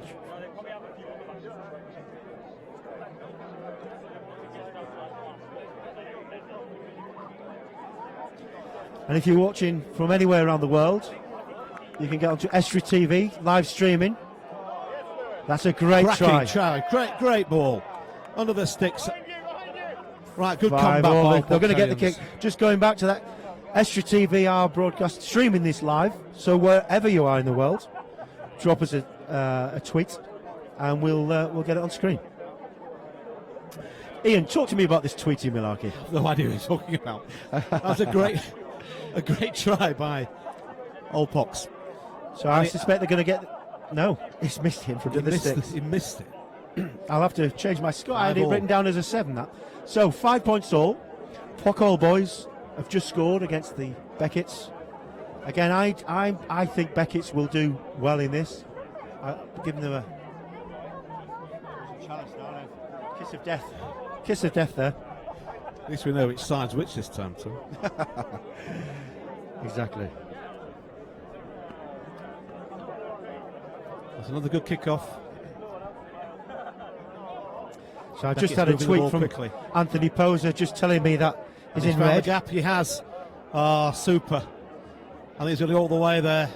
They moved that ball quickly from right to left and found the gap with one inside step.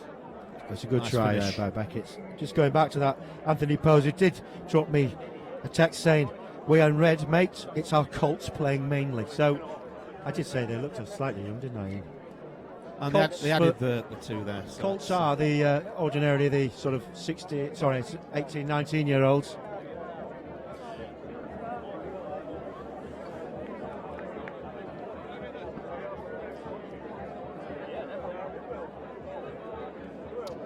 Yeah, Beckett's 12, Old Pox 5. Another cracking kick-off from the start there. And Liz Beckett's retained possession. Strong on his feet. Sealed off. No, play on. Got the numbers again. Strong. Oh, super try. The floodlights are starting to open, aren't they? Threat from the kick-off. 17. They recycle that ball well. 17, Beckett's. Yeah, the 2-on-1 went for the gap.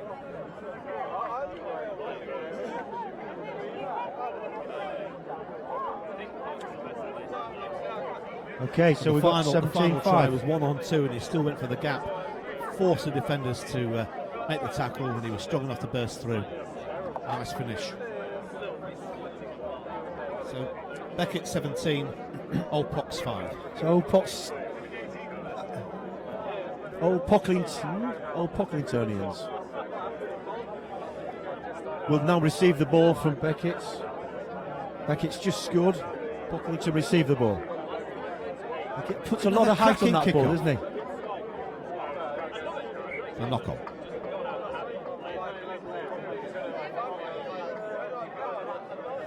Thank you, Laura. Loving the commentary. Not related to you then, I take it, Ian. It's my mum. No, that's Laura. It is great to see rugby live, and thanks to Estra TV for bringing it live. You know, we're trying to support local rugby. It's fantastic to have local rugby. Who's he playing on there? Was that a wheel there? It is great to see live rugby, Madeline. That was good thinking. Nice little kick through the cap. Oh, do you know, bounce. some people the ball just bounce into your hands, don't they? Again, the 1-on-2, little kick through. Yes, absolutely. Someone just give me a little note. The potential of the player of the tournament so far. We've seen him score 2 lovely little tries there. Very strong player. 21.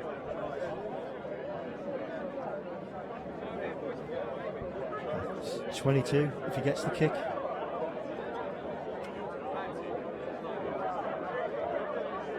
Maybe 24 if he gets the kick. No. Nice little tweak there, as you can see. 22-5. In Yorkshire, we can even make beer look glamorous. Pox 7s. Darren Frews, John Smiths. Good on you, boys. Half time. Commanding lead, 22 Tell you what, points. that half went quite very quickly, didn't it?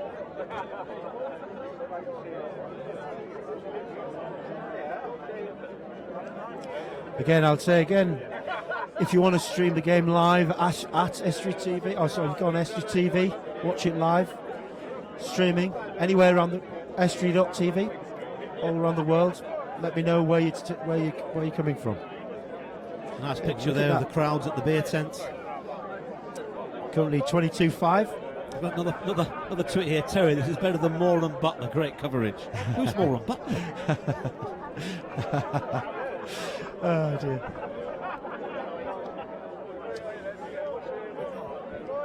So my nephew is watching this in Bermuda. Oh, Dan Barnett. He's going to have a look at the beer tent. Let's see how many people are in the beer tent. Can we get around there? There it is. Look at that, Ian. It's absolutely rammed. Someone just tweeted, would love to know where Leeds Beckett's number 20 gets his haircut. Exactly. Short back and sides. Again, look at how many people there are.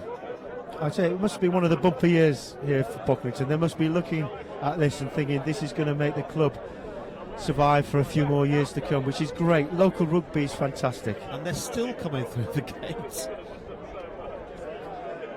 So again, here we go. We've got Pock, old boys, to kick off. A good kick. Is that a glider in the air? Let's play on. Oh, play on. Oh, good step. Nice side step. Good, powerful break. That's good. Good play. Yeah. Great, that's 27 points to 5. Kick to come. Having said that, he's missed one in front of the sticks before, so I'm not going to put... Okay, fair enough, that's a good... Not that one. You made that one, 29-5.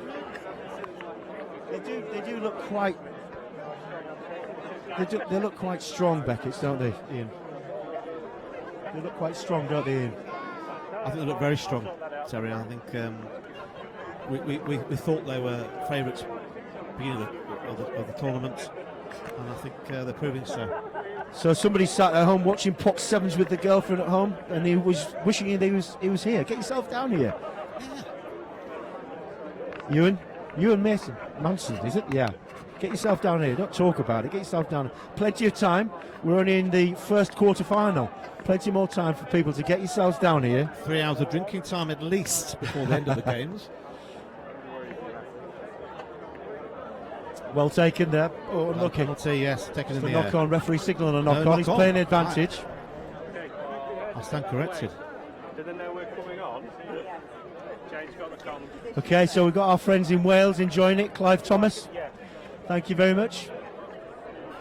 Please, you can join us in Wales, in sunny East Yorkshire, which is on the east coast of England. For those who have never been to Yorkshire before, fantastic place to come. I can't hear very much.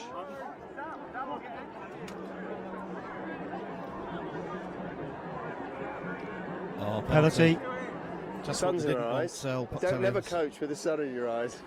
Just to mention our friends in Wales, oh God, how it's on his England shoulder. did win the Six Nations Grand Slam. We don't do it very often, but Ian was supposed to be sorry. winning friends.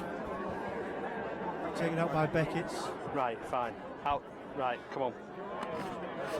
Our good friend Roland Phillips, who coaches down at London Welsh, hope he's watching. We went to Bermuda with Roland Phillips, played the did. British Lions Classics over 33s many years ago, Ian. For those viewers at home, Ian ended up playing for Australia in the final against South Africa. He actually turned up as a water boy and ended up playing in the final, so there's a story for another day. So line out to Old Pock.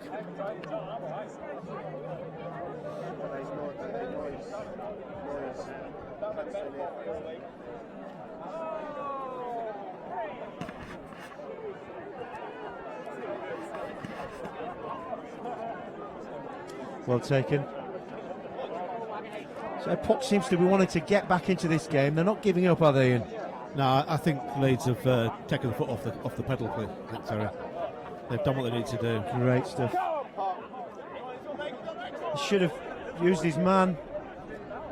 That's always going to happen, isn't it? It's just thrown into touch. Good hit. Good tackle. Oh, it's getting physical now, Ian. This is more my type of game. Yeah, it's good offload.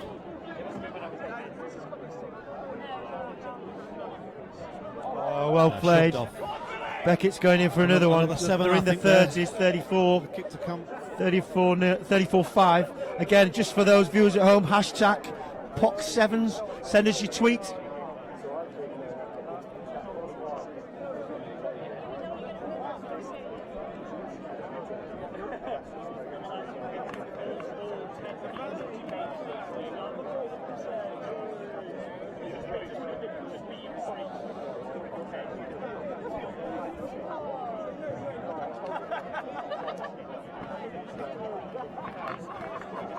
They did get the kick there. 36. He put some height on that kick in. Lovely kick off. Well taken. Oh, super. Nice step. Come on. Come on, Pock. Support. He's going to have a It'd go be nice. himself. He's backing Yeah, himself. what a great bit of pace. What a bit of pace. That's a cracking well played. try. Cracking try. Well played. They deserve that. They deserve that. He had no choice here, really. He backed himself. There was no one supporting him. So but he showed a clean pair of heels there. 36-10, I think that is now. 36-10 if he gets the goal kick. If he kicks this. I'm not so sure whether they got the first conversion. I don't think they did, Ian, did they? No, they didn't. And this could be the last kick of the game. Where's he going to take No, it? he hasn't given the try. Sorry, it's no try there. He's no given try. a foot in touch. What a shame. So we've still got 36-5. I'd like to see old Pocklingtonians have a go. They've got the numbers now. Well done. Good. Oh, good tackle. That defence got back there quickly. Well done. Well organised. Back into trouble, had to go. That ball had to go then. I mean, this game's beyond doubt anyway. It's no, going to be available. 36-5. It's still on, it's still on. Oh. And again, it's still Come on. on, Move the Puck. ball. You do want the home side to do well, but he knocks it on. Okay. This game is not. It's not going to be won by Pocklington, unfortunately. 36-5.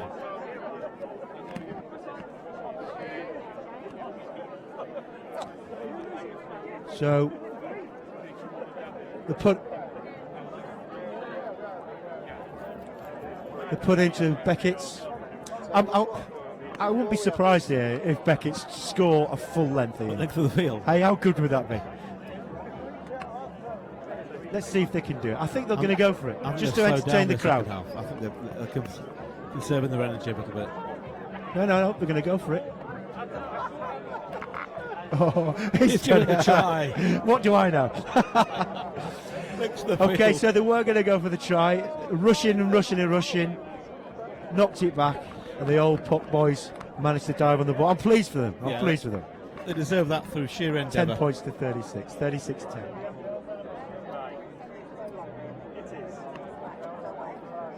So they had a try disallowed. They were in touch on the far side, on the right-hand side. So they came back, had the scrum. He's got it. That's a great kick. Great kick. 12 that brings the points. end of the game. 36-12. Well done, Pox, for sticking in there and scoring at the death. Just goes to show that Leeds Beckett, you can score against Leeds Beckett.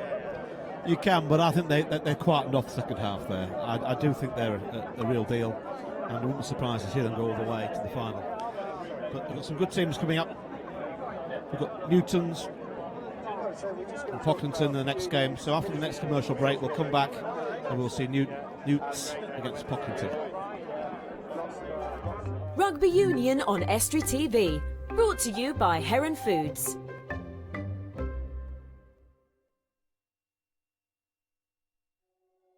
Life is simpler when you put your property affairs in our hands.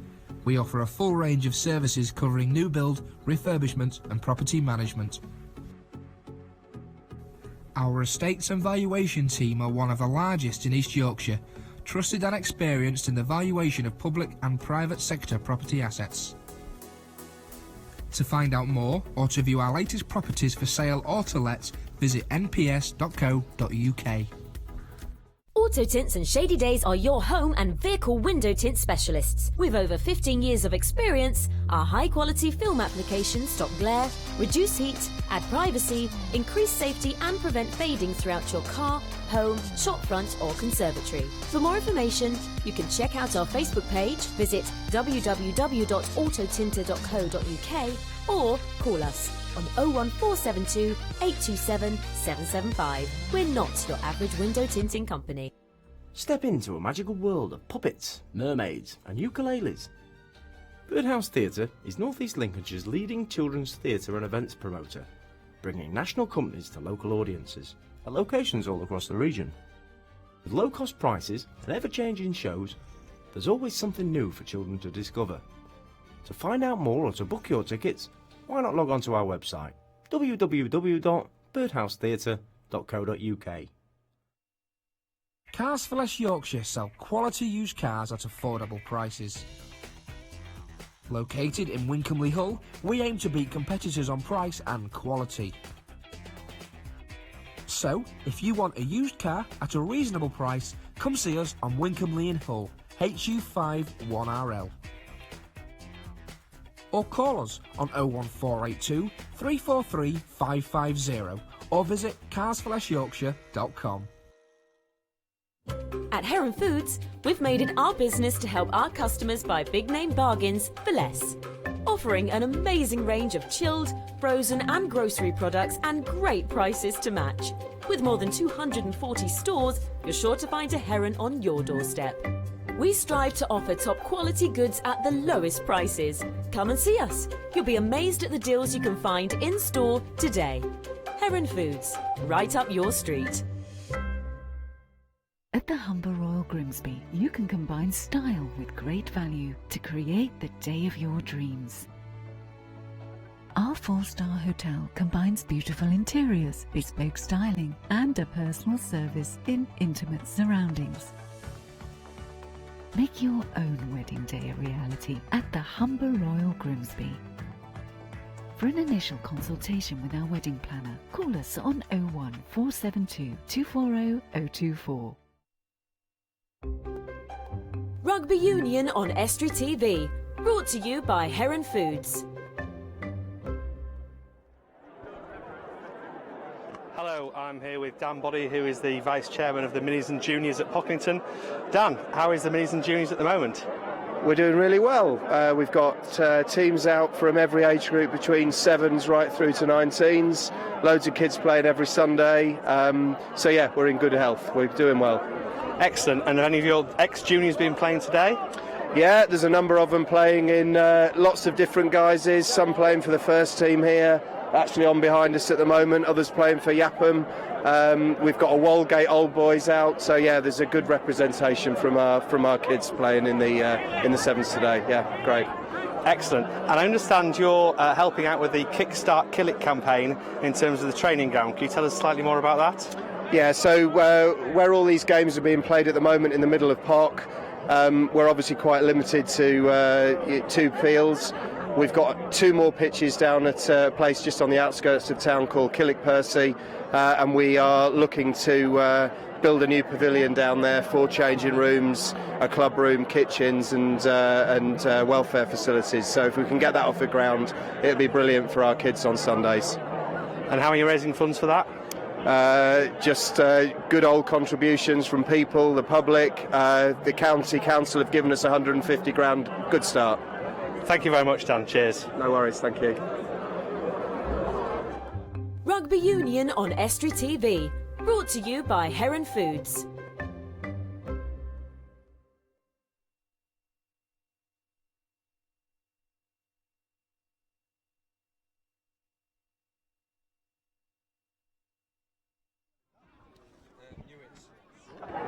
Excellent. Cheers, guys. Well done. Go well. I'm getting interviewed. Would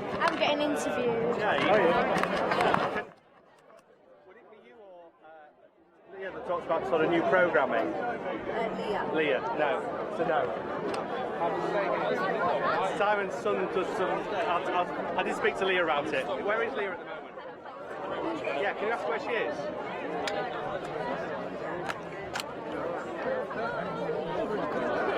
Thank you.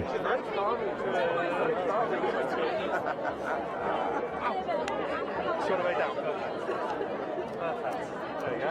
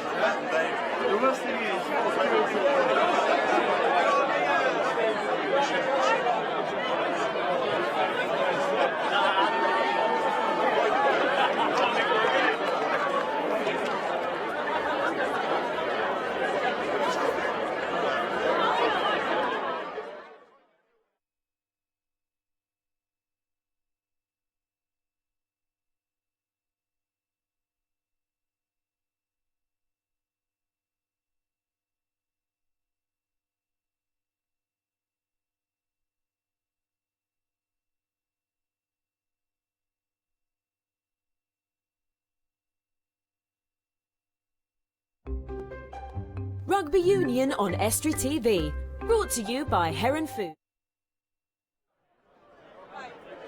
Welcome back. We just missed the first try by Newitts. Just missed the conversion. Live on Estuary TV. I'm here with Steve Cruz, Terry Garnett, Steve Cruz at Pocklington Sevens, watching the second quarter-final. Steve? Yeah, fantastic game. Newitts Centurions against Pocklington. Lot to play for here. Can't decide which way this is going to go.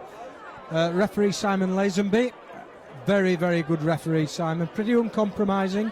I do know him quite well as a pretty fearsome fast bowler. We've locked horns a couple of times, but he's a great ref. He is a very good ref. Has a lot of empathy for the game, Stephen. Taken there by Newitts. Do you know anything about this team, Stephen? No, the Newitts team are a made-together team from sort of the Teesside area. Okay. So our friends in Teesside will be jumping up and down, willing Newitts to win. Penalty Newitts. Oh. That's what happens when you rush things, I think that's where the mind's thinking 3 times faster than the body actually does. So 5-0. The home side, Pocklington, the hosts of this competition, are lagging behind by 1 try to 0.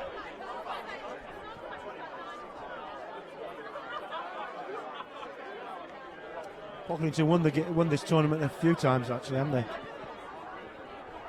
Yeah, they have, and I wouldn't say they're going to win it, but they've got some good, powerful players. Oh, he's going to score all day long, isn't he? It's got to be a chance. That's a good play. Just held up there. Good support play. Put his man into the gap for the second try. I think the difference so far from what I've seen, Terry, is that when Newitts have the ball, they have a man on either shoulder in support, whereas Pocklington have really made some good progress, but it's very much on an individual basis, and when they break the gap, there's nobody to take it forward. Yeah, 12 points to 0 there. You got the conversion. I'd agree with you. There, Stephen. That I just think Pocklington. It's half time now, but Pocklington just seem to take route 1. They don't want to put any of their guys in space. They always want to take the contact, which not always, is the right option to take, Steve. That's true. The Pocklington number 8 is a super rugby player. It's fairly obvious. But I concur with you that, you know, they've got to, having sucked the players into the breakdown situation, then got to release it quickly. Yeah, absolutely. So again, here we are at East Yorkshire. If you want to tweet, it's #POC7s. Send us your thoughts. What a marvellous spectacle we have here, Terry. It is, the absolutely. church in the background.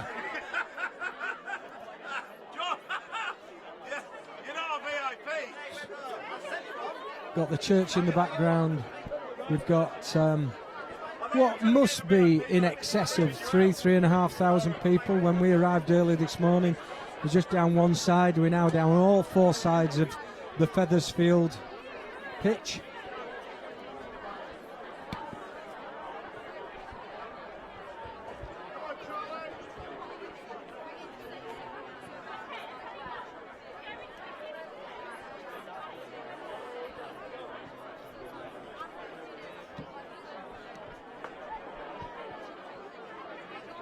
Here we are, second half. 12 points to 0. So Simon Lazenby just about to get the referee, the second half underway.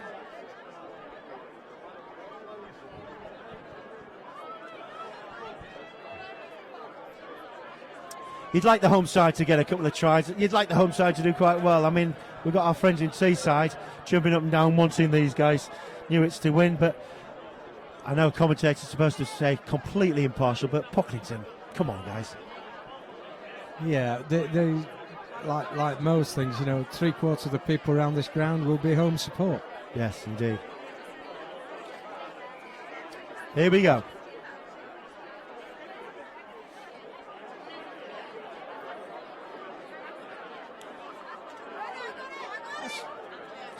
Oh, hold on to the ball, Pock, if you want to be scoring. Scrum down. Says Simon Lazenby's got the knack of just being at the right place at the right time. Sign of a good referee, Steve. He's a very experienced referee, and what I particularly like about him is very decisive, and you know where he stands. There's not many grey areas with Simon, and as an ex-player, you appreciate that. Yeah, whether he's right or wrong, if he's saying whatever he's saying, he has to be right. Absolutely, it's him that decides who yes or no. That's a good scrum. It's a nice chip forward. If it bounces right, there's a try here. That is good play. His awareness of where the ball was going to be landing, the bounce up, the awareness of his support play. That was good. It was classic.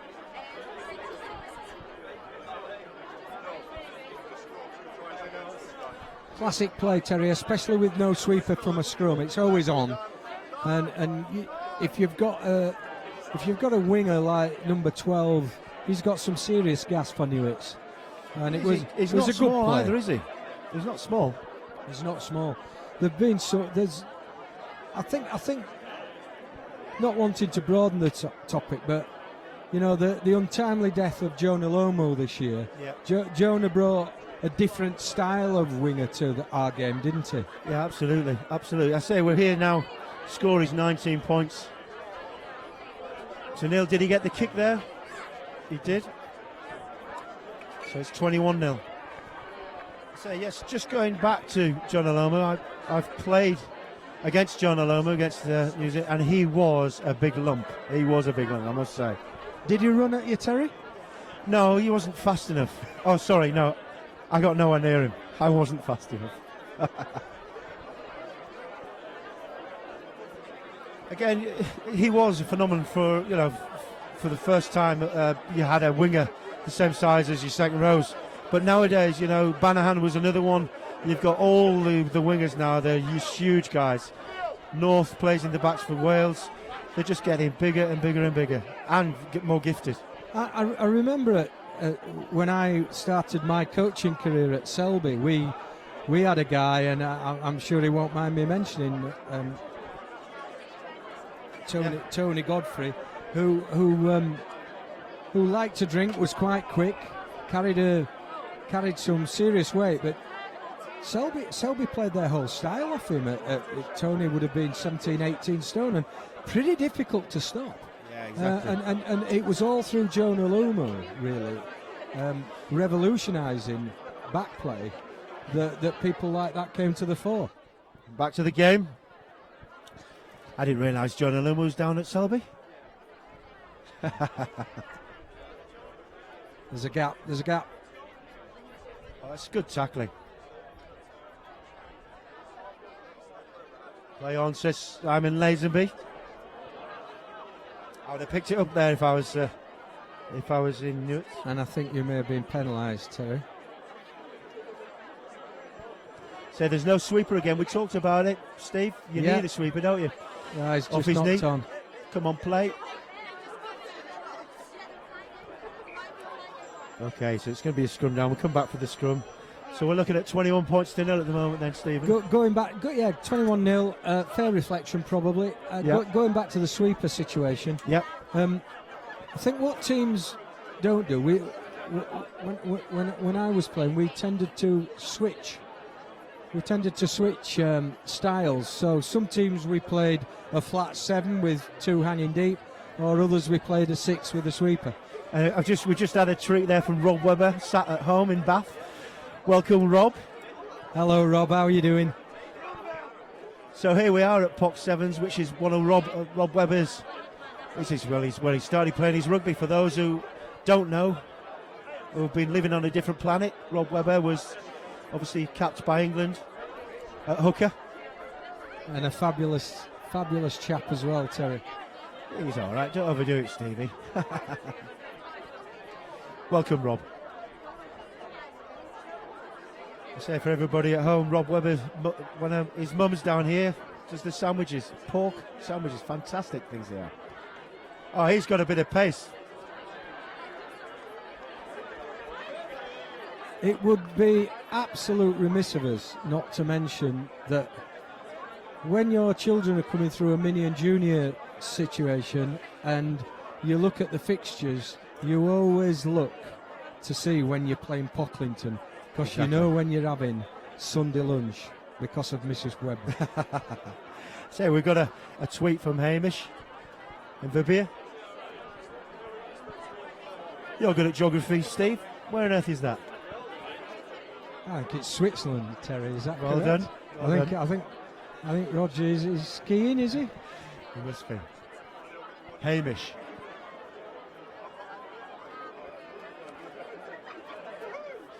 So we're still on 21 points to nil. We do want Pocklington to score. Rob Webber, if you could tweet any information you can, what they need to be doing, I'd appreciate it. I think that's the first long kick we've seen today, Terry. It's really penned them back. It's quite clever tactic. That was a nice pass, old-fashioned pass. His hips went the other way. Absolutely gorgeous.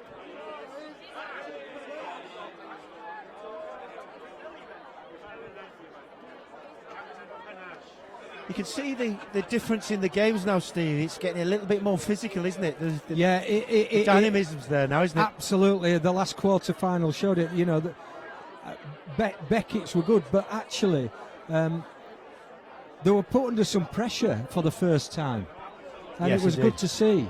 That's going to go dead, isn't it? It's going to be scrum back.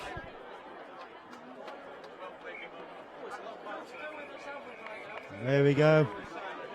And I think when we move on within the next hour, I think we'll see the games increase in intensity even further. So those who are sat in their armchair, we've got Pocklington losing that game 21-0.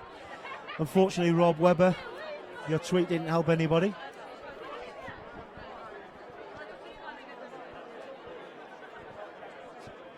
As I say, Steve, I'm just looking around. It's just absolutely packed. Fantastic day.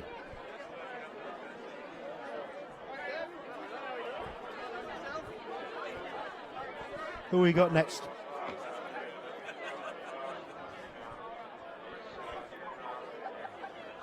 Got the Oxfam boys. So the next game, Terry, is Oxfam. The previous 2 years winners. Yeah, they've done well. And they're playing at Brooksfield. Both these sides looked very effective in the first game. I'm looking forward to it. Yeah. I think Oxfam are, from what I've seen, Oxfam probably slight favourites to start. Exactly. Well, we're going to a short commercial break, but we'll see you very shortly.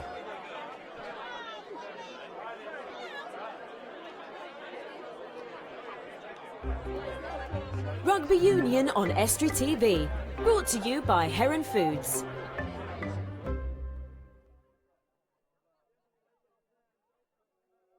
Life is simpler when you put your property affairs in our hands. We offer a full range of services covering new build, refurbishment and property management. Our estates and valuation team are one of the largest in East Yorkshire, trusted and experienced in the valuation of public and private sector property assets. To find out more or to view our latest properties for sale or to let, visit nps.co.uk. Auto Tints and Shady Days are your home and vehicle window tint specialists. With over 15 years of experience, our high-quality film applications stop glare, reduce heat, add privacy, increase safety and prevent fading throughout your car, home, shop front or conservatory. For more information, you can check out our Facebook page, visit www.autotinter.co.uk or call us on 01472 827 775. We're not your average window tinting company. Step into a magical world of puppets, mermaids and ukuleles. Birdhouse Theatre is North East Lincolnshire's leading children's theatre and events promoter, bringing national companies to local audiences at locations all across the region. With low-cost prices and ever-changing shows, there's always something new for children to discover. To find out more or to book your tickets, why not log on to our website www.birdhousetheatre.co.uk. Cars for Less Yorkshire sell quality used cars at affordable prices. Located in Wincolmley Hull, we aim to beat competitors on price and quality. So, if you want a used car at a reasonable price, come see us on Wincolmley in Hull, HU5 1RL. Or call us on 01482 343 550 or visit carsforlessyorkshire.com. At Heron Foods, we've made it our business to help our customers buy big name bargains for less. Offering an amazing range of chilled, frozen and grocery products and great prices to match. With more than 240 stores, you're sure to find a Heron on your doorstep. We strive to offer top quality goods at the lowest prices. Come and see us. You'll be amazed at the deals you can find in store today. Heron Foods, right up your street. At the Humber Royal Grimsby, you can combine style with great value to create the day of your dreams. Our 4-star hotel combines beautiful interiors, bespoke styling, and a personal service in intimate surroundings. Make your own wedding day a reality at the Humber Royal Grimsby. For an initial consultation with our wedding planner, call us on 01 472 240 024. Rugby Union on Estuary TV, brought to you by Heron Foods.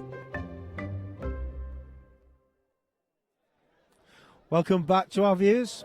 We're actually now watching the Oxfam versus Brookfield in the third quarter final. We've got two scores you've missed. It's 7 points apiece. Oxfam versus Brookfield. A good game this, Steve. Yeah, I thought it would be. Nothing in it yet. Just seen the Oxfam number 8 go. He had some pace, didn't he? 65 yards. He got half a gap and really went through it on an arc. Beautiful. I can't call this at this stage, Terry. That hasn't gone though, has it? But he's played it.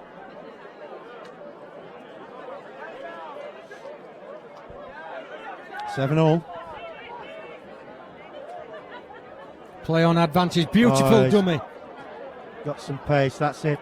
Well done. Oxfam going for another try. I suspect they'll kick that goal with 14-7. One of the benefits of carrying the ball in two hands again, a fantastic dummy, Terry. I mean, all the ground bought it. It's fabulous. Yeah, absolutely. Certainly not a clash of colours here, though, Steve. It's a lot easier for us commentators.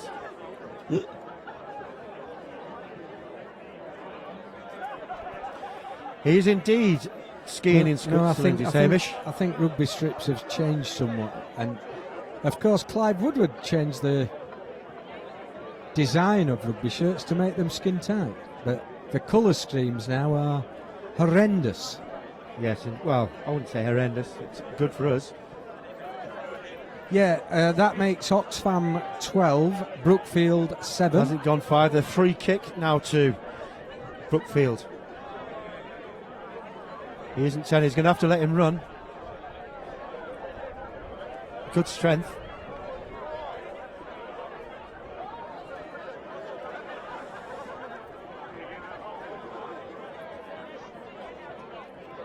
Well done. He's a bit of a handful, that boy. He is. So it must be on here. If they just draw the men. They're not attacking the line, so it's easy to defend. Exactly. Well, there's a gap. It's an open game, this, isn't it? Inside defence really didn't do his job there, but if I was defending that would be quite easy. Say again, that's a try. It's going to be a 7-pointer, this one, I suspect. I tell you what, I can't call this. You're right, Steve. I can't call this. I think this is going to. Yep. Yes, that takes Brookfield into the lead. So it's Brookfield 14, Oxfam 12. Again, so if you're playing this game, Steve, what's your thoughts? You're winning by 2 points. You're going to kick the ball back to Oxfam. What are you thinking? What is your plan? Well, at this stage, there's nothing in it, Terry. So you've got to keep playing your game and keep, if you get another score in front, then it just allows you to start playing. It's taking him in the air. That is not what you need, that though, is it? You've given them the penalty. Taking the man in the air is not acceptable. And again, this is what happens. Stopping him. That's what a mistake does, Steve. Yeah. One mistake, quick tap, scrum half. Again, it's for me, you know, you try and make sure you reduce the errors. Straight away, you know, Brookfield had to kick it back to Oxfam. He took the man out in the air, penalty, quick tap, speed of thought, Steve, gave it to the speedy winger on the left wing and score. The team that will win the competition today, Terry, without doubt will be the team that makes the least mistakes under pressure. So it's now Oxfam 17, Brookfield 14. And that's half time. I tell you, I can't call this one. I'm not a betting man. I would go with Brookfield. Sorry, I would go with Oxfam. I think they've just got 2 or 3 players that have got that X factor.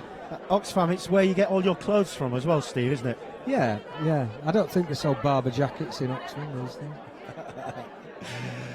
Oh, dear me. I say the sun is still out. It's getting slightly colder now for me. I've had to put my jumper on, but I'm slightly in the shade. I think it's been 13, 14 degrees out here in East Yorkshire today. Just look at that crowd by the beer tent. It is absolutely fantastic. It is good. Good Friday in the heart of England. And for the views God's at home, own country. And for the views at home, there'll be even more people in the beer tent. So, second half. So we've got Samuel watching the Pocklington Sevens at Bristol. He doesn't know where Pocklington is, my friend. Well, it's in East Yorkshire. It's near York. If you on a map, if you go to York and then to Hull, if you go along that road on the A59, Pocklington is on that road. Thank you, Steve. You should be a geography teacher. Back to the game.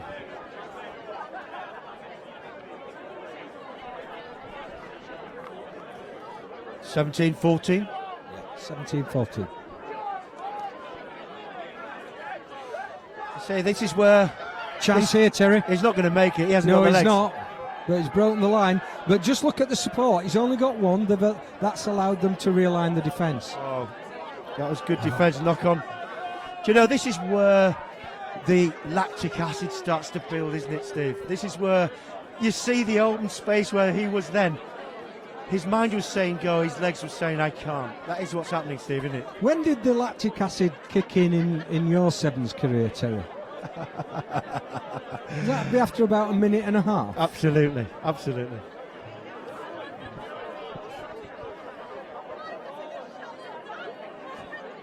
But again, it is a frightening thought, a frightening view when you've got the ball in hand and you have to go 50 This will be an metres. interesting one. Oh, beautiful offload. Some good tackling.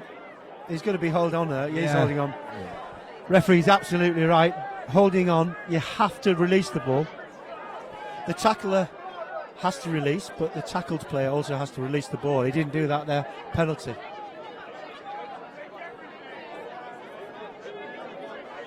He's looking for the gap. He's got a good step on him, the number 9. Very, very deep though, aren't they?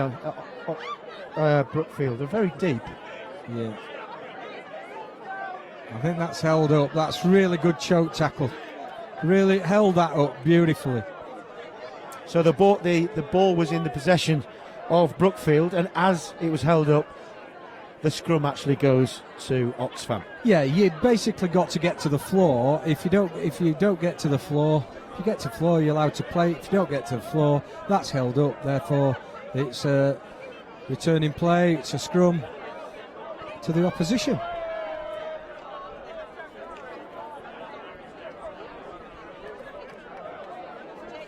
Good scrum. It's tidy. That was tidy. Chance here.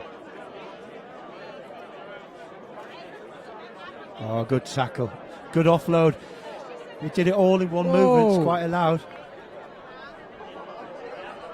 Oh, do you know, that was good. Yeah, that was good. They look quite an accomplished side, don't they? Yeah, they do. They play with the chin up, Terry. you know, most of the guys out there are looking every time. If you notice, when they're in possession of the ball, they've got the chin up all the time and are looking for the space. Exactly. I've got a text from Ryan Barron. Estrie is saying, it's just text, Hellensians should have a team. I would agree with that. I would agree with Hellensians. And Adam Atkinson, if you're watching, why hasn't Hellensians got a team in? That takes the score to Oxfam 24, Brookfield 14.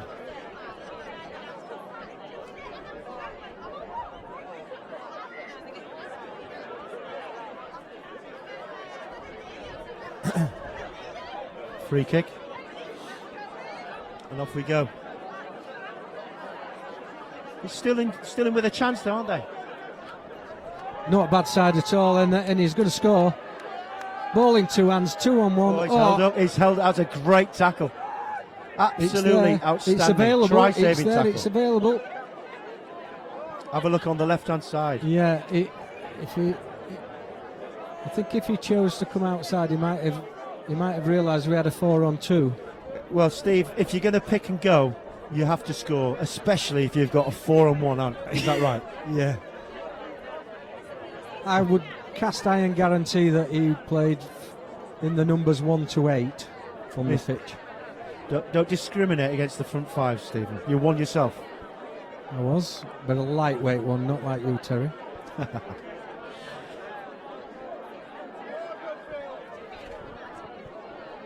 Quick tap. Must score here.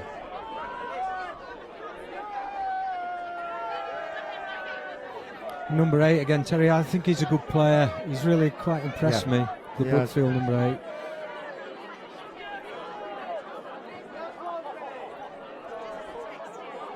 I think after this game, I'm going to let Ian Castleton have a bit of a commentary. I think I'm going to have a little walk down and meander down and have a look in the beer tent.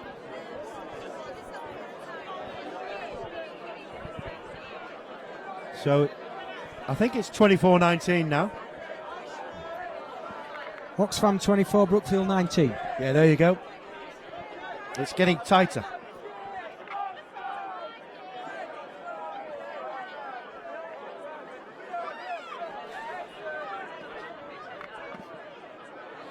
Just a tweet from Andy there. At last, some decent bank holiday telly. Hashtag Pop7. Nice step. Oh, he's got some pace, hasn't he? Look at the support. He doesn't need it. Deserved a try. Came off both feet. Absolutely first-class play. He went the distance, didn't he? Yeah, he had ball in two hands to begin with. He was testing the defence all the way through. That was a quality finish. So get your pencil out, Stephen. Where are we now? What's the scores, please? I'm just going to wait for the conversion, which is successful. So that is Oxfam 31, Brookfield 19. I'd like to think that maybe Oxfam might win this. Yeah, at 10 point, I can't see 2 tries and 2 kicks from Brookfield with the amount of time left that there is on this game at the moment. Yeah, you're right.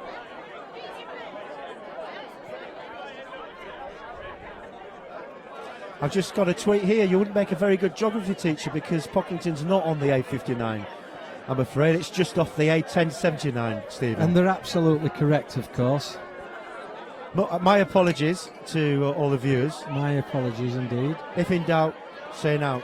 Has to be thought a fool, then open your mouth and remove the doubt. I was just trying to help our listeners understand where it is.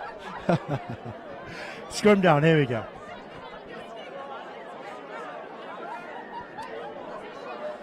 Okay, pulling round. The A59, of course, Terry, is the road from York to Harrogate. Okay. Listen, you've messed up. You stop trying to recover. Oxfam, chip and chase. He'll bounce over his head, hopefully. Oh! He took it over. No. Pot 7 Saturday home with a beer. Great coverage. Thank you, Oxbeer. Oxbeer Hunter. I've been very impressed with the standard of refereeing in the competition so far, Terry.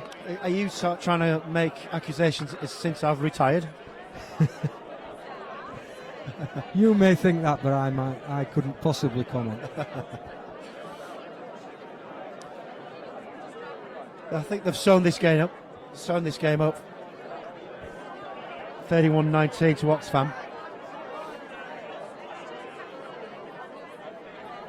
Just going back to the Oxfam team, they are raising money. It's fantastic that boys put themselves through this all for the good name of the charity. Yeah, exactly. But he's a good player, that super step.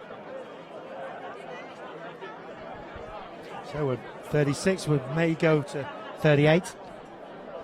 Quick conversion. Indeed, he gets it. So 38-19 is the final score. And I'll pass over to Ian Castleton, and I'll have a walk down to the beer tent to see how everybody is. Over to you, Ian. Really good game. Hello, everybody. Oxfam were challenged there. Welcome Terry. back, Ian. So the next quarter-finals between Northern Exiles, Newcastle University and Trident. We're going to go to a break and then we'll come back and pick up that exciting quarter-final.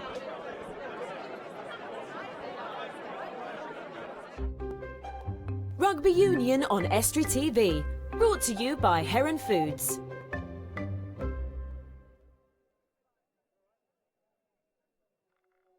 Life is simpler when you put your property affairs in our hands. We offer a full range of services covering new build, refurbishment and property management. Our estates and valuation team are one of the largest in East Yorkshire, trusted and experienced in the valuation of public and private sector property assets. To find out more or to view our latest properties for sale or to let, visit nps.co.uk. Auto Tints and Shady Days are your home and vehicle window tint specialists. With over 15 years of experience, our high-quality film applications stop glare, reduce heat, add privacy, increase safety and prevent fading throughout your car, home, shop front or conservatory. For more information, you can check out our Facebook page, visit www.autotinter.co.uk or call us on 01472 827 775. We're not your average window tinting company. Step into a magical world of puppets, mermaids and ukuleles. Birdhouse Theatre is North East Lincolnshire's leading children's theatre and events promoter, bringing national companies to local audiences at locations all across the region. With low-cost prices and ever-changing shows, there's always something new for children to discover. To find out more or to book your tickets, why not log on to our website www.birdhousetheatre.co.uk. Cars for Less Yorkshire sell quality used cars at affordable prices. Located in Wincolmley Hull, we aim to beat competitors on price and quality. So, if you want a used car at a reasonable price, come see us on Wincolmley in Hull, HU5 1RL. Or call us on 01482 343 550 or visit carsforlessyorkshire.com. At Heron Foods, we've made it our business to help our customers buy big name bargains for less. Offering an amazing range of chilled, frozen and grocery products and great prices to match. With more than 240 stores, you're sure to find a Heron on your doorstep. We strive to offer top quality goods at the lowest prices. Come and see us. You'll be amazed at the deals you can find in store today. Heron Foods, right up your street. At the Humber Royal Grimsby, you can combine style with great value to create the day of your dreams. Our 4-star hotel combines beautiful interiors, bespoke styling, and a personal service in intimate surroundings. Make your own wedding day a reality at the Humber Royal Grimsby. For an initial consultation with our wedding planner, call us on 01472 240 024. Rugby Union on Estuary TV. Brought to you by Heron Foods.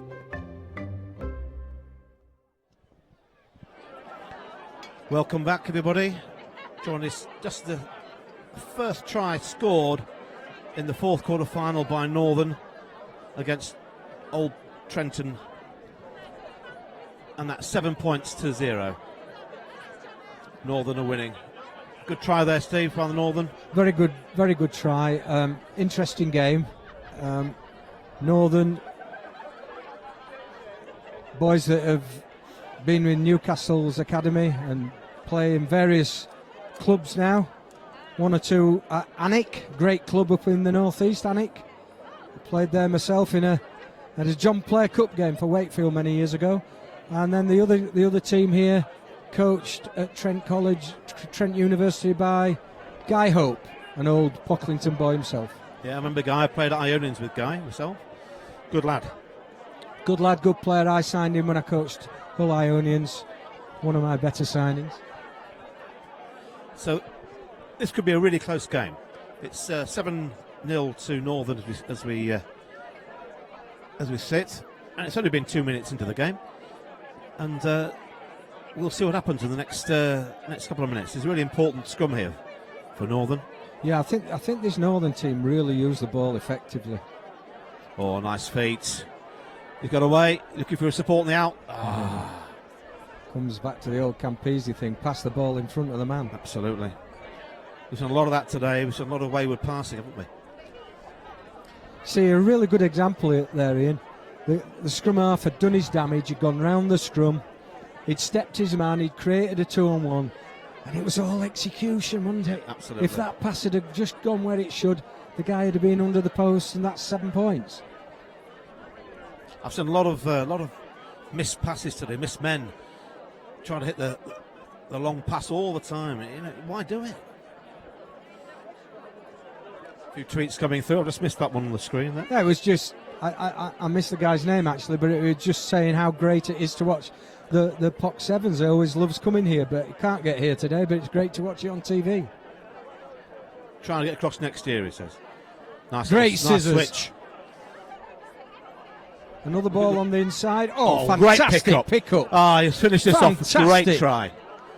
Yeah, really good skill. Oh, Ian, on that offer deserved there. the score for that pick-up alone. Definitely. Round his ankles there. They've got, I would say this Northern team's, their skill level is very high. Looking good. Yeah, they obviously if they come through this game and the score's now 12-0, they will then come up against Oxfam. They're another good side. We've seen so them so that far. will be, that could quite well be a great semi-final. And just short. Yes, He's kicked it. Kicked it. Wow. What a kick. Into the wind as well. Super.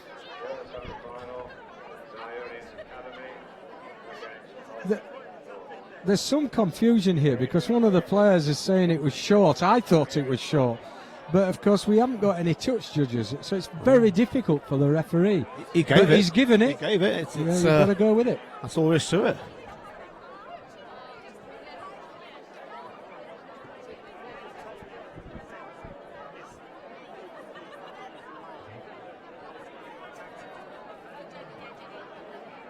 Good line here for Trent. Yeah. Two hands carrying the ball, making decisions. Northern, look, they're trying to pinpoint him, but that's good tackle. Good tackle. Over the ball. Play on.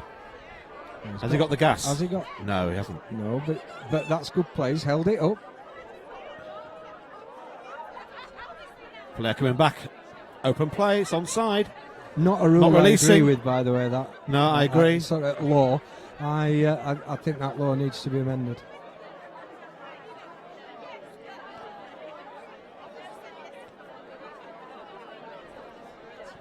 Yeah, no tweet here. How fantastic to see a local sport on Made in Leeds. Of course, absolutely. That's what it's all about for us. Supporting local rugby, especially rugby union in East Yorkshire and the whole of Yorkshire. Northern playing a very waiting game there. He spotted the gap. Good tackle. Oh, super offload. Didn't he read that well? Absolutely. The right line. You know, he could have stayed on his wing, but he came hunting. You know, Chris Ashton does that a lot. He came hunting. The minute of the bait round, he was able to get a pop off, and he was there right on his shoulder. Super play. That was good. Taking the time a little bit now. In this part of East Yorkshire area, there are a lot of rugby clubs doing a lot of hard work, like Pocklington do. Pocklington, Driffield, another super club. Selby, another club at grassroots rugby, work really hard, and up and down the length and breadth of this country. You know, there are a lot of clubs that are putting a lot of effort into. But this is a fantastic spectacle, isn't it? It's fantastic. And considering everybody here is doing it for nothing, you know, it's out of their own time to support the community, support local rugby, and for the kids. Well, it's, you know, for the future, it's about the kids. We want more young people playing the game for the future. This is the sort of club to come to. Well, rugby union's in great hands if you just look at the number of people around here today on Good Friday. It's fabulous, and I know it's a social event, but some good rugby being played. And the crowd's getting bigger, if anything. Yeah, it's half time now, and it's 19-0. 19-0. We've got a quick mention for David Isaacs over in Dubai. I'm sure he'd be warmer than us, but he's missing a great afternoon. I'm sure Terry sends his very best to you too, David. You played at Hull with Terry as Terrier's coach. I wonder if he's out there watching Yorkshire play cricket. Or is that Abu Dhabi? Where is Terry anyway?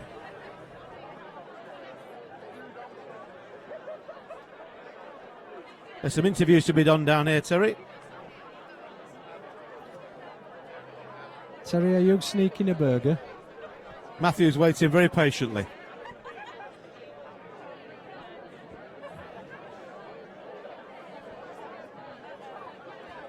Second half, back to kick on the way. Guy Hope's been on to have a word with the referee. That's not like Guy at all, is it? Trying to influence things.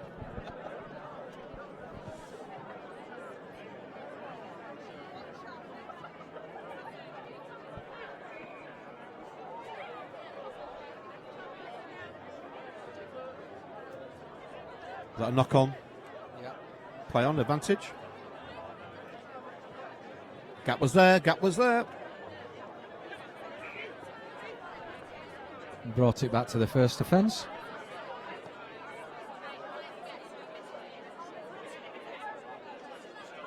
The buzz and the atmosphere around here is absolutely phenomenal. As we move towards the final, the noise just increases. And the more the beer's flowing, the more the noise increases. And the singing starts, and this is what it's all about.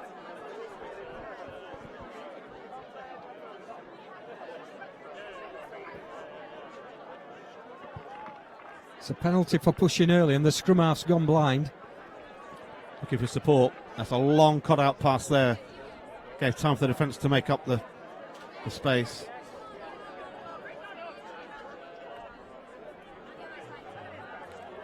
Pressing back inside with the numbers.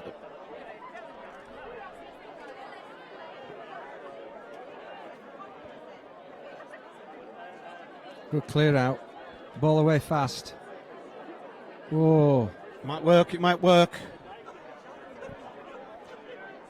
Take it wide. Ah, nice feet. Great skill. It just, unfortunately, the pass stopped the run. It's good defence by Northern. They're not committing. They're not coming internal. Side, Ian. Yeah. Oh, first mistake. Advantage play on. No advantage there. Do you know, I was just beginning. If he'd have taken that, I was just beginning to think I was expecting a long kick. There's nobody at home down there. Look, there's oceans of space.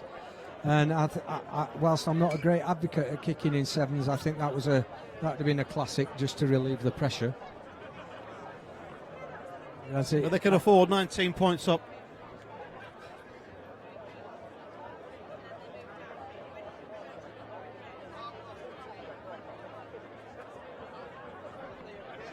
Five minutes to go.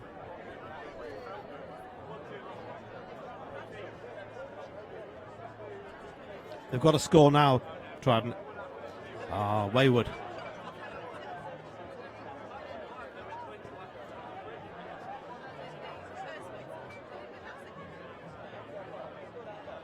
Good fend. Well, they've gone direct.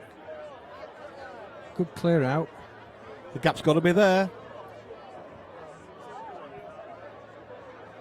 They're working hard for this, Steve. They are. More defence again.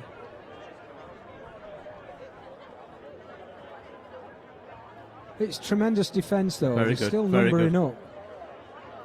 The angle. He's got Yes, that. he has. Good angle. Came on the inside shoulder, really good inside ball. And they worked hard for that.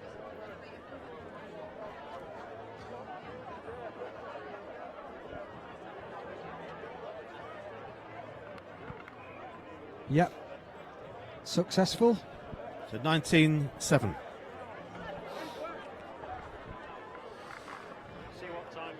So that's Northern 19, Trent 7. About 4 minutes to go, give or take.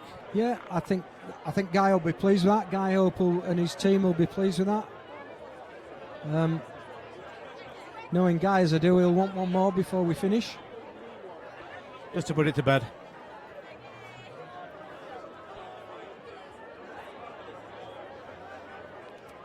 Look at the player of the tournament, Steve. The number 4 for Northern. He's played really well. Yeah, he's a good player. I do like the two guys from Leeds Beckett's 20 and 21. Good ball. Good ball. Oh, good ankle tackle. tap. Great little tackle. Oh, 1-on-1. Where's he going to go? Did they take him wide? I quite fancy him here.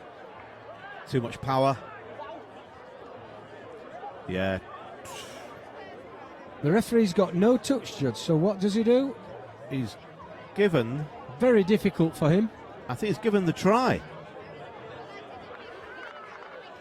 He's given the try. Given the try. I don't think he had any alternative. Well, no touch, Judge. I think that just seals the game now. Yeah, I was going to say number 4 for Newcastle Northern Exiles, Harry Fenton. Yeah. I think he's had a really good game. He has had a tournament. really good game. What I like about Harry is just the basics really well.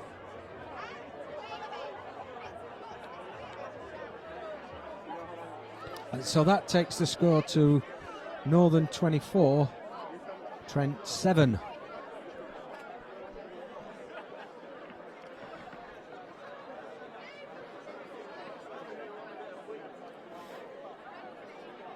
In no rush now. That's a cracking kick-off. In the air for ages. Anywhere throw. Oh. The chance in the round now to try and get back into this. 2 minutes to go, maybe less. They're trying to work the blind side. Got nice feet, Good that lad. step, nice feet. Unlucky. Oh, it's play on, play on. This is all about gas. The fence has come across there. They're playing that full-back in the sweeper position. It's got to come in. It's got to come in. Should have gone for that. Good ball.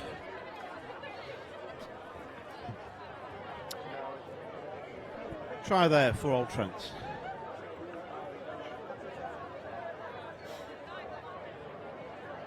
That makes it 24-12. He's had a go at the kick. I couldn't have that one over, Steve, could you? I don't think he's going to give that. It was pretty close, but nobody was in a position to see whether he got it or not. But I don't think he did. The angle was impossible. Yeah. Still 24-12. I'm just looking around the ground here now. You've got sides warming up for the semi-finals. I've been in this position myself. 3,000 people here. They're all having a great time. You want to be having a great time, and you're warming up to play in a semi-final, and you know that your food and your drink's not going to happen till 7 o'clock, 8 o'clock at night. But if you win that trophy, Steve, the beer tastes better. It certainly does. He's here. Nice He's little break. Harry's going here again. Look. He's turning him inside and out. Turning inside and out. Go yourself, Harry. Oh, lucky. Just went backwards. I think that's play on. Referee's played on. That's yeah, super I think so. play. That's 29. I think that's the game. That's 29-12. With the kick to come. And I think that could be the end. Oh, hit the post. And there you are, 29-12 to Northern.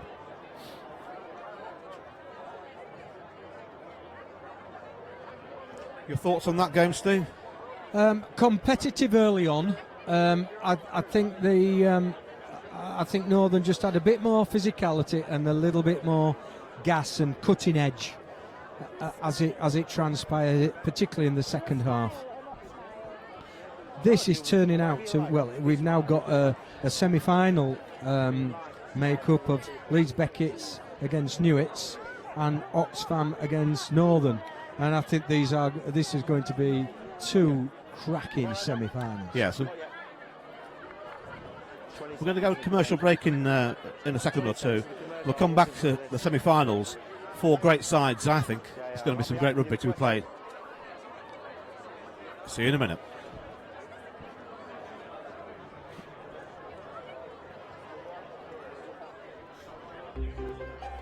Rugby Union on Estuary TV, brought to you by Heron Foods.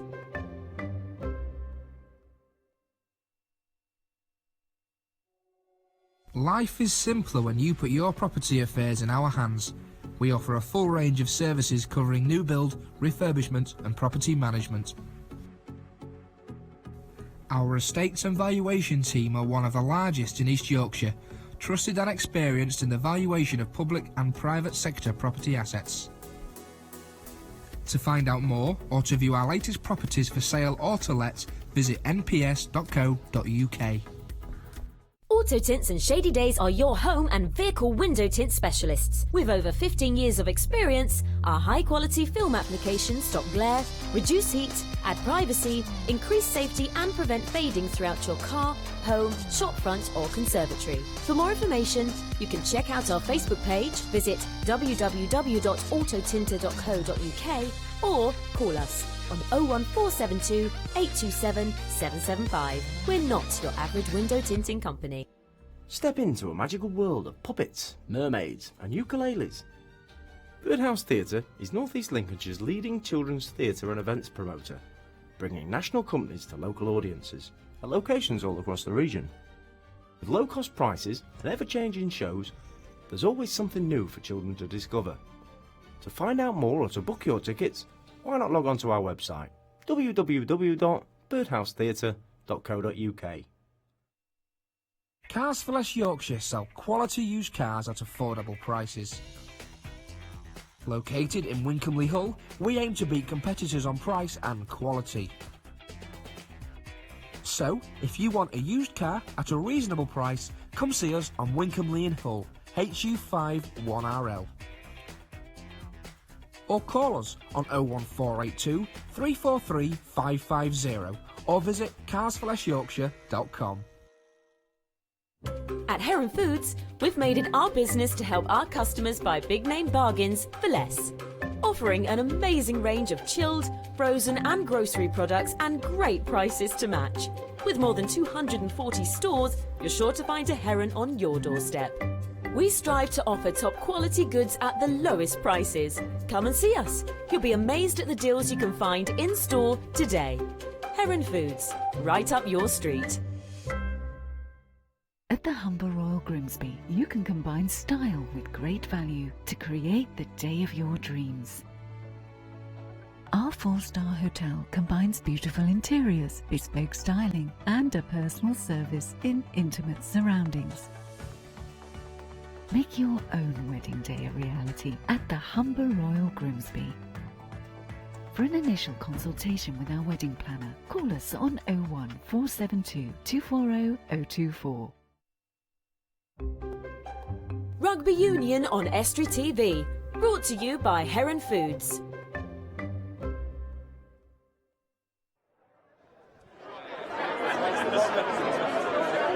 Pocklington Rugby Union Football Club, where we're watching the live sevens at East Yorkshire. I'm stood here with a young supporter. Afternoon. So tell me, what's your name? My name is Matthew. Matthew. So do you play rugby yourself? Yeah. Okay, what position do you play? I play number 1 loose-head prop. So you're a prop. Okay, so you play, I see this Hull Ionians Rugby Club. Do you play for Hull Ionians then, do you? Yeah. Okay, so who's your favourite player in the whole world? Richie McCaw. And who's he then? He plays for New Zealand and is a flanker. All right, okay. So somebody tells me that your dad is commentating today. Is that right? Yeah, and he was practicing in the bathroom, looking in the mirror and for his commentating. Oh, was he indeed? Okay, Yeah. and he's bought something quite special today then, is your dad as well? What's he bought? Yeah, makeup Has he really? What was that for then? for his face so it don't make him so ugly. Well, thank you very much for that insight into that. And I'm going to go back to the gantry now, and maybe Ian Castleton can tell us a little bit more about this practicing in the mirror and buying some makeup. I haven't got a clue what that's all about. I can hear you all very clearly. There's going to be I'm sorry trouble about at that, nowhere, I tell you now. Look, watching the game here. Leeds Beckett's down 7 against Newitts. And I shall be talking to my son later on. Fantastic. Thank you very much, Terry and Matthew. Right. Leeds Beckett's trying to get back on level terms here. Ball moving left to right. And there's got the space. He's got the... No, he's come back inside. Went backwards. It's the first time this afternoon, Ian, that Leeds have been under anything like pressure. Their response has been quite impressive. They've really stepped the gas up. Newitts are a really good outfit, and this could go either way. Watching the first few rounds, I thought Leeds were shoo-in for the final, but you never know. You never know.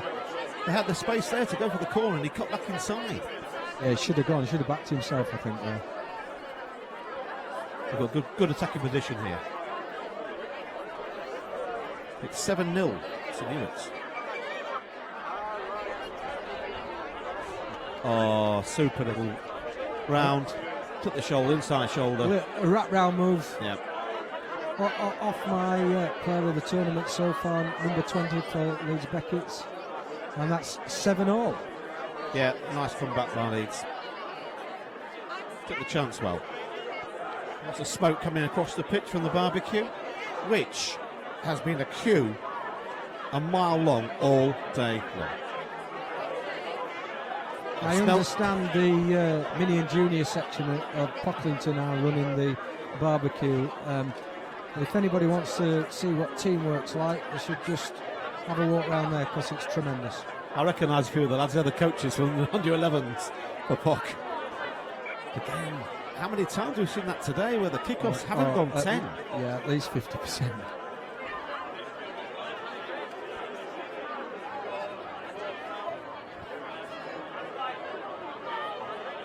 So Leeds Beckett's playing with a sweeper. They are. Yeah, it's the first time they played with a sweeper, I think, today. And it's deep, it's playing deep. Yeah. If you notice, look how the defence has to move all together. The 2 there has to get closer to the 8, else there'll be a gap.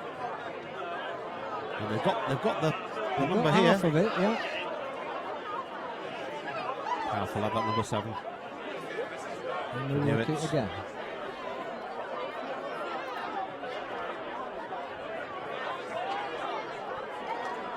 Good ball. They He's patient build-up. Keeping possession. They're being patient. Leeds Beckett's defence are working together well at this stage, forcing them back. Good communication making the by kick. them all. But he's got 20 on the turn. Actually, the kick's too good there. Yeah. Could have done with staying in play. Too firm. Too firm. Line out Beckett's. Interesting game. We've got 7-all. Newitts against Leeds. First half into the 22 of the Leeds team. Leeds throwing in at the line-out. Nice ball. Has he got the pace on him? No.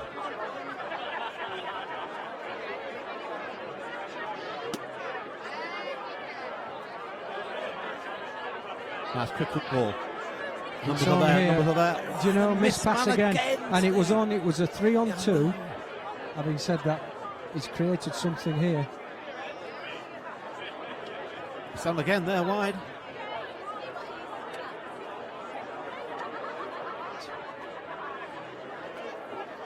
Got away from it. Missed tackle.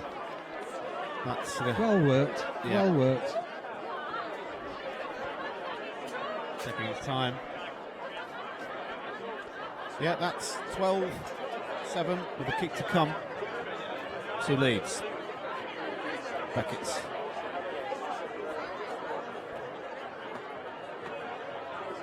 And he kicks that, so it's 14-7.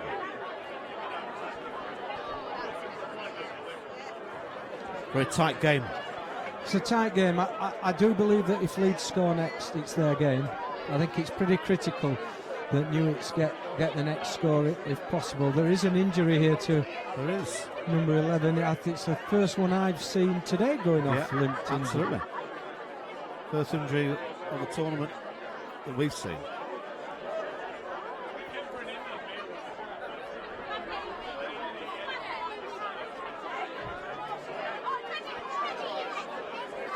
So this is the first semi-final. It's Leeds Beckett's against Newitts from Darlington. We've got a tweet coming through. Great day watching the rugby. 14, Newitts 7. Standard is top box, looking forward to the semis and final POC 7s. Minnie Nicholson.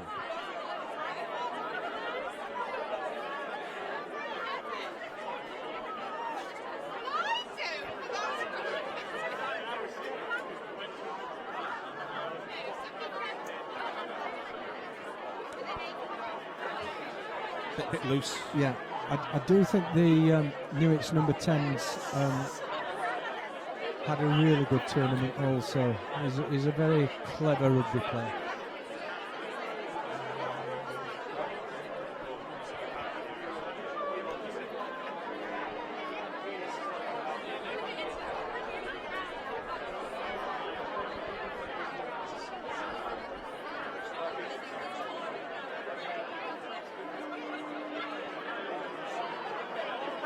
Newitts in possession on the halfway line, kick forward. It's going over number 21's head. He's been absolutely excellent all afternoon. He's covered that well. Great play from the Newitts back. Very unfortunate there, not in numbers. Oh, and nice. There's an opportunity here, Ian.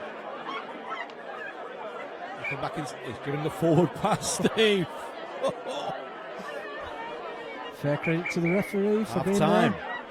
He was there, right alongside play. He's arguing, he's saying it wasn't ref. I think you find it was. So, score in it, 14-7 at half-time to Leeds. Yeah, all to play for. I think we've all shaken our heads at the referee from time to time on the pitch, me more than most. 35 years of playing rugby, Steve, I've never seen him change a mind once.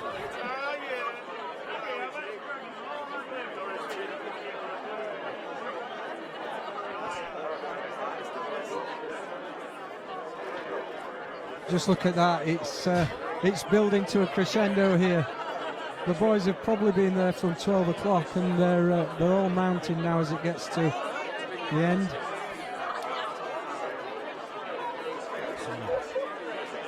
Some great views of the crowds there, Steve. Look at the crowds outside the beer tent. And there'll be even more inside at the bar. I'll have to wait for mine a little bit later when I get home because I've been driving here today, so I'll stay dry until such time as I get home tonight. Thoroughly enjoyed this afternoon. It's been fantastic. Got a little bit chilly in the air now, sat up here, but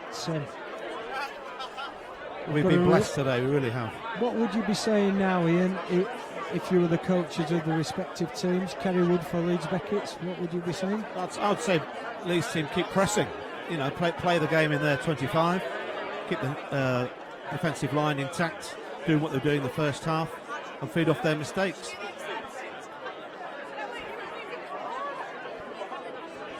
They've shown they can score the tries. Well, it's all to play for. Leeds Beckett's obviously, I think they've got 4 internationals in their team today. They've come to win this competition, there's no doubt about it. Yes. They want to get to the final. They want to play Oxfam, who have won it the previous 2 years.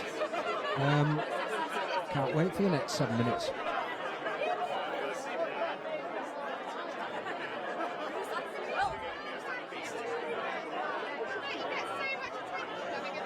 This boy's got some pace. Oh, That's the player of the tournament I think for so. me. And I think you're right there. Nice. absolutely super finishing. Good try there. That takes the score. Leeds Beckett's 19, Newart's 7, with a very difficult conversion to come. That's extra score. It just takes it a little bit further away from Newart's.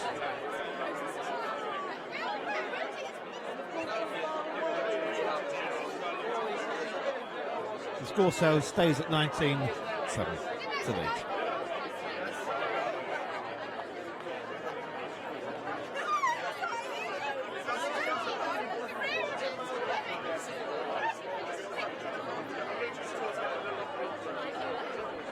Just confirmation with the score on the screen there, 19-7.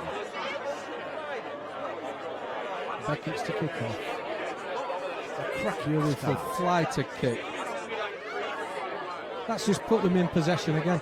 He's been a tremendous all afternoon, is the number 2. Strong, staying on his feet well.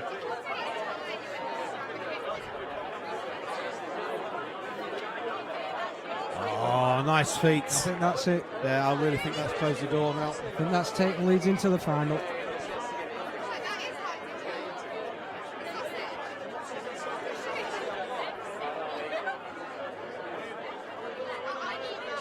That makes the score 26 points to 7 in favour of Leeds.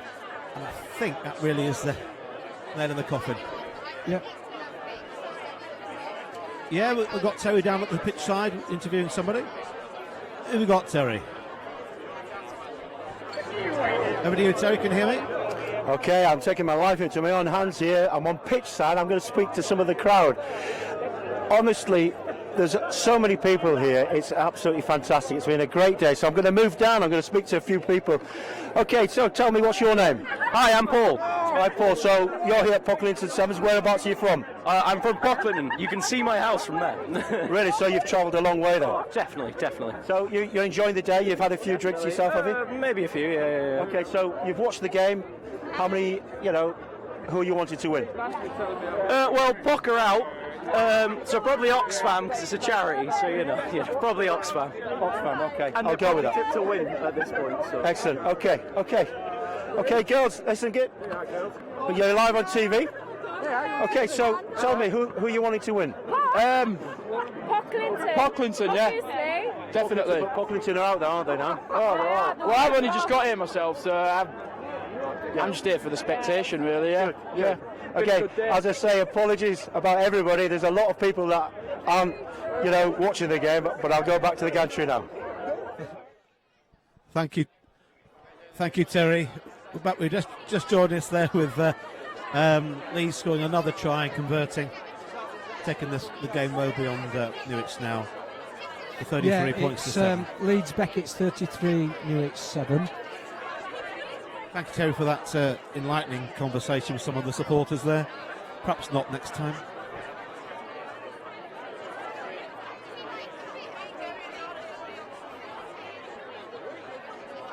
Confirmation of the score, 33 points to 7. We're coming to the end of this first semi-final, and I think Leeds have been well worth the win, Steve. Yeah, they've stepped up to the plate here. They've looked the quality side they are. And even when the substitutes are coming on, and here's a forward pass it was. The 21 on the wing's been absolutely exceptional all day, as the other winger. Yeah, and backed up by the rest of his squad. I think there's some strong players in that team, and I think they're favourites for me at the moment. We'll see what happens in the Oxfam Northern game. Yeah, but I think this game's just about finished now. Yeah, absolutely. I think I think we'll try and get Kerry Wood. We've got Rob Webber tweeting us. Hello, Rob. Hope everything's okay. OP is all spent. Now at the beer tent where you should be. Okay.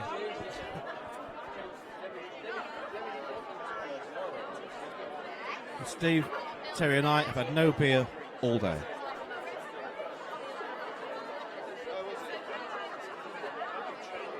I think what we should do is try and get Kerry Wood, the coach of Leeds Beckett.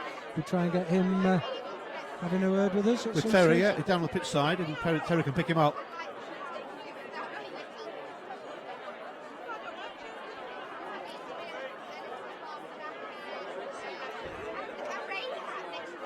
The mighty Whites of Yorkshire. Thank you very much. Tweet here. Great to have Pock Sevens on the box. Decent commentary out of Yorkshire. Decent commentary stuff.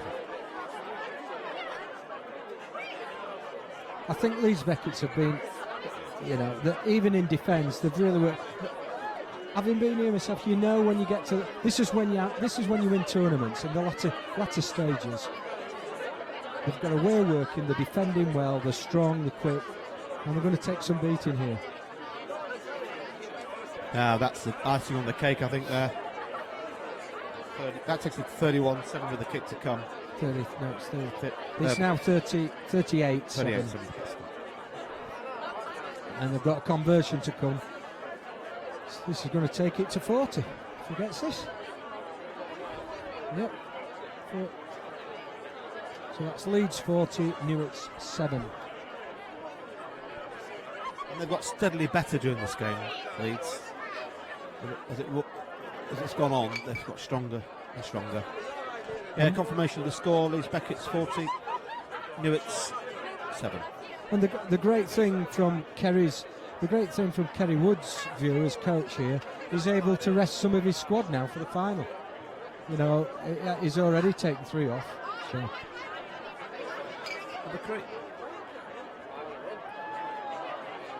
Can't believe I've just tuned in the TV and Pock Sevens on live. Good times, fab memories. Who knew that actually played rugby? No. All right, fair enough. Thanks for these tweets. Keep them coming. Yeah, that confirms Leeds going into the final at a 40 points to 7. Thoroughly deserved. Right from the very first game, they were highlighted. Even when they walked into the ground, everybody were talking to Kerry Wood and his team today. They've lived up to it. They're in the final quite deservedly, and who's to say they're not going to lift the trophy today? Well, this has been the big test now. Who's going to meet them in the final? Oxfam or Northern? I would be putting my money on. I think I'd be putting my money on Oxfam. Oh goodness me! Look who's arrived. Terry, I'm going to hand you over to Cassie. Have you survived that? Oh, my goodness! I mean, walking around there with the crowd, it's just you ask people questions and ask them about the game, and they say which game, and I realised very, very quickly that nobody had a Scooby-Doo about the scores or who was playing or anything.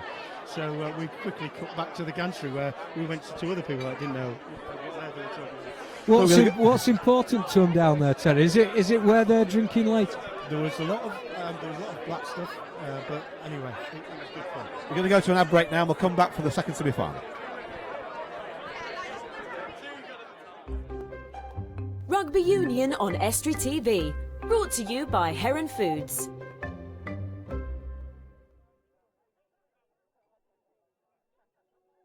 Life is simpler when you put your property affairs in our hands.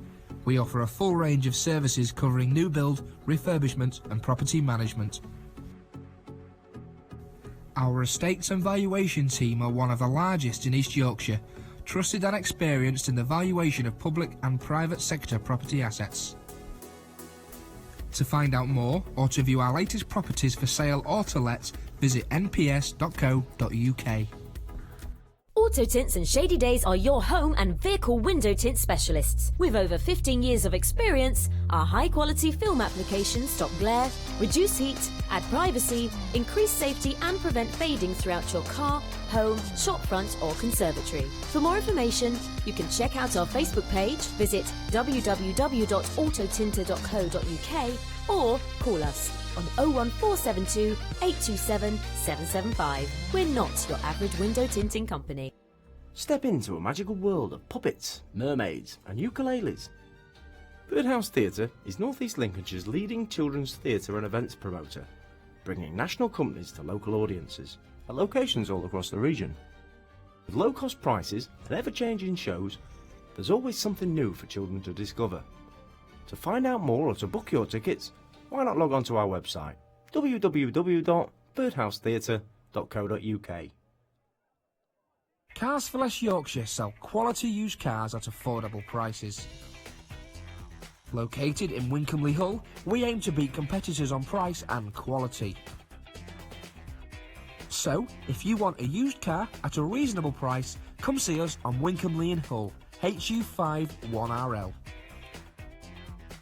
Or call us on 01482 343 550 or visit carsforlessyorkshire.com. At Heron Foods, we've made it our business to help our customers buy big name bargains for less. Offering an amazing range of chilled, frozen and grocery products and great prices to match.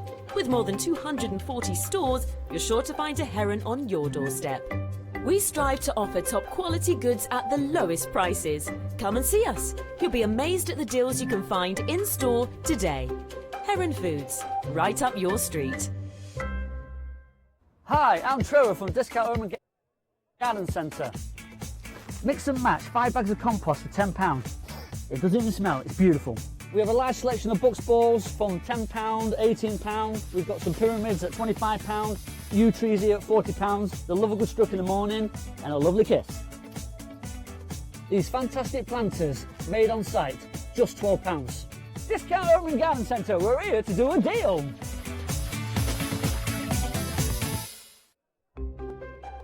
Rugby Union on Estuary TV, brought to you by Heron Foods.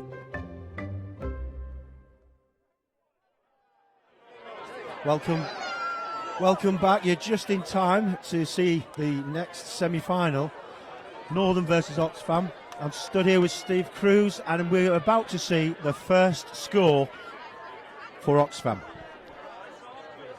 We are, but that was outstanding defending. It was Northern pressure. Northern had the ball for a good 2 minutes, Terry, and they'd worked their way to 10 metres from the Oxfam line, and a great tackle and turnover, quick ball to the winger, and he's gone the full length of the field. Again, you know, they haven't had the ball, and the first time they get it, they score. And this is so, the unpredictability of sevens is, you know, you can be on the rack and all of a sudden one breakthrough, you know, you're 7 points up. Yeah, in the 15-a-side set game, we all say, you know, pressure makes points, don't we? But actually in this game, anything can happen, and if you've got some speed merchants that can do the length of the field, then, you know, things change dramatically. Yeah. Okay, I have to stop ignoring his tweets at Jacob. He really wants to be on TV and he's fully committed fan. Well, you've done it. You can relax and enjoy the game now. I must say that it is being streamed worldwide. Things are going a bit balmy, and Estuary.tv, it's been streamed worldwide. So we're on our second semi-final, and we're going to find out between Northern and Oxfam who are going to meet. Beckett's. Anything in this game, I think, Terry.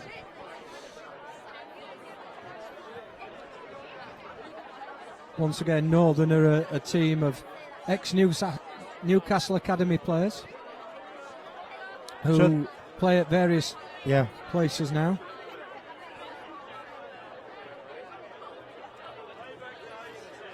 So it's basically it's the Newcastle University side, isn't it, Stephen? That's right, that's right.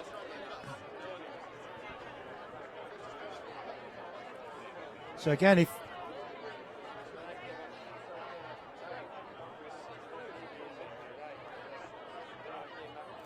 Well, he was only going to go one way, Steve, and nearly got through, but it's certainly a good gap, hasn't he? He's offload. created the gap. Oh, he had a man outside him there. It's in one hand, Terry, he can't pass. So the score now is, well, it was 7-0. Oxfam score again, and I suspect, well, at the moment, that's 12-0, and I'm sure that will be able to pop the conversion over. So it's looking very much likely that Oxfam will be in the final. And it's going to be a cracking game, the final. I know I'm not wishing this game over, but the final is going to be good, isn't it? It's going to be great. Yeah, the holders are Oxfam. They've won it for the last 2 years. So the team that are in possession of the ball, taking the conversion now, are the holders, the current holders. So if it goes with the history, potentially they could hold it again. I think they won it the year before as well, 12-0.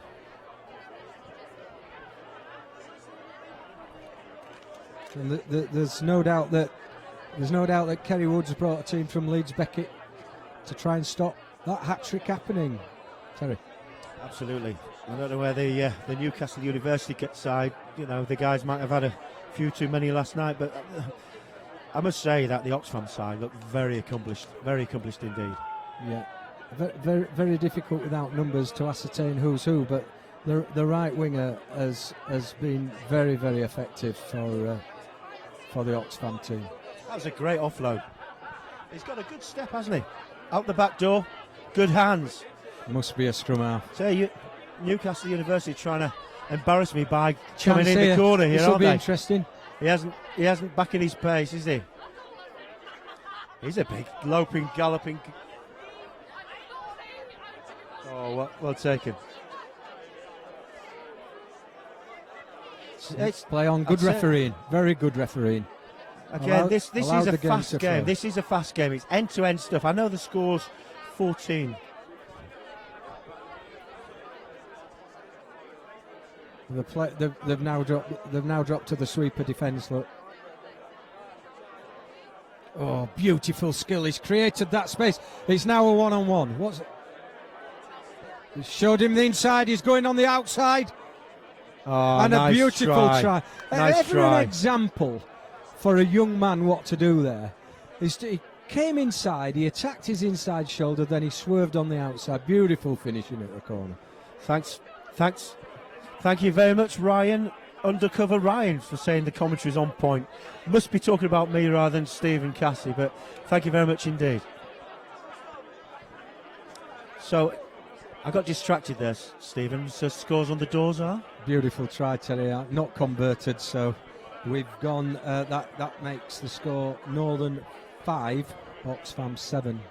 No, Oxfam, I think they've got 12. Sorry, beg your pardon.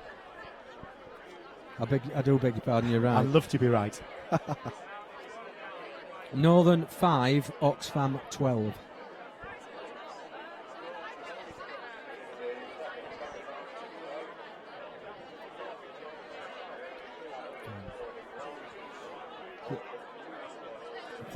Yeah, we've got the final taking place in approximately 20 minutes. Just heard that the Ionians Academy side have got through to the next round in the plate, which is good news. 41 points to 20 odd. So the Northern are now moving the ball from side to side. They're trying to work the defence. It could be through. That's it. Harry Fenton's been really good. Oh, that was number 4 for great Northern. play. Harry Fenton. He's had a So great we're down tournament. He 10 made points that to try. 12. 10 points to 12. Steve, it's not over until the fat lady sings, is it? It's not. Once again, Harry against 2 men attacked the space, offloaded. So he's going to take the conversion, and I suspect then it's going to be half time. Big kick. Terry. They'll nudge them 1 point ahead.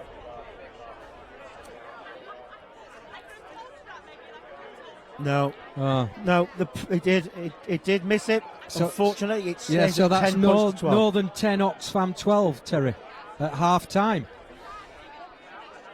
Exactly.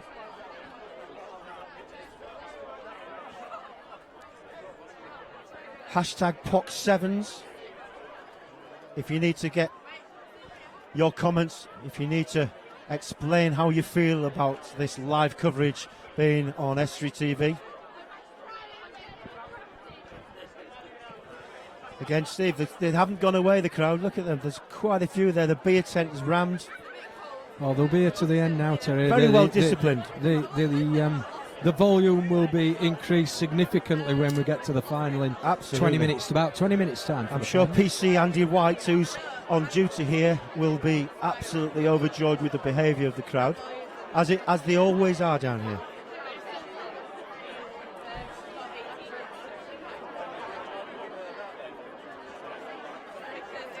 Okay, loving chilling with a cider, watching Pot Sevens. Great end to a sunny day. Shout out to my housemates watching me. Okay, Helen. Thanks, Helen Paddock. Thank you, Helen. Don't be drinking too much cider.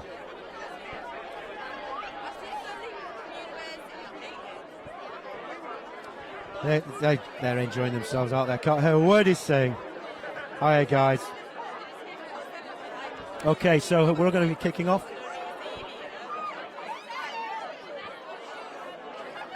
Okay, so somebody's watching Pot Sevens. It's Stephen. He's going to get. Oh, hey, he's going to stick his neck on the line. It's a close one. It's say a close Northern. one. Northern to beat Oxfam. Well, get yourself some money on it.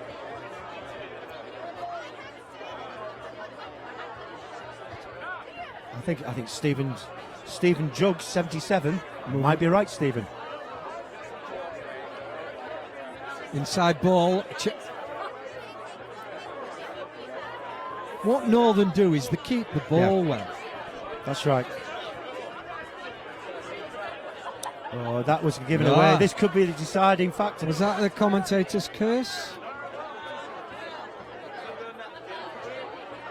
Ash Garnett, my son. Ash Garnett's tweeting. Great atmosphere. Pot 7, some good rugby being played. Oh, lovely chip. Oh, I must say that my son's tweeted that, and he should be here Simon playing. Lazenby, the referee there, right on the money. Chip through. The ball went forward, and he's given it as a knock-on. So, Steve, it's still tight. It's very, very, very, very tight at the moment. Very exciting. You don't look excited. I'm very excited. I'm getting a bit chilly now, but that's my age, Terry. Very important. There's nobody at home. There's no sweeper, and they No could kick it sweeper. long.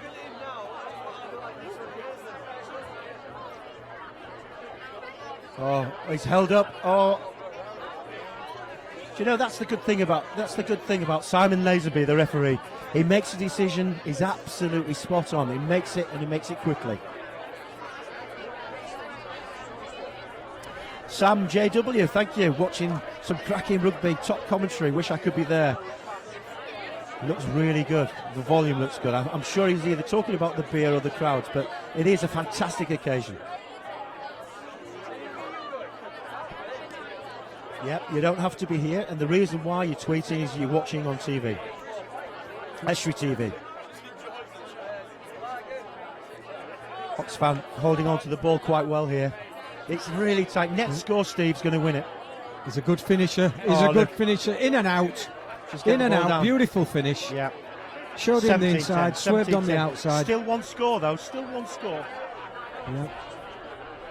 That's Northern 10, Oxfam 17. As we enter the latter stages of this semi-final of the Pocklington Sevens. Watching it, LL Cool is just tweeting, watching Pot Sevens live on TV, played there last year in the league. Cracking traditional rugby club. I would agree with you 100%. I would agree with you 100%. A really good club.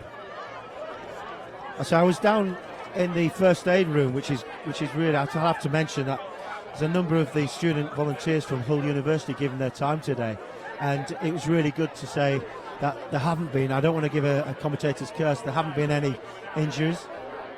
Yeah, the score now is Northern 10, Oxfam 17. Watching Pot for the first time, very exciting. Thank you, GMAS.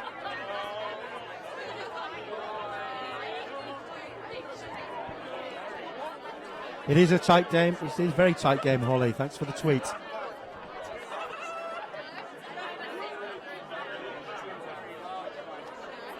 It's a bit scrappy, this. Yeah, it came round from the side. It did come round from the Good side. refereeing. Great work from the number 2 from Do you know Northern what? I'm there. Picked surprised up, he's not doing the released the final, ball, Steve. picked it up again. I'm surprised he's not going to do the final. Yeah. Yeah, they'll give it to the up-and-coming superstar. Yeah, well, I haven't brought my boots with me. Well, probably it's on quite here. rightly so. So they've dropped a sweeper in now of Oxfam just to avoid the chip and chase. He's holding on there. He Yeah, is holding on. Great refereeing. Absolutely. Great defensive work, top refereeing. Definitely holding on. All right, we've got BC Smithy, another viewer from Dubai. Thank you very much for your tweet. It's amazing, here we are in East Yorkshire. It's through. It's a try. What a try. Inside flick. Ran at 2 men and it flicked the ball on the inside to a supporting man on his outside shoulder. Terry, I think that's probably just taking it away from Northern. I think here. it might be, absolutely. For the viewers that can't see me and Stevie here, when Stevie's commentating, he's actually moving his hands as though he's passing the ball. He gets very animated. He lives and breathes it.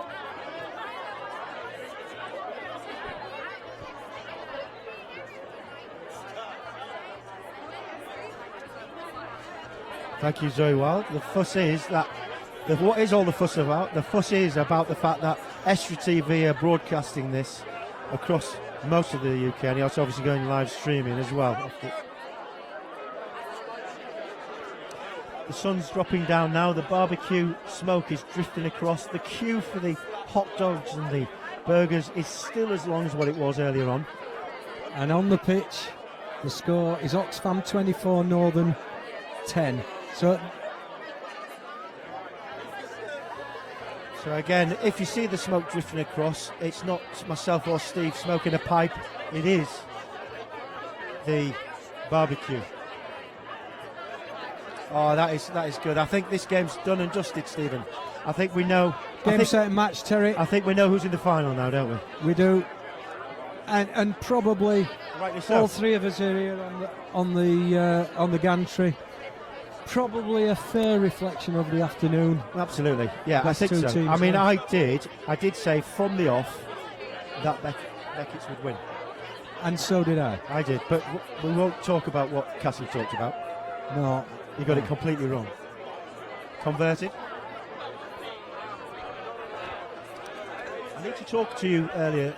I talked to your son Ian about makeup. I need to talk to you when we're off air. Yeah, the score now is Northern 10, Oxfam 31. So that's going to leave us a final of between Northern and Leeds Beckett. Rugby saved He's his gone life for the short 10-yarder. He's done it. Meters. He's Oh, he knocked it on though. Simon don't agree. Knock on.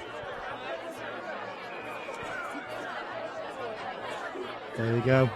That is it. We now know the 2016 finalists.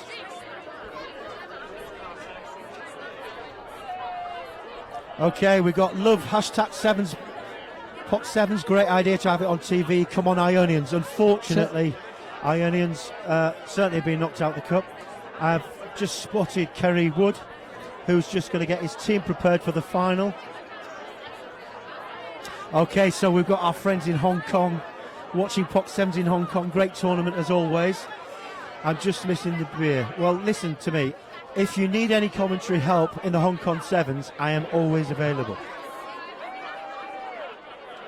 Terry, that's my afternoon's work done, because I'm going to hand over to Cassie for the final.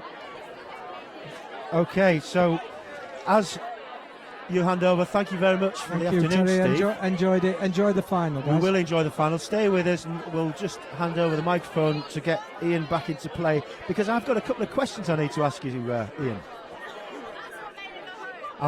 I'll be asking you after the break. Thank goodness for that. Rugby Union on Estra TV. Brought to you by Heron Foods.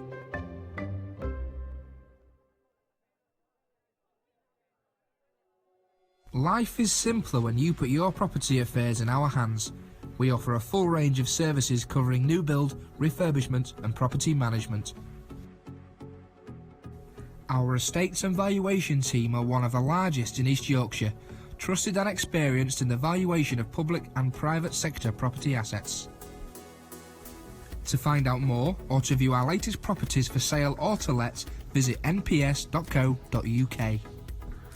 Auto Tints and Shady Days are your home and vehicle window tint specialists. With over 15 years of experience, our high-quality film applications stop glare, reduce heat, add privacy, increase safety and prevent fading throughout your car, home, shop front or conservatory. For more information, you can check out our Facebook page, visit www.autotinter.co.uk or call us on 01472 827 775. We're not your average window tinting company.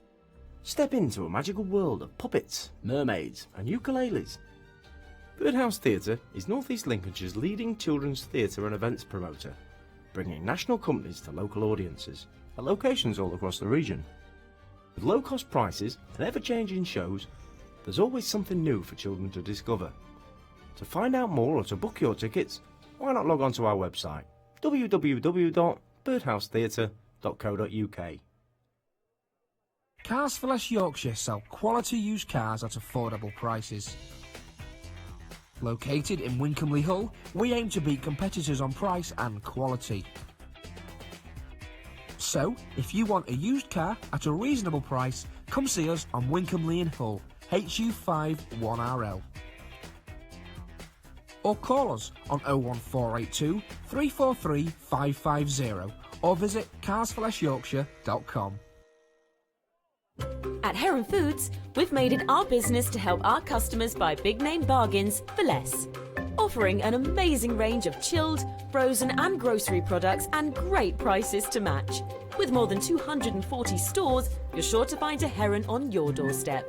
We strive to offer top quality goods at the lowest prices. Come and see us. You'll be amazed at the deals you can find in store today. Heron Foods, right up your street. At the Humber Royal Grimsby, you can combine style with great value to create the day of your dreams. Our 4-star hotel combines beautiful interiors, bespoke styling, and a personal service in intimate surroundings. Make your own wedding day a reality at the Humber Royal Grimsby. For an initial consultation with our wedding planner, call us on 01472 240 024.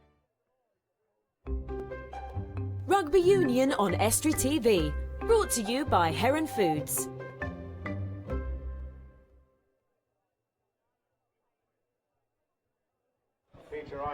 We're just watching the final of the plate between Ionians.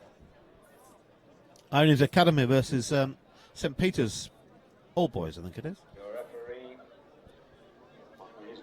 And St Peter's are winning 5. It's nice to see a local side, Ionians, do very well. Old Peterites. And can you see the smoke drifting through, gentlemen, Good ladies and kick-off. gentlemen at home? It is from the barbecue, so don't panic. There aren't any fires. I'm sorry, I've just realised it's Adam Robson refereeing this one.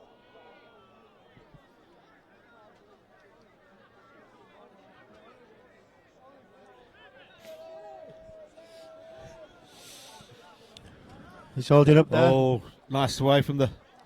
Oh, fence there. he made up for it well, though. He came back. It's clear this is a plate final, not the main final. Yep, for those viewers at home, it is the plate final. The teams that are in here have lost their first game, so that means they go into the plate final.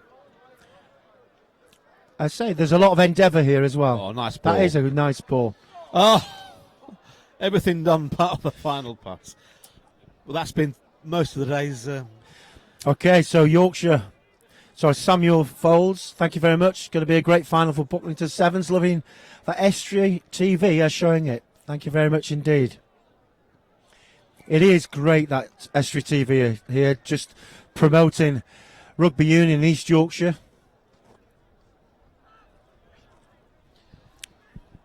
top atmosphere here at Poc Sevens, been queuing for a burger for half an hour. We would like to have a chance.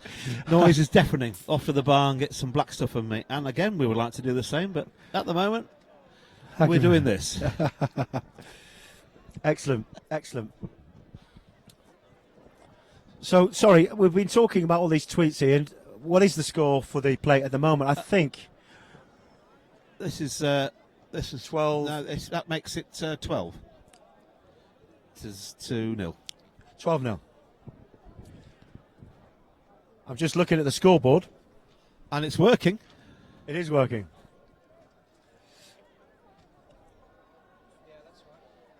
So just to remind our viewers, Estuary TV, watching live at Pocklington Sevens. We're watching the plate final. We're waiting for the main event, the final of the Pocklington Sevens Cup 2016 between Oxfam from Norfolk and Beckett's from Leeds. And that kicks off straight after this game. Nice ball. So I'm looking at the score. It's 12-0. To St Peters. They were winning 12-0. Little pop ball. This is the Ionians. This is the Ionians Academy side as well, Ian. They're doing really well. They're only young guys, aren't they? Yeah, there's the young lads from Ionians making their way in the game. And it's good to expose them to a little bit of, rugby with a lot of people watching. There's not many times that young kids can get in front of a crowd as big as this, is there? No, there isn't. Both sides are very young, and it's a great experience for them, playing in front of this number of people, and on television. Exactly. Live on Estuary TV. That's nice feet. Go on, man. That's all great play. Nice. Good cover back there. Unlucky. Good try. No, he's been somebody shot him in the leg. Hamstring's gone. Okay, Ian Furlong. Nice commentary, Terry. It's good to see local rugby on the TV. Ian Furlong, the only person to represent England at every single level, apart from the main one. But Ian, is that you? Welcome and thank you. Used to play number 8 for Hull and East Riding in the olden days. Great player. I remember Ian. So our Ionians just managing to get themselves back in this game, 12 points to 5. One of the old boys has gone down with the old hamstring issue. I don't know whether that's through embarrassment or it's actually a true injury. I think it's to be fair to him, it is a proper injury. I think he made the kick there. It's been a great day today. The score now is 12 points to 5. The old boys. St Peters. Oh, that's a well-timed hit. They're in again. Oh, that's a forward pass. That's unlucky. Do you know, a game can turn very quickly in, can't it? It's nearly a score. Forward pass, so we'll go back for the scrum. So forward no score there for Ionians. So it's a scrum.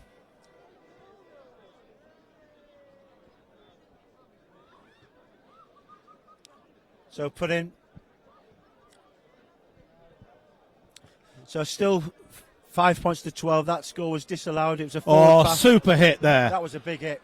He has to let go of the ball when he's on the ground, though, I must say. Nice feet by St Peters. It's a shame to see that guy go off for St Peters because it's the first injury we've seen on here, and don't like to see injuries, and I'm hoping he's okay. Hashtag Poc7s if you need to tweet us. We're live here on Estuary TV at Pocklington, East Yorkshire. Looking at the Pocklington Sevens, one of the oldest Sevens tournaments in the Yorkshire area. It's got some fluidity to this game. Ian is doing really well with it. Oh, what a hit. Do you know? Good he's ball. Put some big hits in that number 8. He's isolated. 14's going to have to let go. It could be a penalty. He's stolen the ball. He's done really well. Referee's right. Quick tap. Off he goes. Oh, good double tackle. Well played.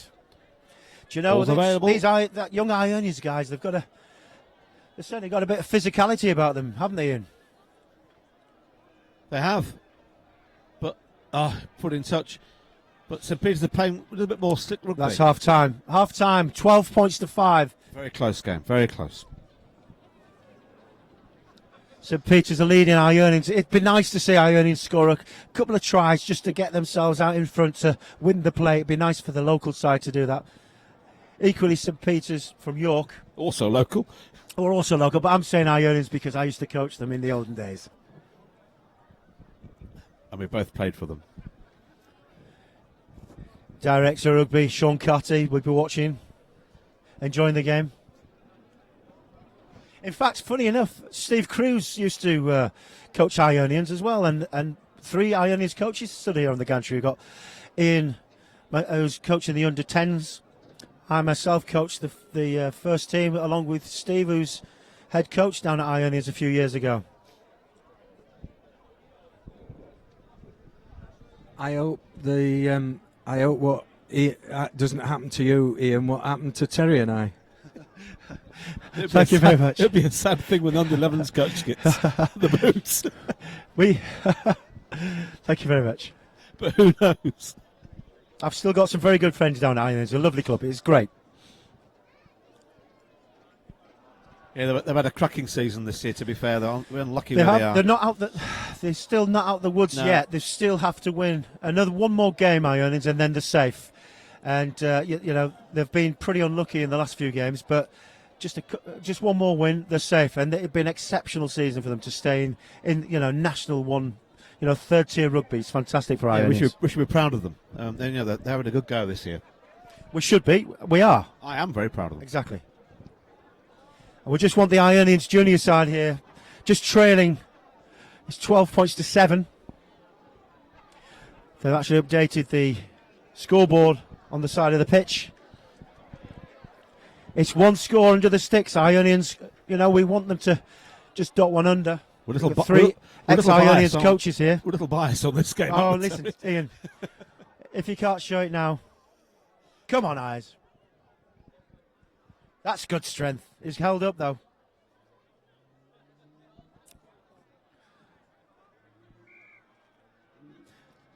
Coming from Hong Kong to England has been amazing, but the Pox Sevens tops it all. I think it does. Oh, and it's nice brought angle. to you by Estri TV. Good tackle. It did well to roll round. Yeah, afraid again, it it's just isolated. Adam, the referee, absolutely right. This is our up-and-coming referee, Adam. He's going to be yellow carded. Absolutely. He's going to spend 2 minutes in the bin, in the naughty corner. He took the man out. He didn't wrap his arms around, didn't make the tackle properly. Oh, that's nice. Out the back door. Is he going to score? Chase him down. Oh, what a tackle. What a tackle. Unbelievable. The ball back. That's that was great rugby. awesome. Do you know what? That was, for me, that was one of the best things I've seen all day long. That was unbelievable. Chased back, made a fantastic try-saving tackle, released the tackled player back on his feet and robbed the ball 100%. I just heard someone in the crowd say that was brutal. I think absolutely it was brutal. Oh, what a step. Stay on your feet. Tackle, young man. Well played. Ionians are really trying here. He's off his feet. He's off his feet. This is where it starts to bite in. Your lungs, you're burning. Your lungs are burning. Your legs are going to jelly. All you want to do is win. You're 1 score behind. Ionians just need this 1 score just to win the plate final. They're just so close. In touch there. Quick throw.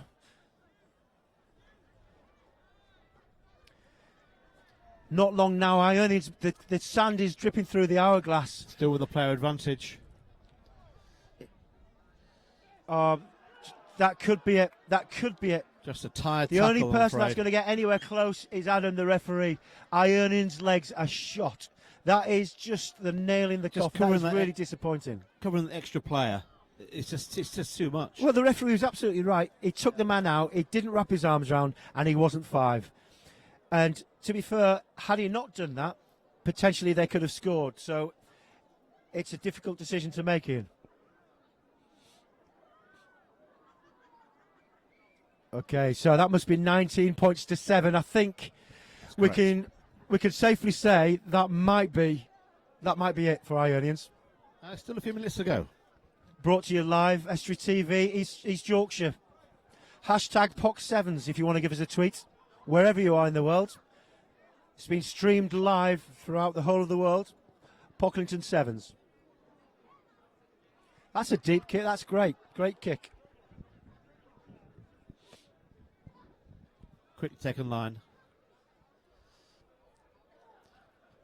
Was that the right thing to do? Keep it deep. St Peter's looking to try and just knock on there. Knock on, they've got the ball back. It could be the chink of light that Ionians need, but I fear it might be just too late. Have to do it now. Okay, they're back to 7 versus 7. The sin bin's out the naughty corner. How expensive has that sin binning been? Critical. So we're back to 7 versus 7 live plate final. Pocklington 7, St Peter's versus Ionians. Ionians' youngest side.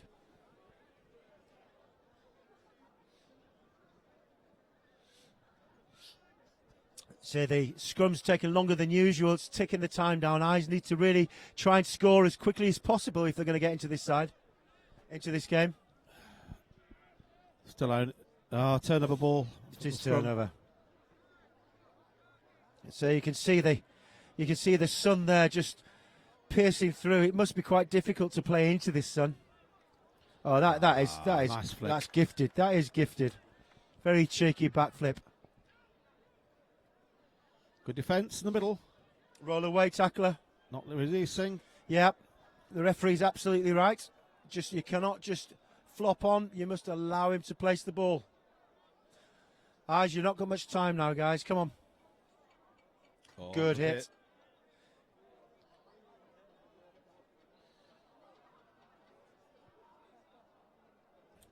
They really want to do this, Ionians, don't they? Just knocked it on. I'm afraid that might be it. Okay. We've got an injury here. I think he just tried to make the tackle. He just caught the... A bit more tiredness than the injury will be. I must say the first aid guys got on pretty quickly. They should be playing. Get some boots on and start playing.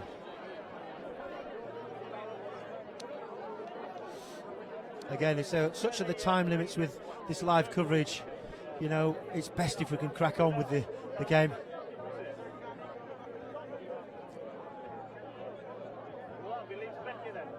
So, that's it, guys. Get him off.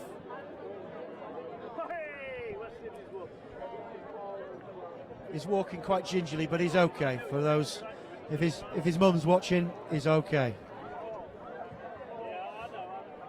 You would have thought they'd have brought two people on that could carry him off of equal size. But hats off to the medical team. They are doing this completely voluntary from Hull University. Thanks very much, guys. Good scrum by Ionians. Excellent push. You haven't seen that today, Ian? The first real push in the scrum we're we've on seen. here. I say, oh, and it was why miss pass? The wrong pass.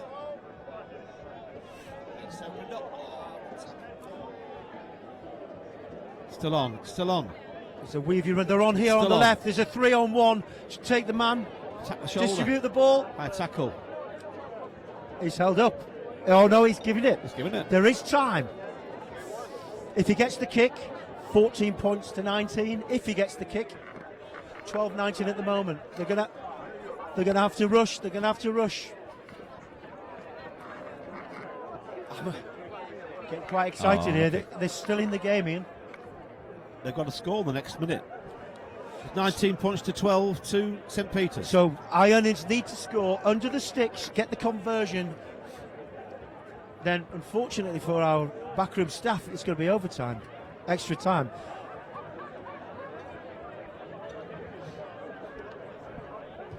Nothing's happening quickly. So everything has to coincide with our advert breaks, so we don't really want overtime, do we? So want Ionians to score twice very quickly. Now Good kick. Hashtag Well Pot taken. Sevens if you need to let us know what you feel about the East Yorkshire tournament here at Pocklington, Feathers Lane. Move that ball well. Been there, live Peters. streamed out across the whole of the world. Oh, Oh, that was breakaway. genius. That was genius.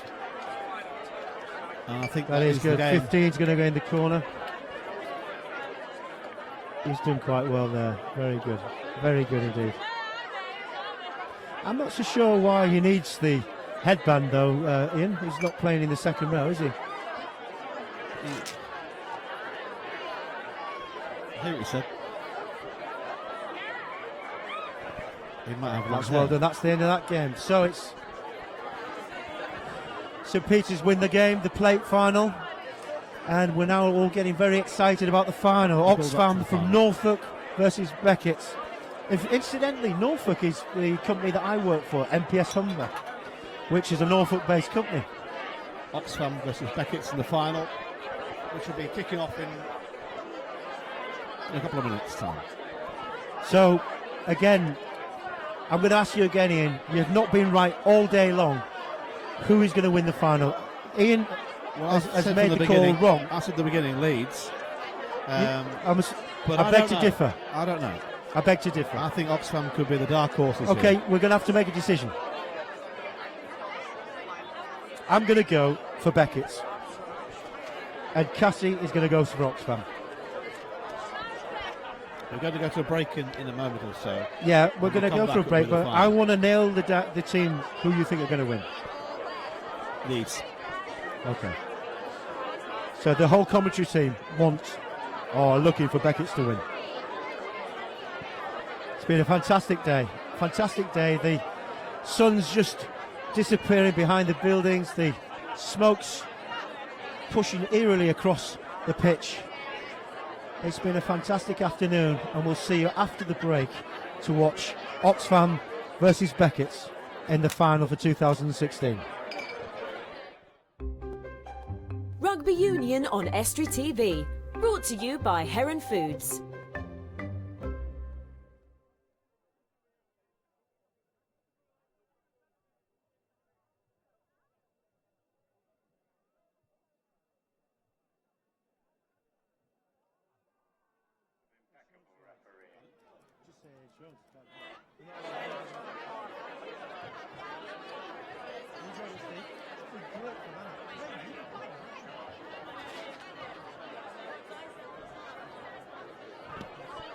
Welcome back.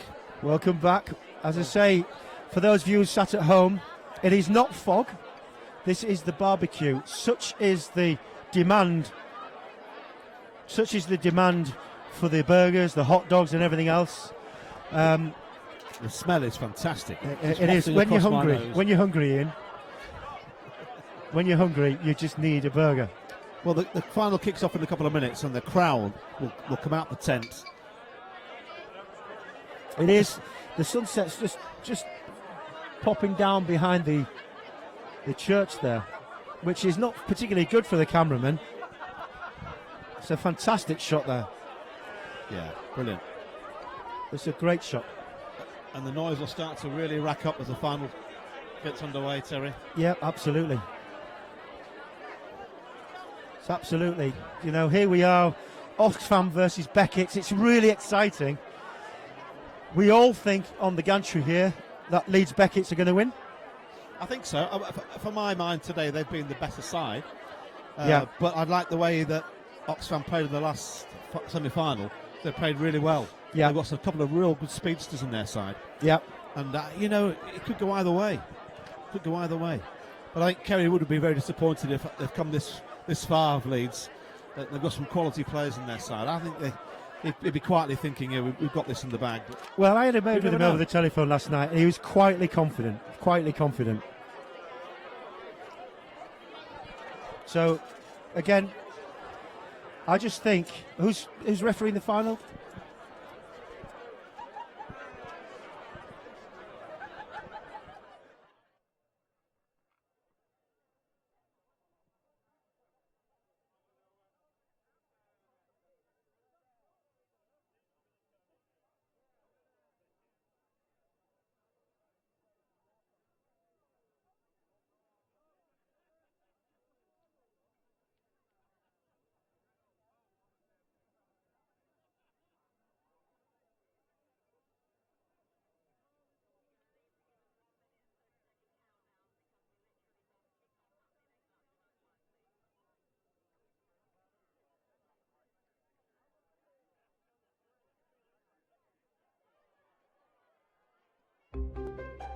Rugby Union on Estuary TV. Brought to you by Heron Foods.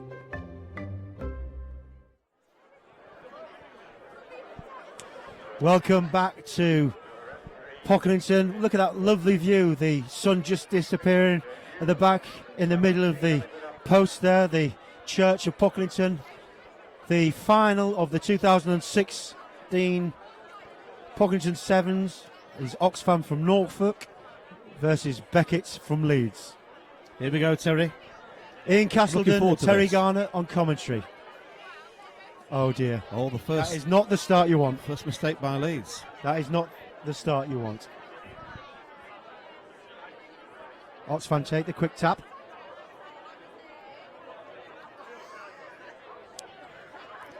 They're hanging off them too much, really. Yeah, nice running. He's got a bit of pace some there. pace, hasn't he? He really has. That is. What a cracking little try. Oh, 5 points to Oxfam. Ian, I told you you were going to be wrong. May well be, Terry. He showed him his shoulder and he took it. Yeah, And exactly. He showed the blistering pace there to go in that. Exactly, yeah, exactly. I say that has to be a wake-up call for Leeds Beckett. You know, they've come here down as favourites and they've just been caught napping. They stood off. Defensively, they stood off. They didn't put any pressure on. They allowed him to just step off his left foot, go on the right, and just go into the corner. Kerry will be frustrated with that kickoff. You know, he'd spoken to the team before.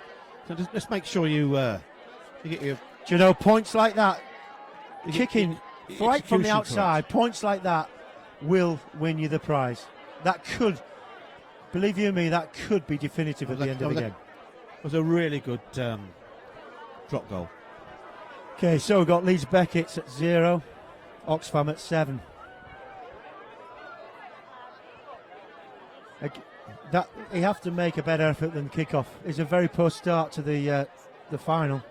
Well, they get the ball back now. Let's see what they can do with it. Oh, exactly the same. Do you know, it must be nerves. It must be nerves. Well, yeah. What Free can you kick, say? off we go again. We talked about the skill and dexterity of players and looking forward to the final, but unfortunately we've been let down immensely with the first 2 touches. Let's hope things get better. Well, they've taken it left to come back right. He's got Again, some power. the gap. Oh, well picked taken. up. Powerful. Do you know what? They're just panicking a little bit. He's got the space here. He's Leeds got the Beckett. pace, this lad Okay, here we go. Oh, what a superb tackle back. Offload Great it. offload. Oh, fantastic. He's knocked it on. It's play on. I tell you, this is going to be an exhausting game, not just for the players, the referee as well. It's quite... That was a try all day long. Great cover. It is. It's frenetic. You know, there's no structure at all. I think the nerves have got to them. The final. This is the final. They're running about like headless chickens. They need to settle the game down, get some stability to the game. Well, the team that makes the least mistakes could win this, Terry. I think Steve said very early on. He's held up there. Steve said very early on that the team that makes the least mistakes is going to win this. We've seen 2 mistakes. That must have very been quickly. held up. He's now given the penalty.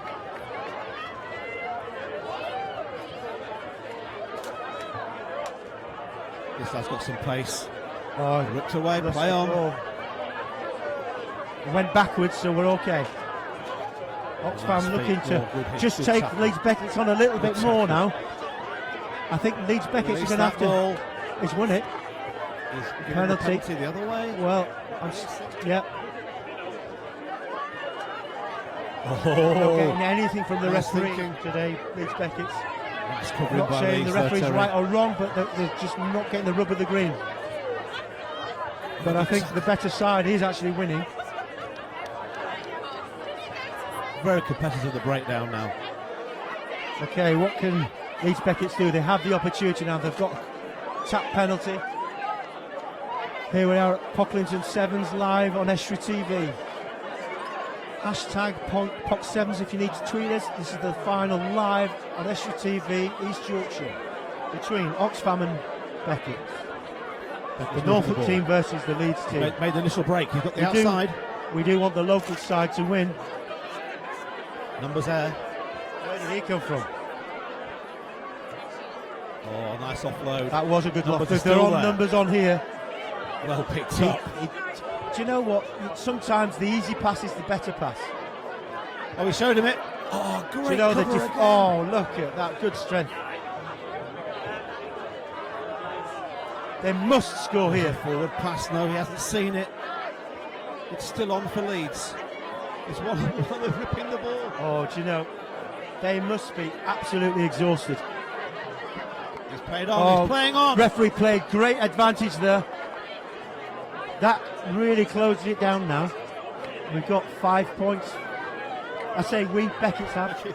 I have to be completely impartial. Sorry for everybody down in Norfolk. But the Yorkshire side are just clawing the way back into this final at Pocklington. 7-5 to Oxfam with a kick to come for Leeds. As the light starts to Draws fade, it level. we are now level, 7 points all. It's really a cracking final. Started off pretty bad. 2 very, very basic errors. 7 points all. Now, can we see a decent kick-off? Just approaching half-time. For the 3rd time of asking, we are going to ask for a kick-off, which should be commensurate with their skill ability. So Leeds Beckett's the kick. I'm expecting a high kick with a good chase. Good chance to get the ball back. That's a better Indeed kick. it is. Where's the chase? That's a cracking kick.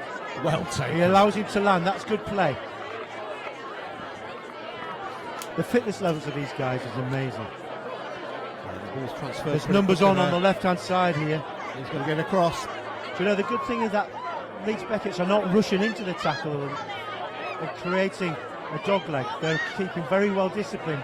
Miss a tackle though like that, it just leaves it open. They've got some pace. Let's see Oxfam side though, Terry. Moving the ball.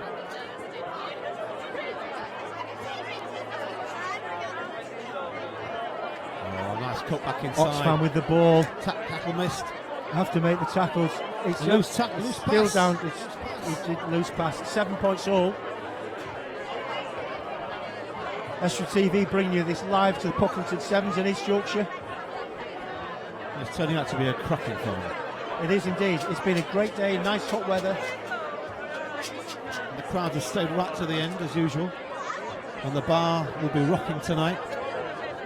Whoever wins. Line out taken by Beckett. Nice transfer. He's isolated. That is a poor pass, very loose. It just allows Oxfam just to sneak into the corner. That was pretty poor play. Pretty poor play there. I remember we were saying the team who makes least mistakes. Yep.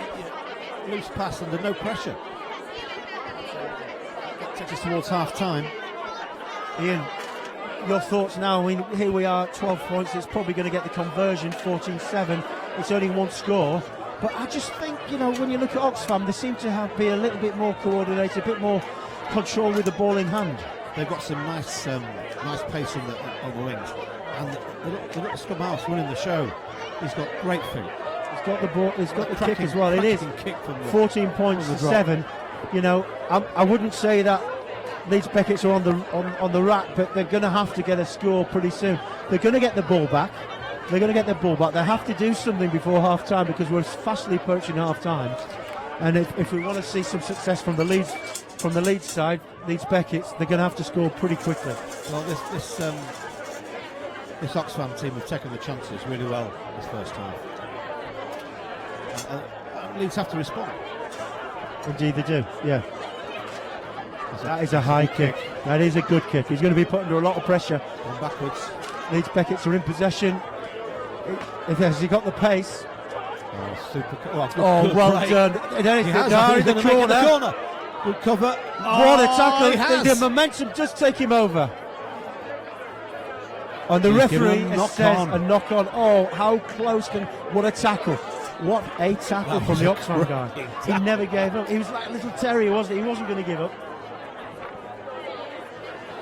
I just can't believe how tired these guys are going to be on the pitch. I'd love to see that again in slow motion. That was a cracking It was. defensive work. It'd be great. Right. Can Leeds push them off? They tried them. Oxfam put it in. Have a Came go. straight No. out. Came straight out. Absolutely. That's half time. A bit of shenanigans there. I can't blame the guys. You know, they're tired. They are very passionate about winning. People are passionate about winning. He's talking to someone now. A yellow card here. No, he's trying to calm it down. They cannot afford a yellow card. They cannot afford. I think the referee's dealt with that very well here. It's not half Yeah, time. it's a final. We don't want to see anybody off in the final, really. Moving the ball quickly. Oh, great play. He's got the outside on him. He's got some pace. He hasn't got it. Okay, he did the right thing, recovered. That's a Oh, long that's- ball. Oh, that is an awesome ball. And he's come back inside. And That could have been one of those outside. balls that goes one either way. And fortunately for Leeds Beckett's, or unfortunately for Leeds Beckett's, it went to the Oxfam hands. But it's a real battle in the middle there. he should Have to let go release of the that ball. Yeah, he's got away with that one. Oh, Spied look. the gap again. He has got a bit of pace, this guy. Good, There's a good 2-on-1. support. He didn't need to come inside. He didn't need to come inside. That's good defence. They're starting to run rings now. Loose pass. Do you know, they just look really in control, Oxfam, but then they give that stupid pass away. You know, he came off his right foot, went back inside. He had a man outside him on a 2-on-1. Well, both sides are making silly mistakes at the last seconds. Again, it's all down to fatigue, isn't it? You know, there is quite a big crowd watching. It's down to fatigue in the final. Yeah, But I must say, the guy from Oxfam with the headband, for me, he's one of the players of the tournament. He's really run them ragged, Leeds Beckett ragged. He's done particularly well with the ball in hand. He's got a bit of pace. Was that feeding, Terry? No, never. Interchanging there. It's all right interchanging, but you need to take some defenders out. they need to- For me, it's all Let's go showboating. forward. Someone's got to go. Someone's going to make that gate break. And he's made Has it. he got the legs? Who's backing up? Who's backing up? That's a good Nice switch ball. Who's with him? He has not got the legs. He's going to take Good cover contact. by defence by Oxfam. He's still got it. It's got to go. He has got the legs. He must have the legs. Oh, I don't know. That's nice cover. That's nice Oh, work. well played. Great Going to the rugby. sticks. No, he's all right though. Oh, Yeah. as soon as he had the ball, we knew there was going to be some danger, and he did very well to step off his right. He's gone back inside to just go over the try.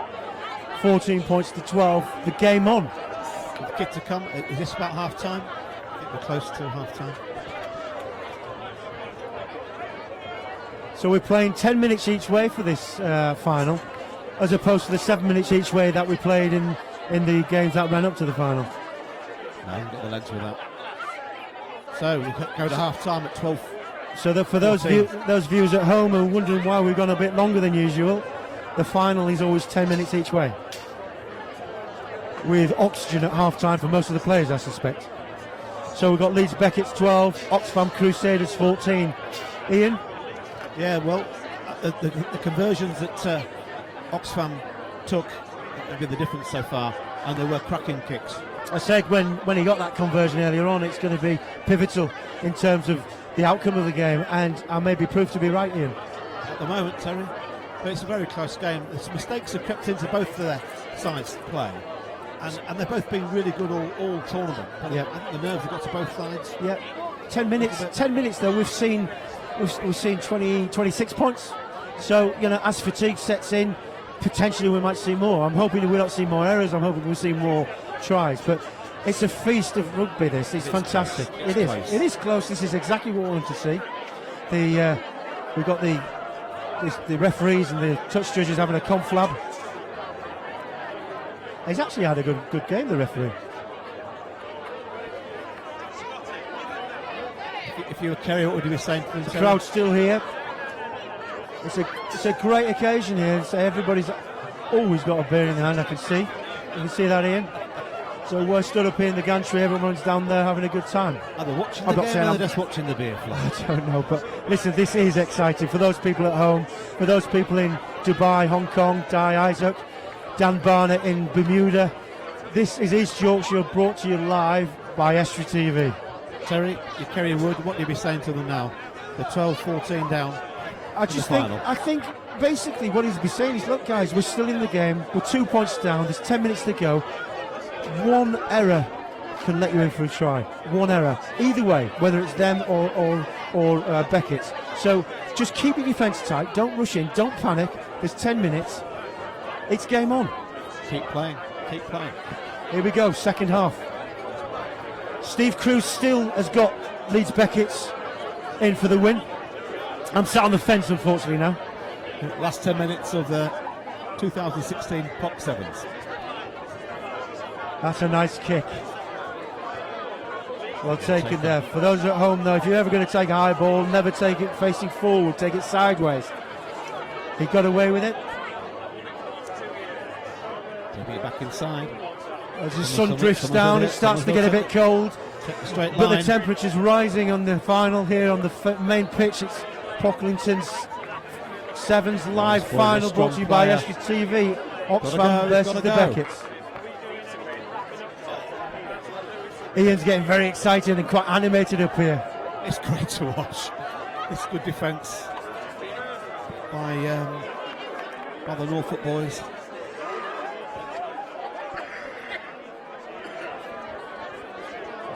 Do you know, they're starting to panic a little bit now.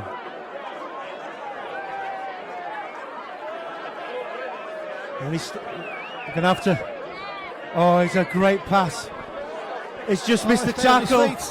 Oh, do you know, well gathered. This is end-to-end stuff, Ian. There must be absolutely exhausted.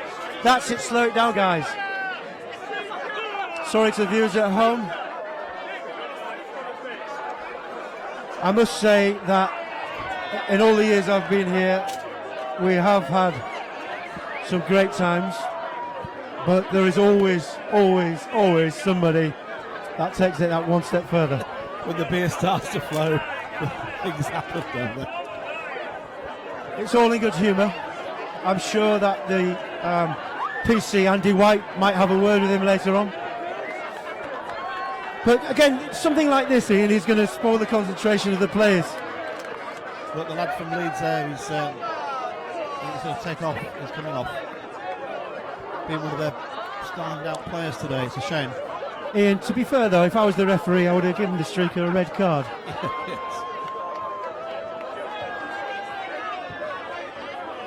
Anyway, he's left the pitch with a very red face. With a very red face. So back in the real world, back in the room, guys. Here we are, Oxfam versus the Leeds Becketts. There's only 2 points in it. Leeds Becketts just trailing by 2 points with the put-in now.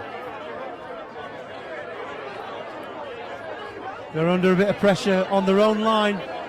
Very dangerous stuff. They've been still trying to move the ball. Very patient here. That patience is paying off. He has got some pace. Good tackle. Good tackle. Do you know nice. Good bit of patience. Holding on, maybe? Yes, no. it is. Turned over. Penalty. Has. You're going to take a quick tap, or would you go for the goal, Ian? Tap and go. Get the numbers out wide.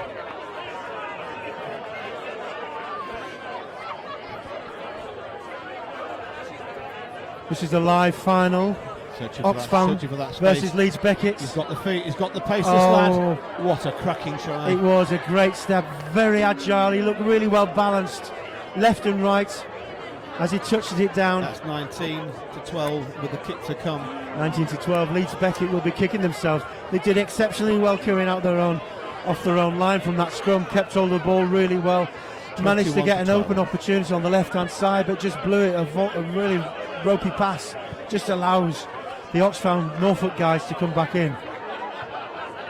Yeah, that takes it to 21-12 in favour of Oxfam.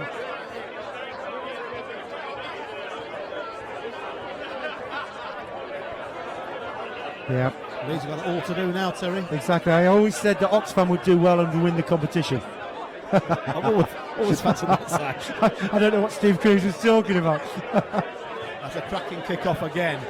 Every opportunity. Well taken. Oh, that's a bit high. No, referee says play on. The referee's always right.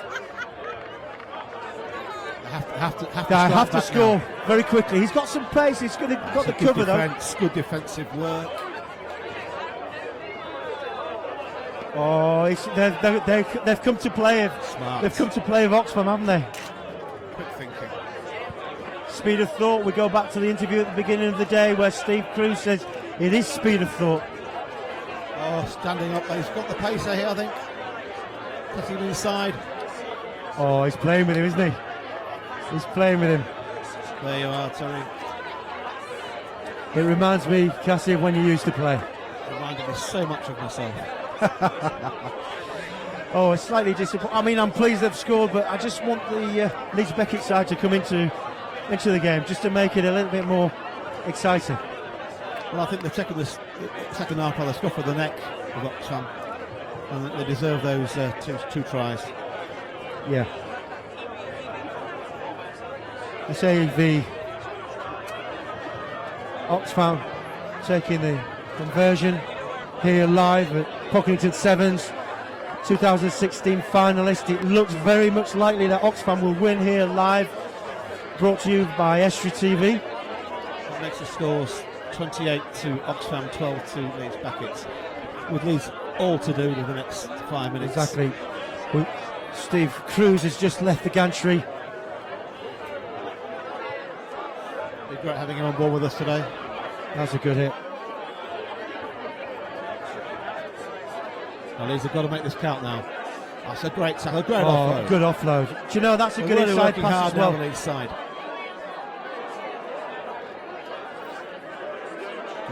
They just seem to be slightly trying to force the pass a little bit too much.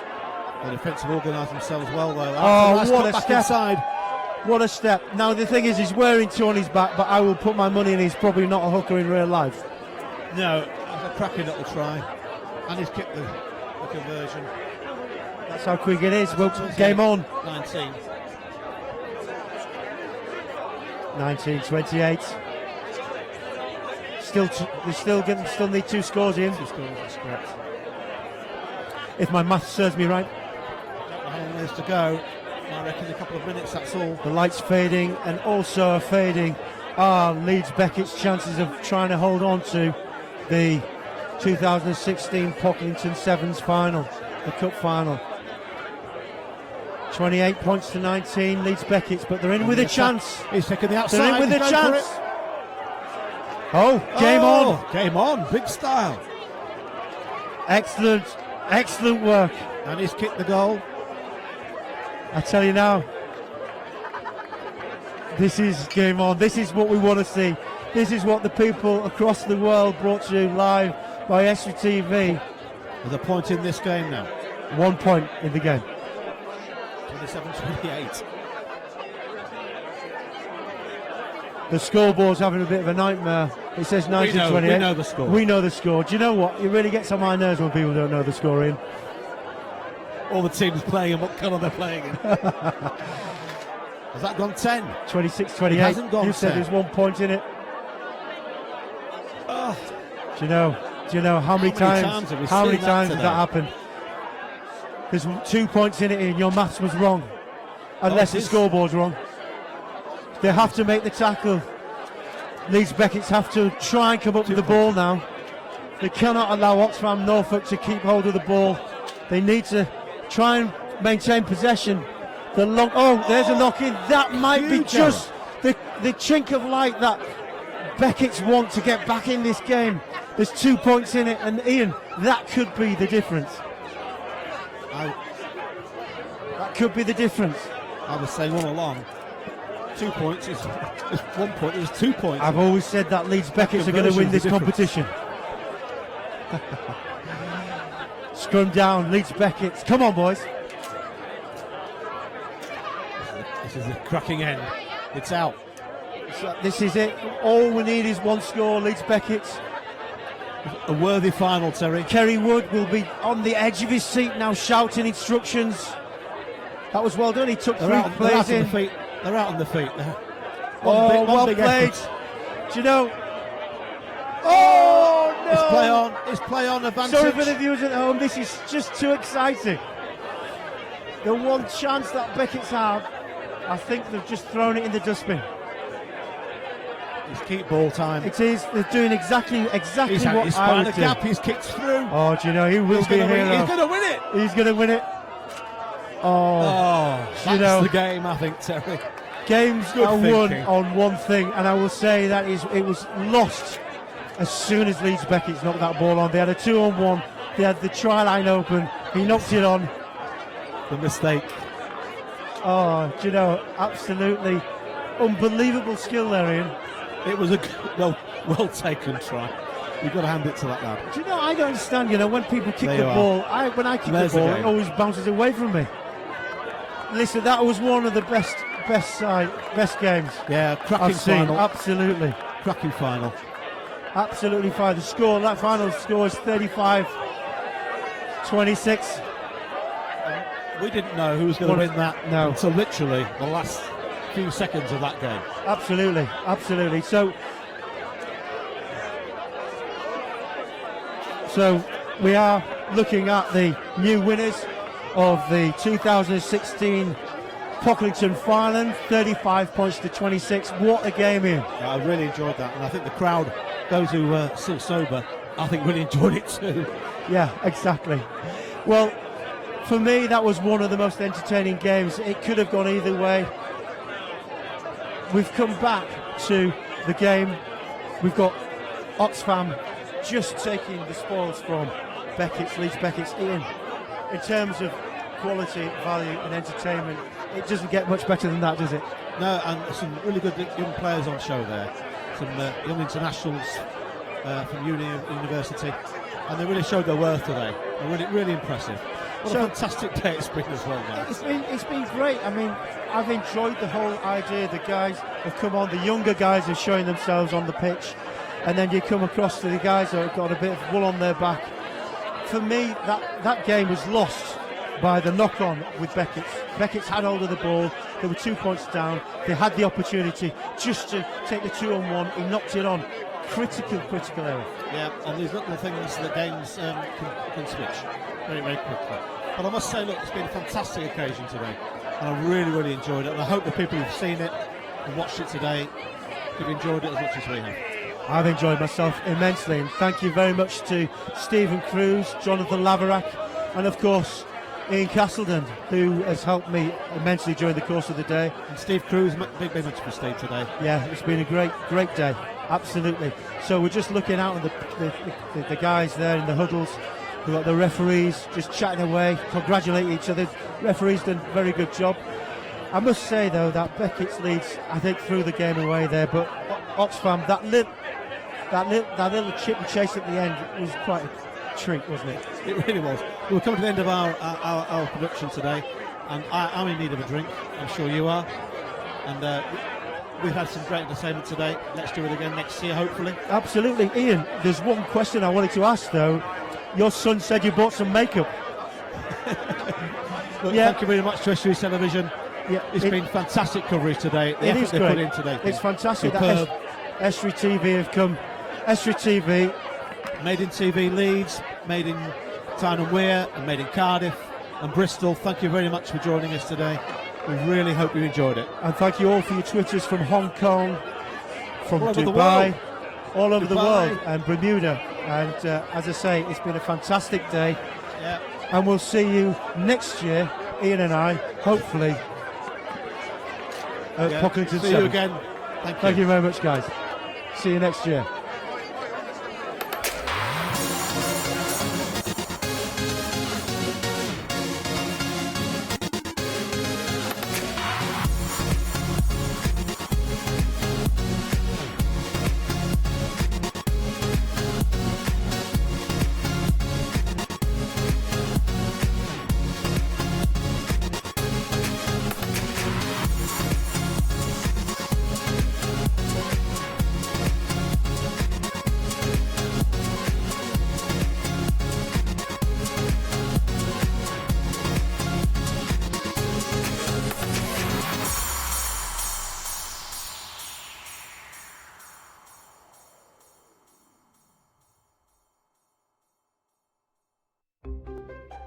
Rugby Union on Estuary TV. Brought to you by Heron Foods.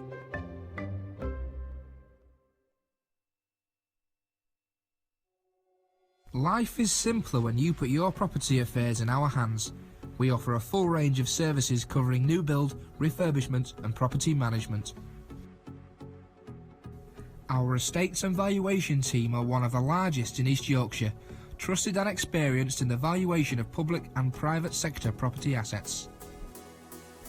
To find out more or to view our latest properties for sale or to let, visit nps.co.uk. Auto Tints and Shady Days are your home and vehicle window tint specialists. With over 15 years of experience, our high-quality film applications stop glare, reduce heat, add privacy, increase safety and prevent fading throughout your car, home, shop front or conservatory. For more information, you can check out our Facebook page, visit www.autotinter.co.uk or call us on 01472 827 775. We're not your average window tinting company. Step into a magical world of puppets, mermaids and ukuleles. Birdhouse Theatre is North East Lincolnshire's leading children's theatre and events promoter, bringing national companies to local audiences at locations all across the region. With low-cost prices and ever-changing shows, there's always something new for children to discover. To find out more or to book your tickets, why not log on to our website www.birdhousetheatre.co.uk. Cars for Less Yorkshire sell quality used cars at affordable prices. Located in Wincolmley Hull, we aim to beat competitors on price and quality. So, if you want a used car at a reasonable price, come see us on Wincolmley in Hull, HU5 1RL. Or call us on 01482 343 550 or visit carsforlessyorkshire.com. At Heron Foods, we've made it our business to help our customers buy big name bargains for less. Offering an amazing range of chilled, frozen and grocery products and great prices to match. With more than 240 stores, you're sure to find a Heron on your doorstep. We strive to offer top quality goods at the lowest prices. Come and see us. You'll be amazed at the deals you can find in store today. Heron Foods, right up your street. At the Humber Royal Grimsby, you can combine style with great value to create the day of your dreams. Our 4-star hotel combines beautiful interiors, bespoke styling, and a personal service in intimate surroundings. Make your own wedding day a reality at the Humber Royal Grimsby. For an initial consultation with our wedding planner, call us on 01472 240 024. Rugby Union on Estuary TV, brought to you by Heron Foods.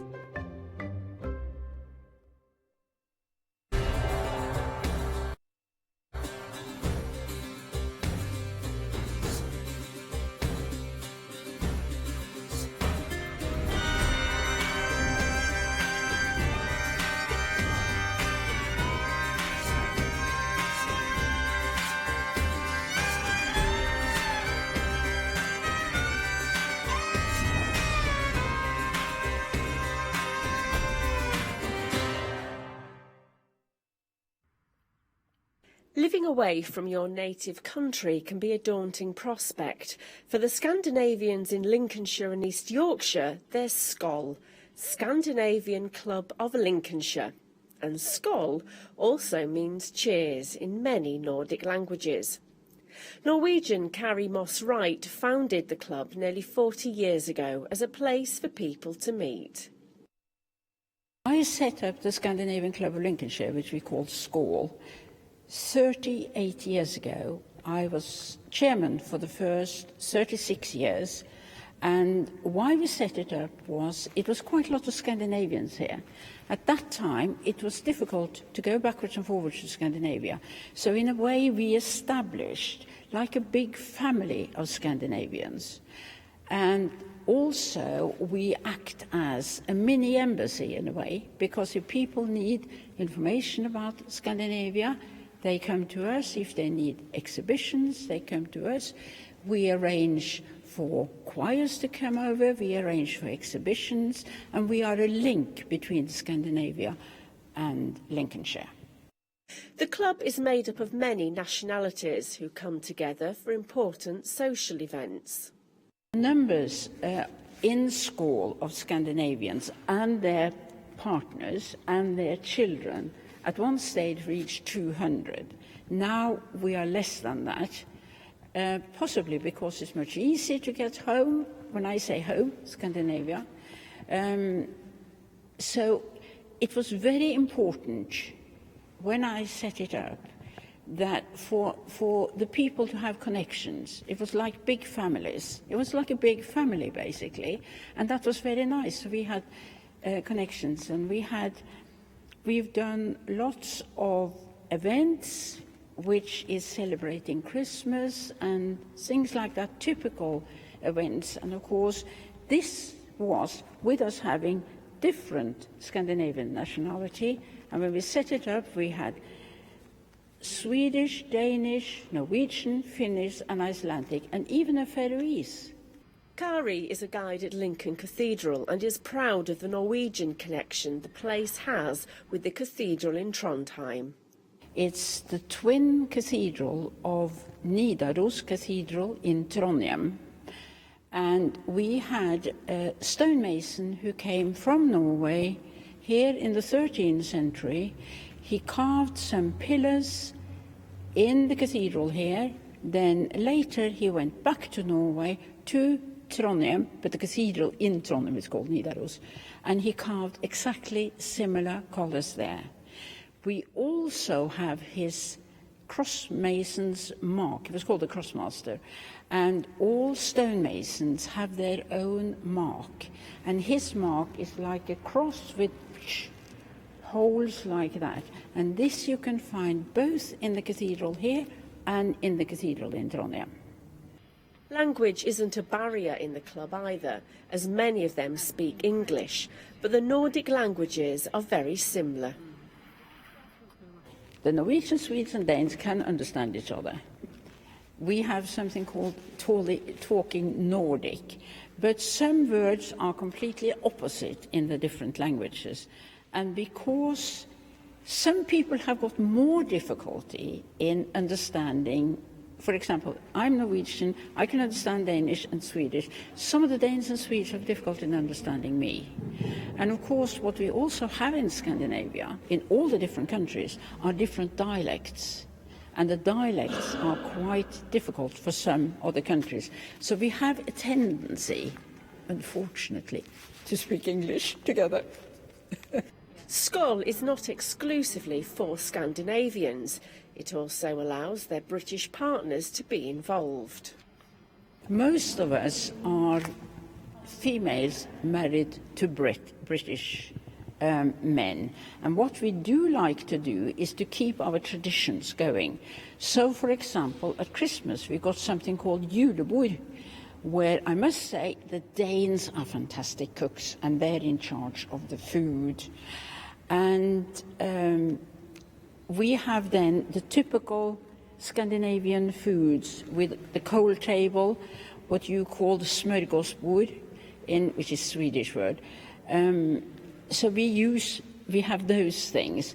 We used to also arrange film evenings, and we used to, when the children were small especially, and, realize this is nearly 40 years ago since we started it, we used to go for walks with them, and it was just very nice to be together. And we had our English friends, of course, but we also had, and Skol, the Scandinavian club, was very special in a way, because we only allowed Scandinavians and their husbands or partners and their children to become members. We have extended it a bit because people are interested in Scandinavia, and if they are interested in Scandinavia, they can become what we call corporate members, which are people who travel over to Scandinavia a lot and like to have the connections. Despite improved travel connections and the use of faster communication devices, Skol still has a future, as it's needed by those Nordic people. Yes, I think it's a need for Skol to exist, because it does mean that if people are in difficulty, for example, they can come to us and we will try to help them out. I have had 2 people recently who I helped out with different things happening. And it's important. And also, it's difficult if people have problems or want to discuss it. It's difficult to get it all right in English because you have the different nuances or whatever it's called, and you have a much richer language in Britain with many more words for one word. We will have one word, you'll have 3 or 4, and they all mean slightly different. So, yeah, I think it's our club is strong. Some of the Scandinavian societies in other areas, unfortunately, has had to close. We do not want to close. We want to continue. We enjoy it. And we've got a very good group of people together who are very keen on keeping school going. Our love for Nordic culture and life has strengthened. For Norway, they've always been thankful to Britain for the help given during the Second World War. Each year, a Christmas tree is given to London and one to Grimsby. Of course, we've had all these films, brilliant films, basically done by Danish and Swedish. And that is very good publicity for Scandinavia here in Britain. And it's a very different life in Scandinavia compared to Britain. It used to be quite stiff and correct in Britain when I first came. And I was told very firmly that certain things are not discussed in polite society in Britain, while we were all open and talking about things. That was quite a big surprise to me when I came here. I said, well, why can't we talk about that? So you had to be a bit more, but we are very open, and also Scandinavians like the British very much. It goes back partly to the war from Norway's point of view, because Britain came and freed us. And so Britain has got a big, high star in Scandinavia. They like the British people. Unfortunately, now we've got less connections than we had before. We used to have boats going from Immingham to Gothenburg, and we now have a freighter going from Immingham to Norway and to Sweden. Otherwise, we have to go down to Harwich and cross over to Denmark, and then cross over from there to Sweden and Finland and Norway. So the connections are maybe not quite as good as they were before, sea-wise, but of course airplanes are so cheap these days.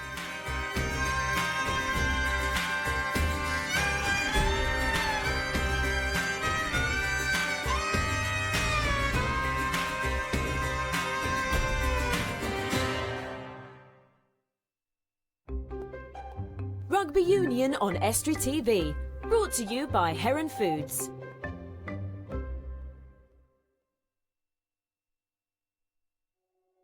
Life is simpler when you put your property affairs in our hands. We offer a full range of services covering new build, refurbishment and property management. Our estates and valuation team are one of the largest in East Yorkshire, trusted and experienced in the valuation of public and private sector property assets. To find out more or to view our latest properties for sale or to let, visit nps.co.uk.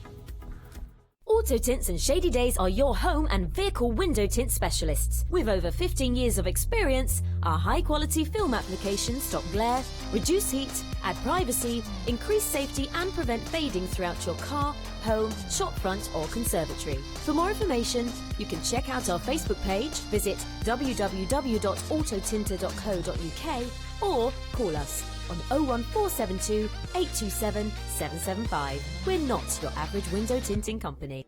Step into a magical world of puppets, mermaids and ukuleles. Birdhouse Theatre is North East Lincolnshire's leading children's theatre and events promoter, bringing national companies to local audiences at locations all across the region. With low-cost prices and ever-changing shows, there's always something new for children to discover. To find out more or to book your tickets, why not log on to our website www.birdhousetheatre.co.uk. Cars for Less Yorkshire sell quality used cars at affordable prices. Located in Wincolmley Hull, we aim to beat competitors on price and quality. So, if you want a used car at a reasonable price, come see us on Wincolmley in Hull, HU5 1RL. Or call us on 01482 343 550 or visit carsforlessyorkshire.com.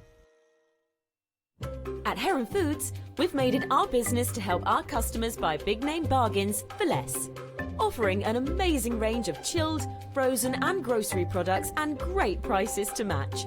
With more than 240 stores, you're sure to find a Heron on your doorstep. We strive to offer top quality goods at the lowest prices. Come and see us. You'll be amazed at the deals you can find in store today. Heron Foods, right up your street. At the Humber Royal Grimsby, you can combine style with great value to create the day of your dreams.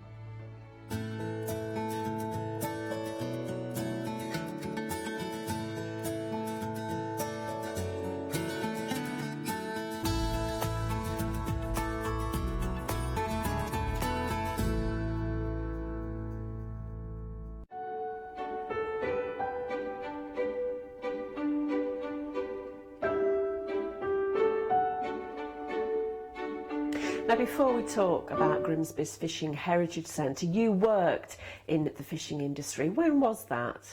I started 1960. I came ashore after the last Cod War in 1976. My last ship was the Ross Cartoon. And what brought you into fishing? My father, he was a trawler skipper. He was more famous as a mate than he was as a skipper. He wasn't really successful as a skipper, though he got to the top of his profession. And he took me to sea with him as a young pleasure tripper when I was 9-year-old on the Bombardier. And it was a tradition in Grimsby in those days that the eldest son of a fishing family, if Dad was going to sea during the summer holidays with them, the kids went with them. And what was it like for you as a 9-year-old then to go on that adventure? Well, it was an adventure. I mean, your mates are good running around the street, whatever. You're going with your dad. You're going to sea, you're going on a trawler. And he took all my younger brothers, Jim, George, Alan, Wayne, all to sea between the ages of 8 and 9, and they all ended up fishermen. So it's something you're born to. And was your father's father a fisherman? No, he worked on the docks. My father, my grandfather came from London. He was, he used to have a gang in London. He used to carry a pale-handled revolver. He was a gangster, my grandfather. That's interesting. Yeah, it is. Because I met somebody a few years ago, and I was talking about it, my grandfather and his history. When they excavated part of the fish docks, they found a pale-handled revolver in the dock. That's interesting. And my grandfather worked on the docks as well. So I don't know. Wow. But he was a character. And talking about characters, I expect there were many characters on the docks. This town was full of them. This town, back in the 50s, 60s, 70s, was a damn sight safer and more prosperous than it is today. People respected everybody, you know, and it all collapsed when the fishing industry collapsed. We had some skippers, Bunny Newton. Bunny was known as the Beast. Bunny would pick his crews. The crews knew what Bunny was like, and they stayed with Bunny because he made the money. But he was arrested for illegal fishing. They put 2 police officers aboard his ship in Reykjavik so that he couldn't get away during the night. Well, he did. He slipped his ropes and took the policeman with him and tried to get back to Grimsby. But Cock and Mussel in consoles, there was lots of good skippers and lots of different characters in the port. Now, you talk there about good skippers. Would a good skipper have kept his crew for a length of time?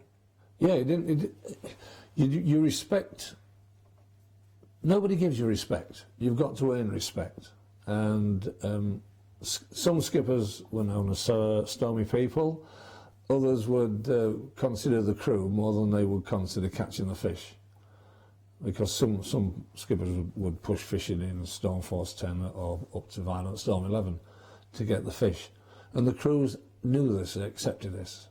And they used to stay with the ship. And going back to fishing then, what was your actual role? Well, my first start as a young deckie, my father says to me that I'd got to start on a ship called the Ross Cheetah. It was skippered by Charlie Hodson. And I got to start deckie. And my father expected me to get the sack first trip because it was a tradition, but I didn't. I got the sack second trip out the Cheetah. But I sailed with my father as a young deckie learner on a ship called the Staffness, old coal miner. And it was the worst thing I ever did, to go to sea with your dad, because you can't call him dad, you couldn't call him by his name. I had to call him, at that time he was mate, so he was Mr. Mate to me, and I was deckie learner, not John or son, deckie learner, because he was a typical Victorian fisherman. And because it was your dad, did you get a tough time from the crew? No, not really. I got a tough time from my dad, because your dad doesn't want you to let him down, you know, and you don't want to let your dad down, so you're trying that little bit harder all the time. But there was I always tell people this, that there was an incident, we had a net mending job, and my father used to use me as a mending hook. Usually if there's a job to do, they have an S-shaped hook that they hang on the rail to do the mending, but they sometimes use deckie learners. And my father had me holding the net, and he said, drop it, so I dropped it, and he slapped me across the face. And I said, what was that for? He said, for dropping the net. I said, well, you tell me to. So he smacked me again for answering him back. so I kept my mouth shut. And then I signed off when I got in. I didn't sail with him anymore. You know, so it's, yeah, my brothers, we all respected Dad, because Dad earned the respect. I felt sorry for Mum because it was different for her. But, yeah, we all respected Dad. Now, you mentioned respect. What was Grimsby like? Grimsby was a fantastic place. The hub of Grimsby was Freeman Street. I mean, there's people going about markets. Freeman Street Market used to be open-aired. And Saturday, there used to be a stall on Freeman Street Market where everybody used to go to because of the banter between the man and woman who used to run it, Frank and Edna. And the things they used to say to each other, people who were hysterical, there would be 4 deep, and they would be trying to sell things off, and they were arguing and shouting at each other. But people used to just to go to the market to listen to Frank and Edna. And Freeman Street used to be alive, it was buzzing, the pubs, everywhere, everything was full. And it was great. We even had a church down Freeman Street, St Andrews, which used to be on the corner of Church Street. And you grew up on the East Marsh. Yeah, Bedford Street. I went to Strand Street as an infant. We used to go to Mum and Dad. If Dad was in from sea, they used to drop us off there in the morning. We used to sleep in cots in the afternoon, and they used to come and pick us up at tea time. And then I went to Hilda Street, and then I went to Wilsby Street, and then finished off at Harrow Street. So secondary modern schools. Talking about going to school, what happened on a Friday? Yeah, well, it was the same for every fisherman's son. Even if the kids at school, father wasn't a fisherman, we used to take extra pay cards so they could get the afternoon off, because 1:30, it was known as the dock run. All the kids would go down to the different offices, consoles, butses, lettings, all these different, to get the wages, take the wages home, have the rest of the afternoon off. So yeah, it was a tradition.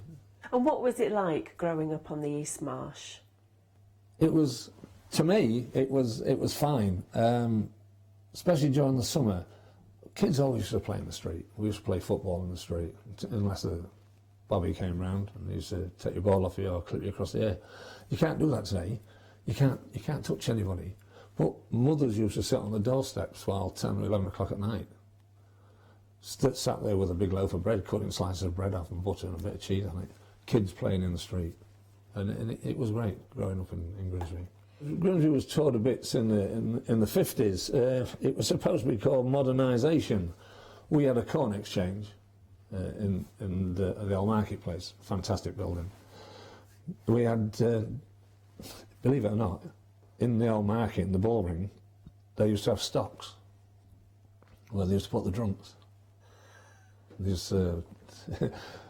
used to be up towards what was called the Minster now. There used to be a set of stocks there, and there used to be another one down there, the P&M, the pub, and that's where they used to put them.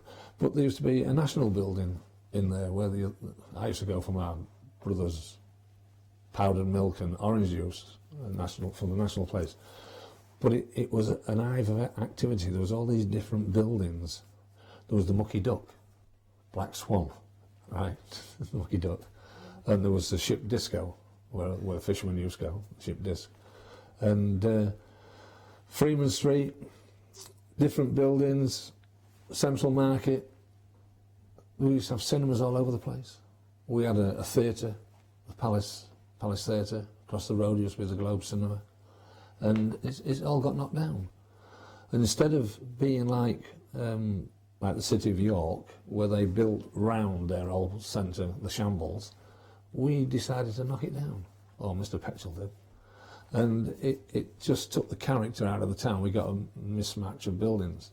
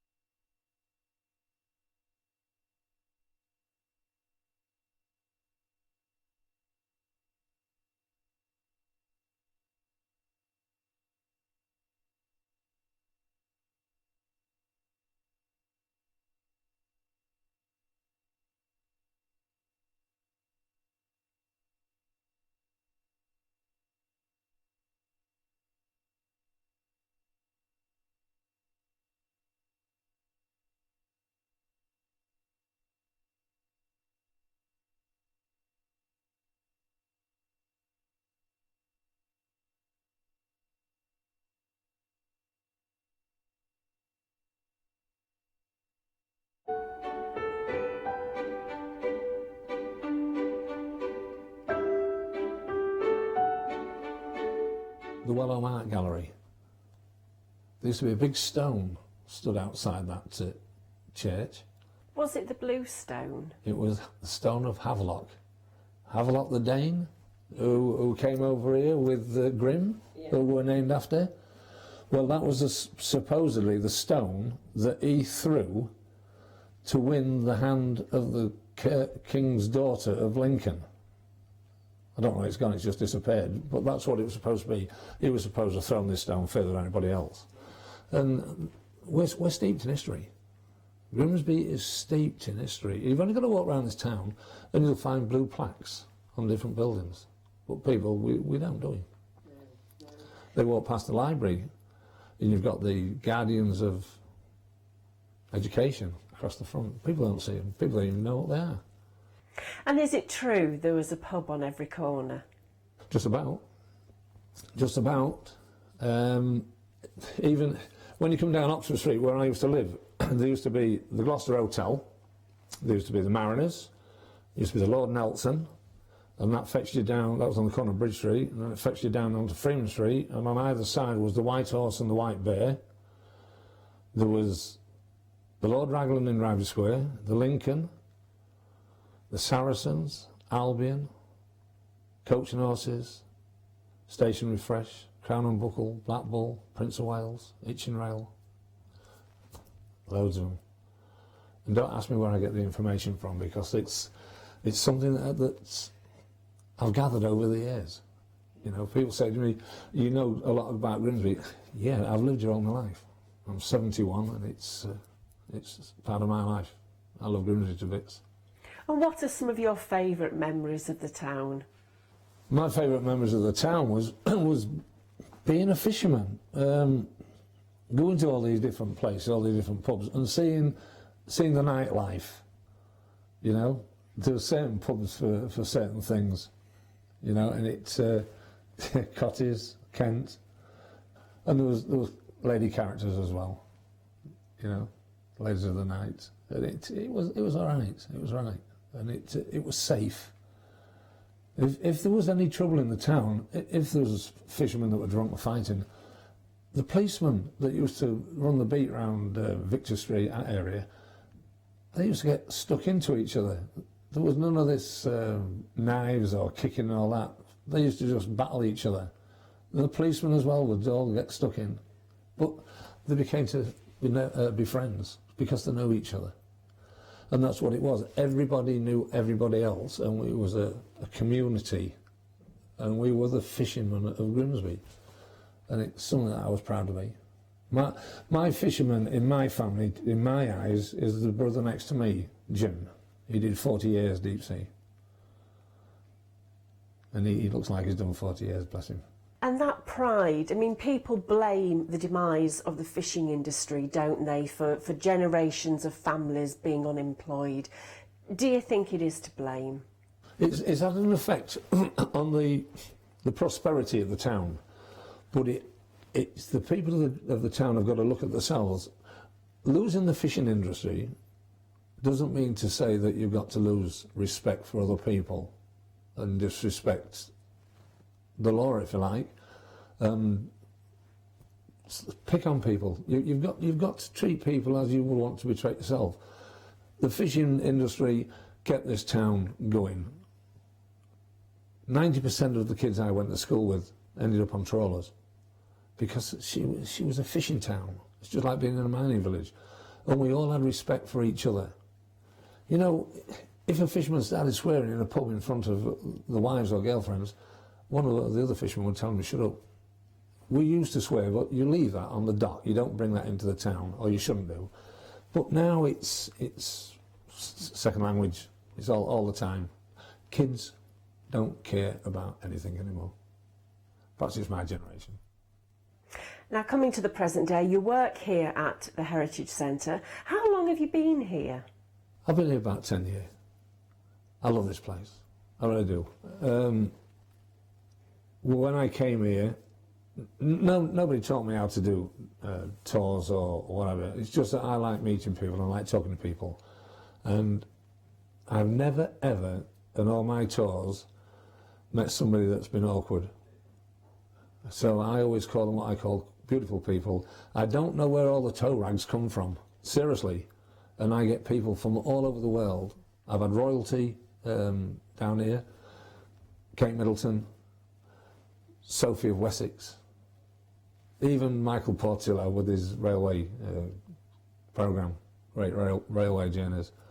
So I used to get all the different perks because I used to be senior trawler guide.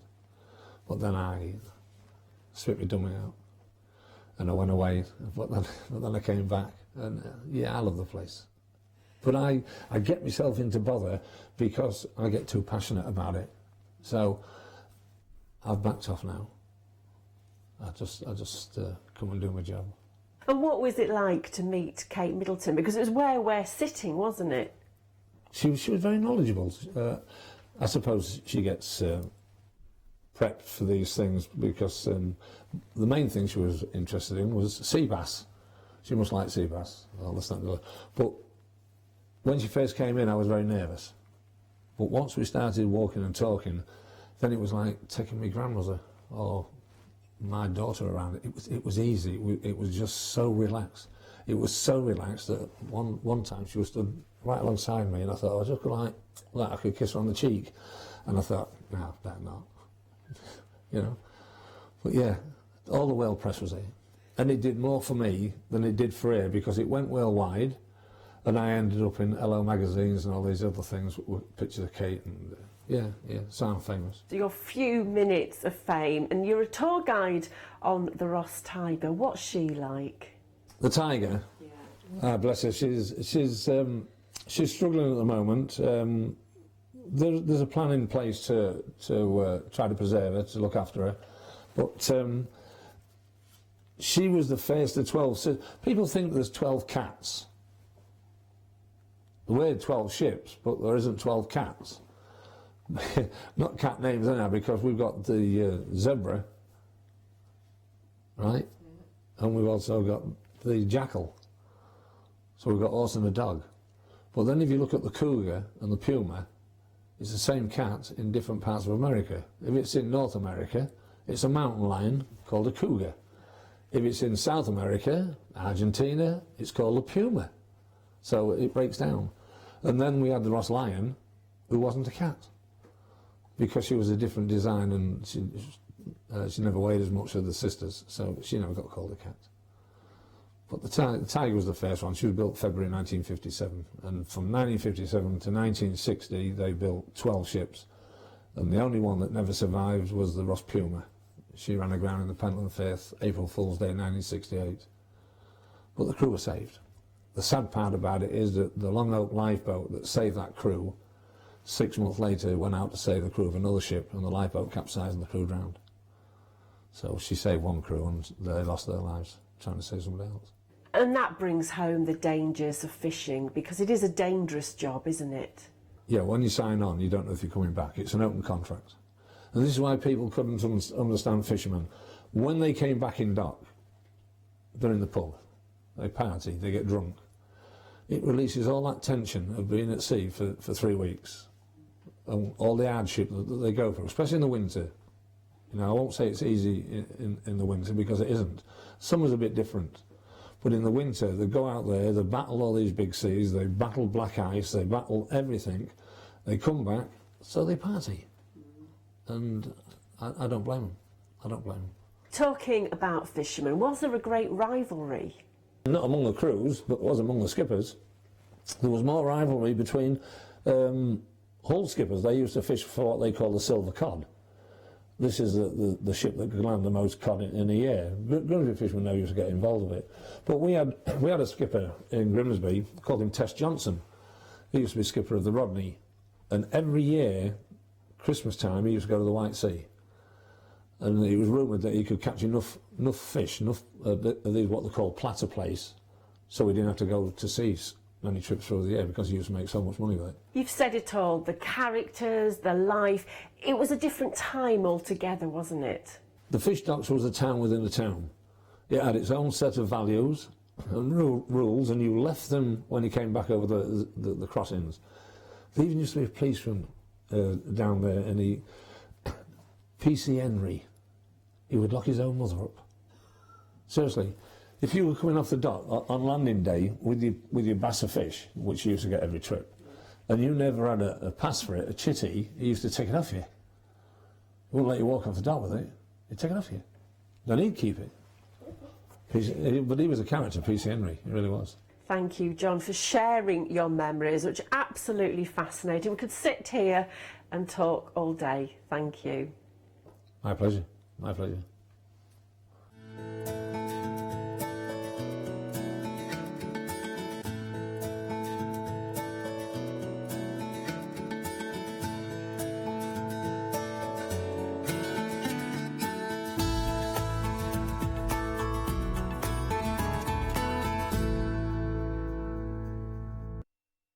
Hi, I'm Trevor from Discount Home and Garden Centre. Mix and match 5 bags of compost for £10. It doesn't even smell, it's beautiful. We have a large selection of Bucks balls from £10, £18. We've got some pyramids at £25, yew trees here at £40. They'll love a good struck in the morning and a lovely kiss.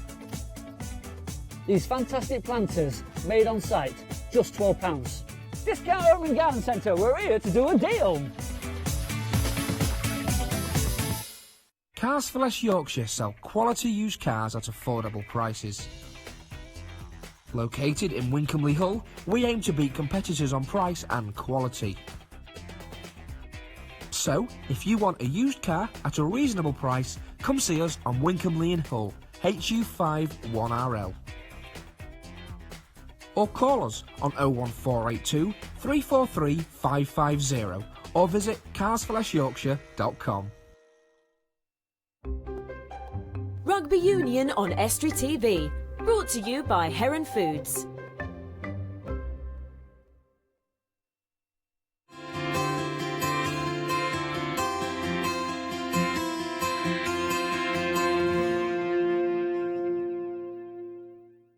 Cars for Less Yorkshire sell quality used cars at affordable prices. Located in Wincolmley Hull, we aim to beat competitors on price and quality. So, if you want a used car at a reasonable price, come see us on Wincolmley in Hull, HU5 1RL. Or call us on 01482 343 550 or visit carsforlessyorkshire.com.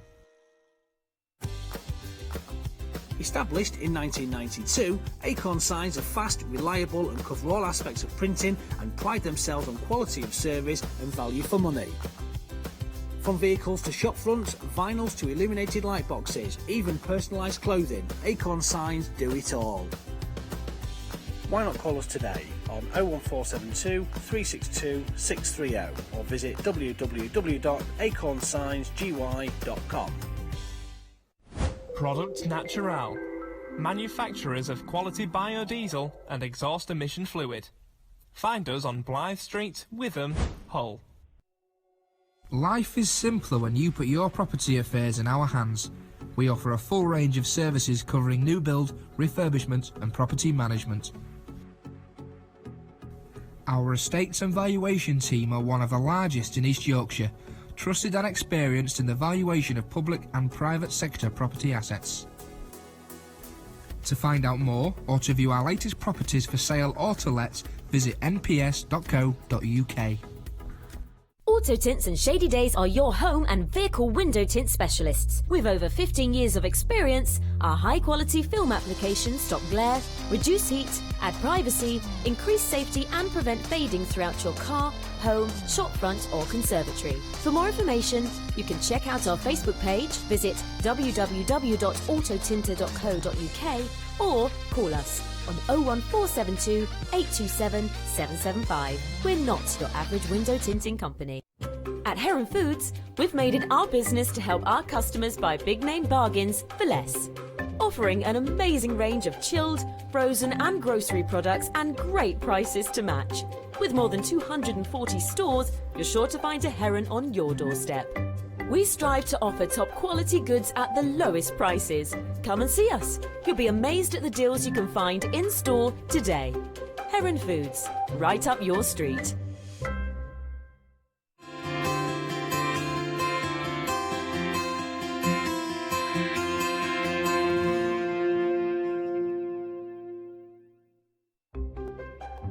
Rugby Union on Estuary TV. Brought to you by Heron Foods.